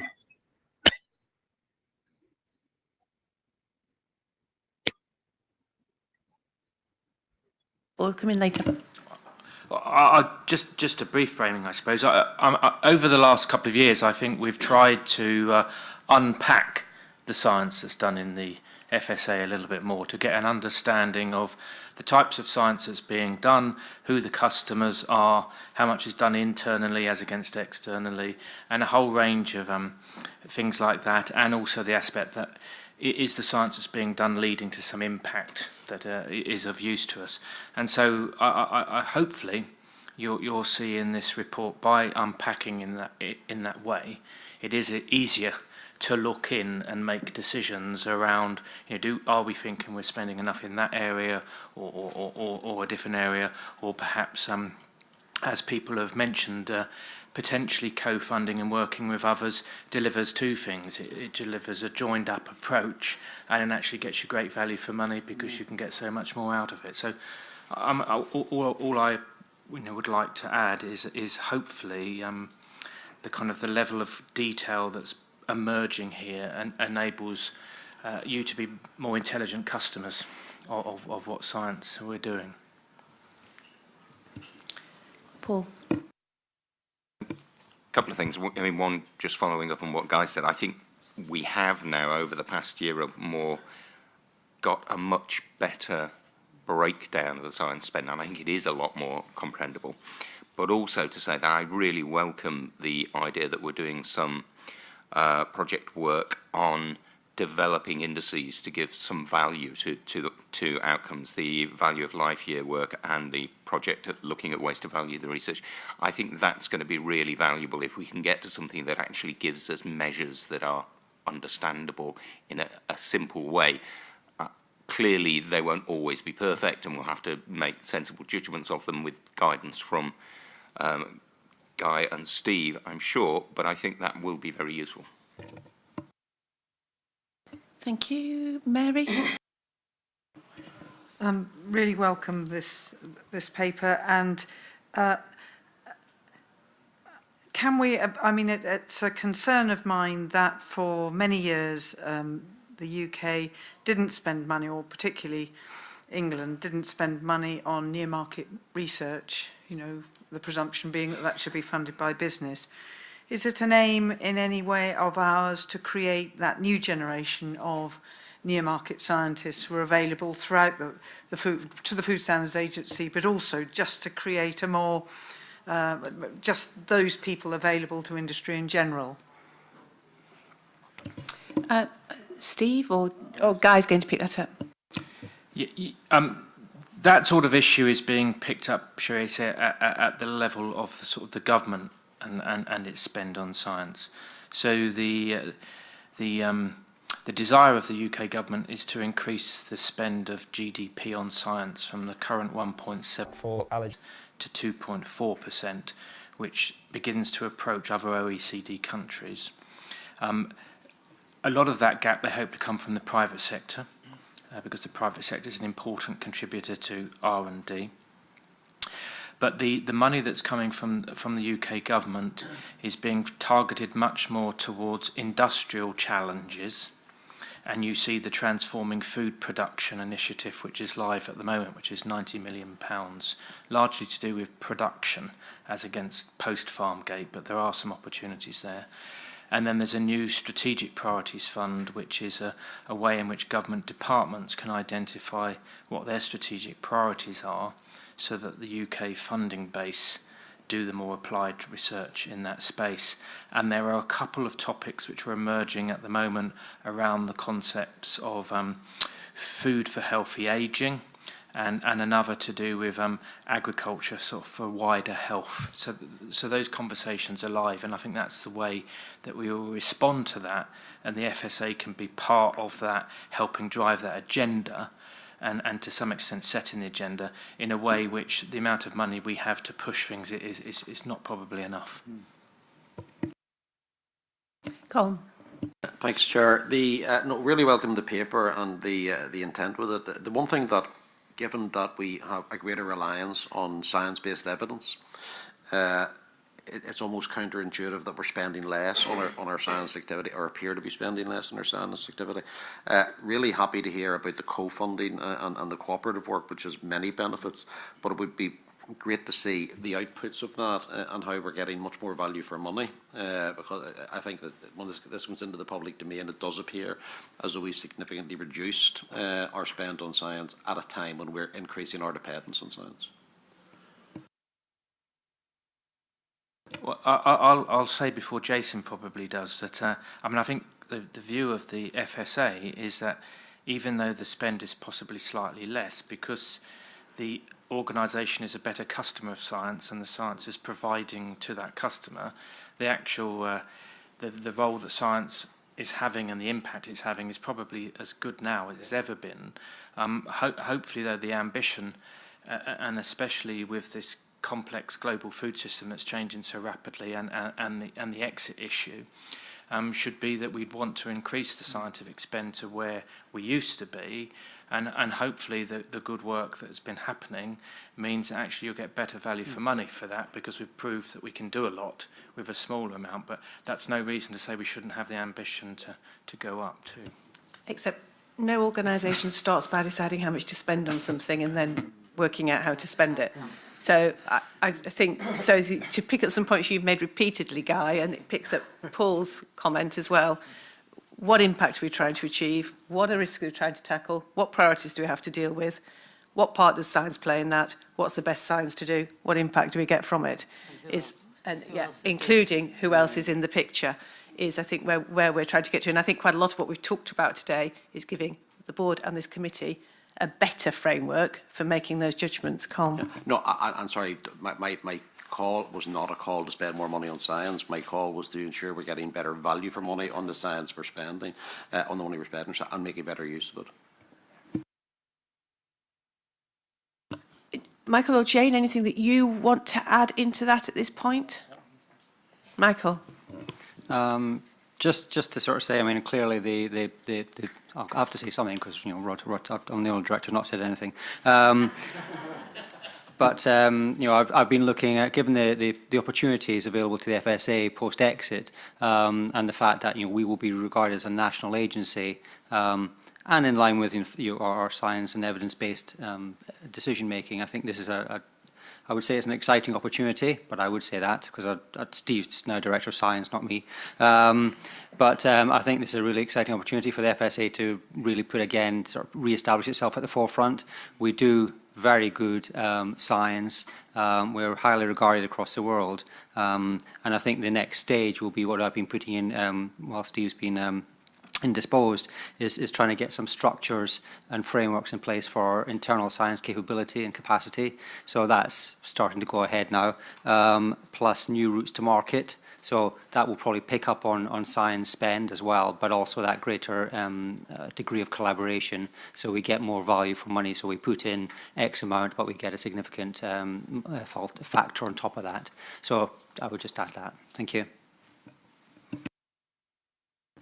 Just to add also, it's good to see that in the examples in Annex 1 there are some good uses of data, and in the near future we're going to have a new working group of the Science Council which will advise us further in that sort of area. Very good point, Guy.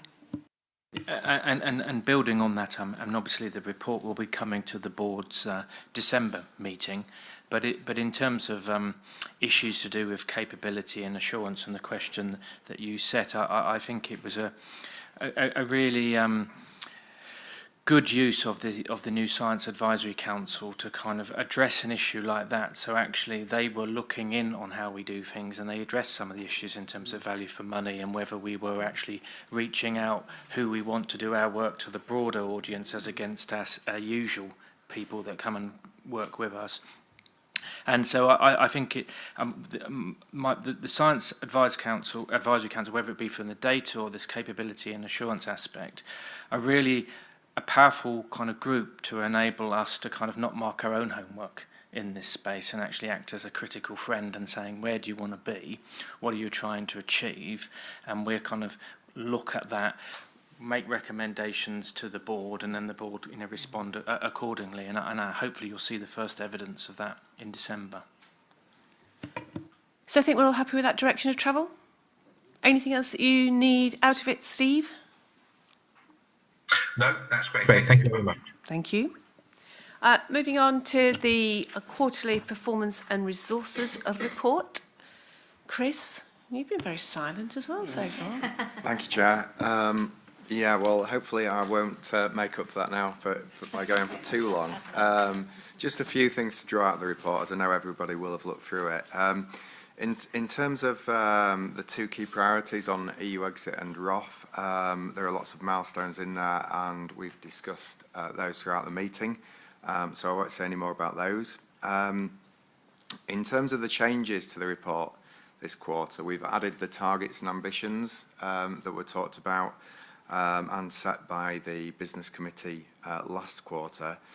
In terms of updates to the report, the one thing that I would mention, Heather, is something that you referred to earlier on, where you'll see on slide 17 at the moment on the resources, we're on the slide as it stands, we're indicating an overspend on EU exit, and due to the new information that's come to light in terms of the bids by local authorities, that is actually now within spending limits as well. So all of our spending at the FSA for the year is on track. Thank you. Thank you very much. Questions and input from committee members, please. Laura. Thank you. 2 points, and that is on that overspend, underspend on EU exit.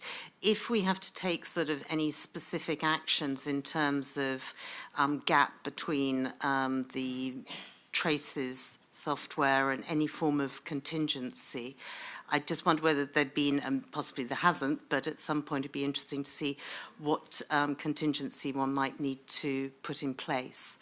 The second point is also about EU exit. On the preparing for all scenarios, on the corporate plan, the July to September area sort of says that we've got the shadow regulatory forum established.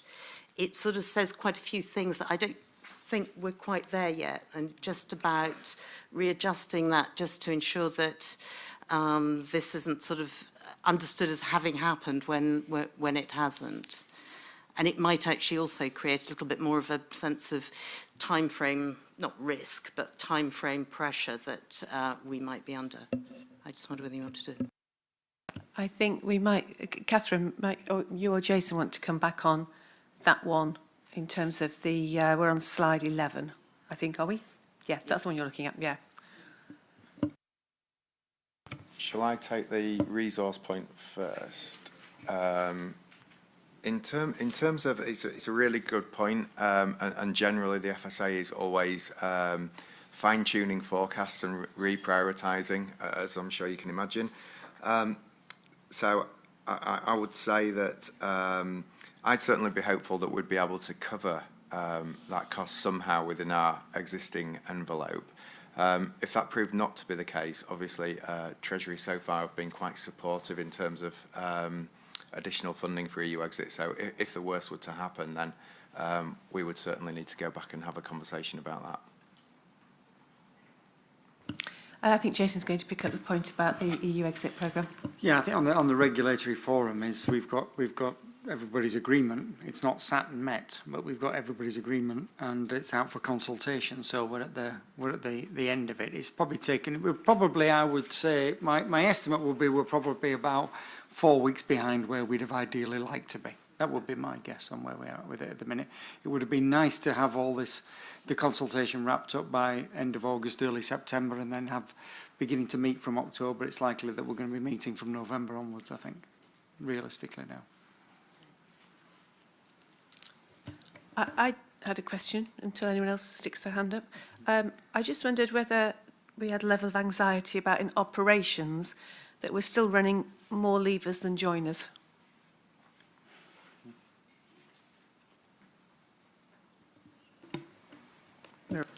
Can I pick that one up, Heather? 3 people wanted it, but you got it. Draw the short straw. I think it's just very much a matter of timing in relation to the report to the board, because there's a huge slug of recruitment just at this minute in time. So we're interviewing numerous people week on week now, so I think you'll see a big difference in the next quarter. Rosie.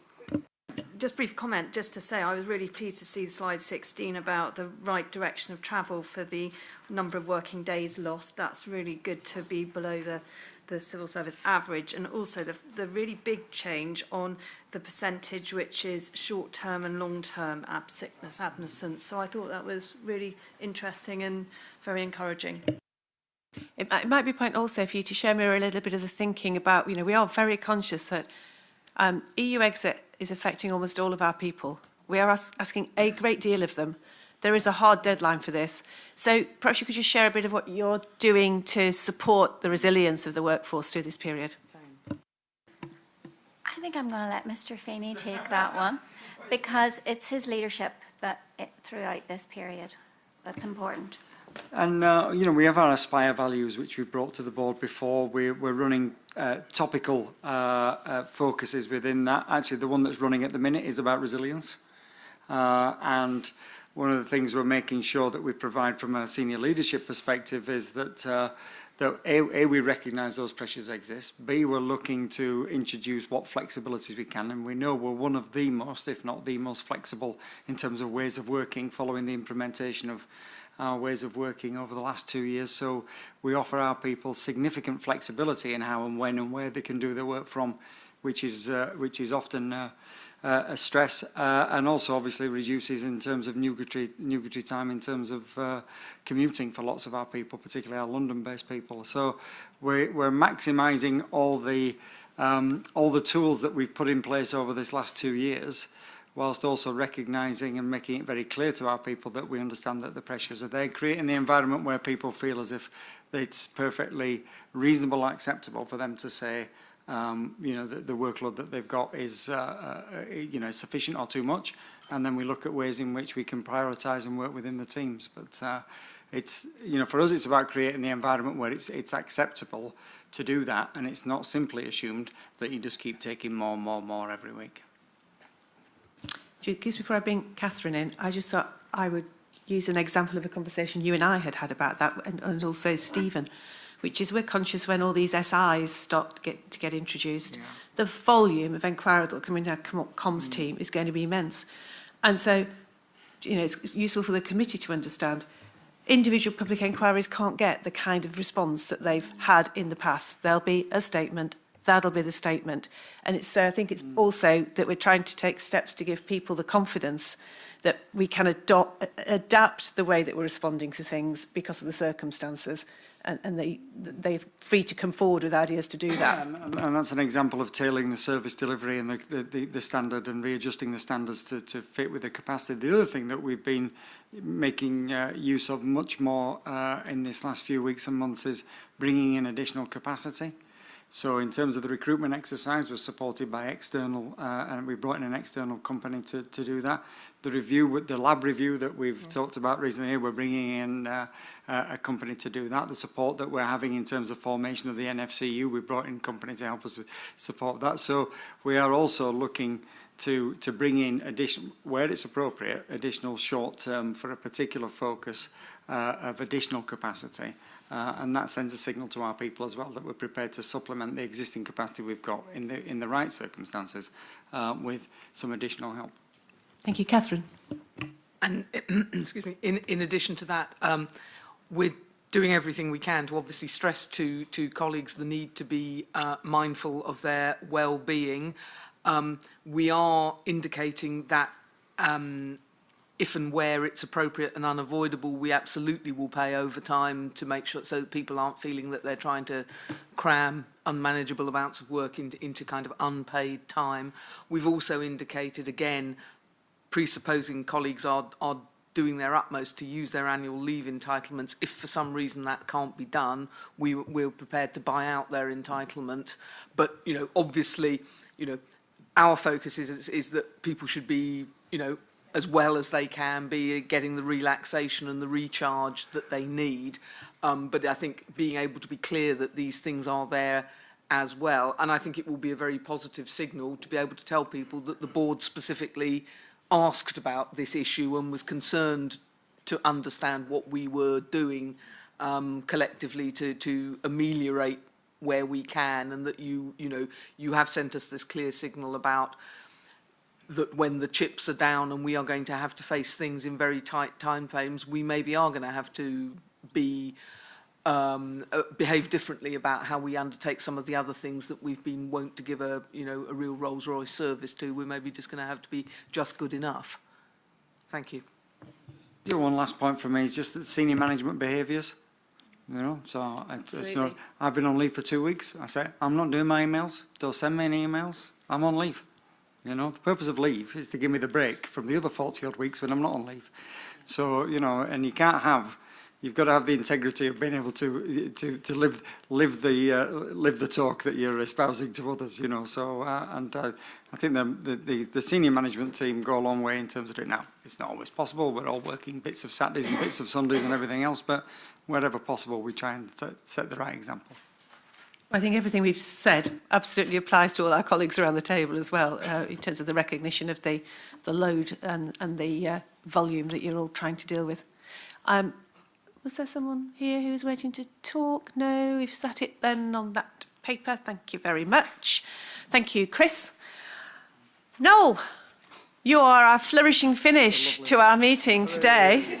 So I think everyone knows Noel, who's our manager for FOI complaints and transparency, and the business committee every year reviews our freedom of information and whistleblowing. So Noel, over to you. Yes, thank you, Chair. And as a flourishing finish, and I hope I don't disappoint. I'm pleased to present the annual report to the committee, a report which covers, I guess, the three key pillars of my portfolio: FOI, external complaints, and internal whistleblowing. And just on that point, I just want to emphasise that it very much centres on cases of whistleblowing within the organisation, not external concerns raised.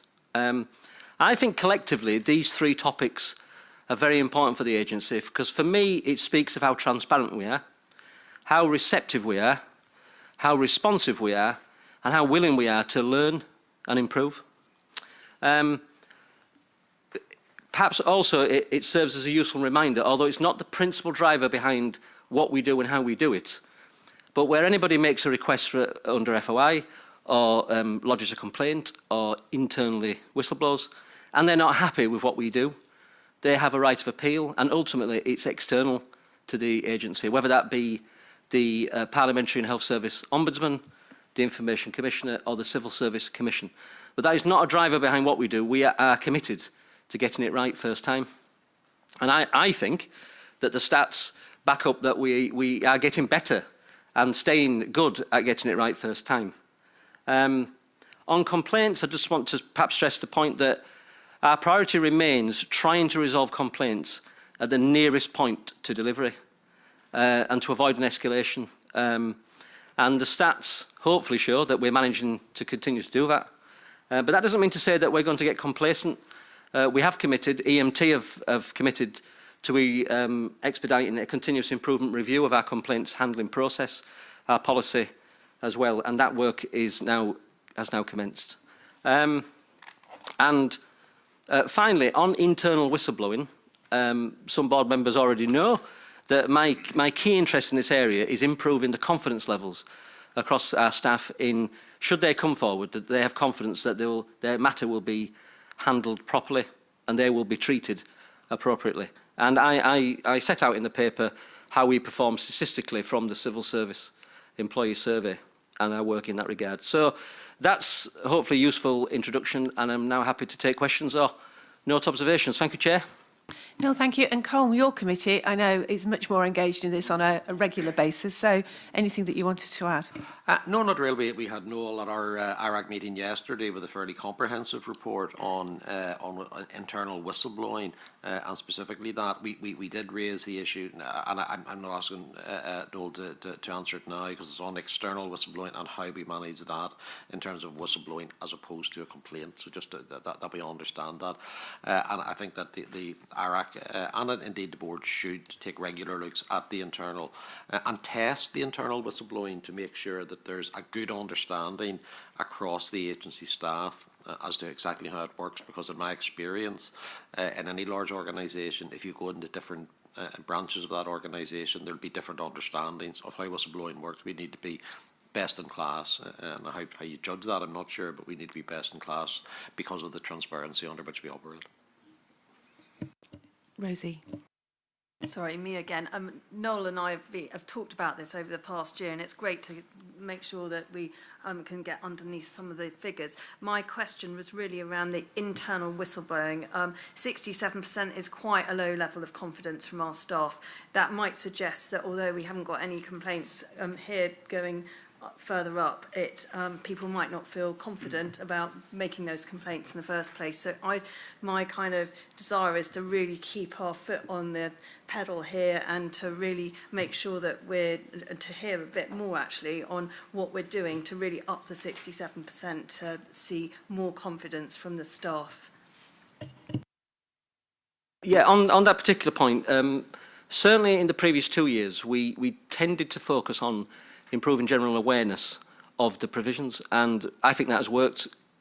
Reference to 2 other indicators about the knowledge of the Civil Service Code and knowledge of how to raise a concern. What we've decided to do from this point onward is using the Civil Service People Survey data is to commence a programme of targeted interventions with groups of staff who are telling us through the survey that on balance they have less levels of confidence, and we think that is the way forward. Now, we're not just going in that in terms of setting up a workshop, we're working with our colleagues in analytics to craft an appropriate set of questions to get the very best from those interventions. So hopefully, we've done some work in that area already this year. The survey is due imminently. We'll have the results in November. So hopefully this time next year, I'll be able to advise the committee that we've seen that improvement. But we won't rest until we sit amongst the civil service high performers. Thank you. Just the kind of attitude we like. Catherine, did you want to come in on that? Thank you. I wanted, if I might, to actually excuse me, ask Noel a question which I think kind of straddles what we were talking about before we took this item. Clearly, freedom of information requests are something we're starting to now see a bit of an upswing in relation to the EU exit work. We're getting a lot which are kind of round-robin ones going across government, and a lot which are clearly about getting under the skin of the information we hold, the analysis we've undertaken in relation to what's informing, putative negotiating positions and the like. I just thought it might be useful for the board to hear kind of what we've been working on in terms of how we're preparing to approach what we identify as most likely to be in a sort of an increasing demand, and arguably one which really pulls us in directions we could ill afford to go. Thank you. Yeah, thank you, Catherine. There's perhaps 2 parts to my response. The first centred in the immediate. We, in light of the imminent publication of technical notices, we do anticipate there may well be some FOI requests, and to ensure that we brigade the right level of resource to handle that, we've actually set up the briefing cell, which is something that is more normally set up in response to a major or severe food incident. And the idea is that we will scale up and scale back down if we need to do. And that's the more immediate response. In the medium to longer term, we are actually increasing the level of resource that the EU exit team will have. And my team have already scheduled training for 2 members of that team in order we have the confidence that they can handle FOI requests at local level. I mean, we'll keep this under review. It's perhaps right to say that any request that comes in, we are duty-bound to handle it and to process it within the terms of the Act, and we will continue to do that. Thank you. Thank you. It's a really good point to raise, so thank you very much for making us aware of that one as well. Any other input or questions that anybody wishes to make on this report and the direction that Noel's set out going forward? No. In which case, Noel, thank you very much for your efforts in this area, and keep up the good work. And that, I think, is it. We have no other business on the Business Committee agenda, so we will conclude the meeting. Thank you very much.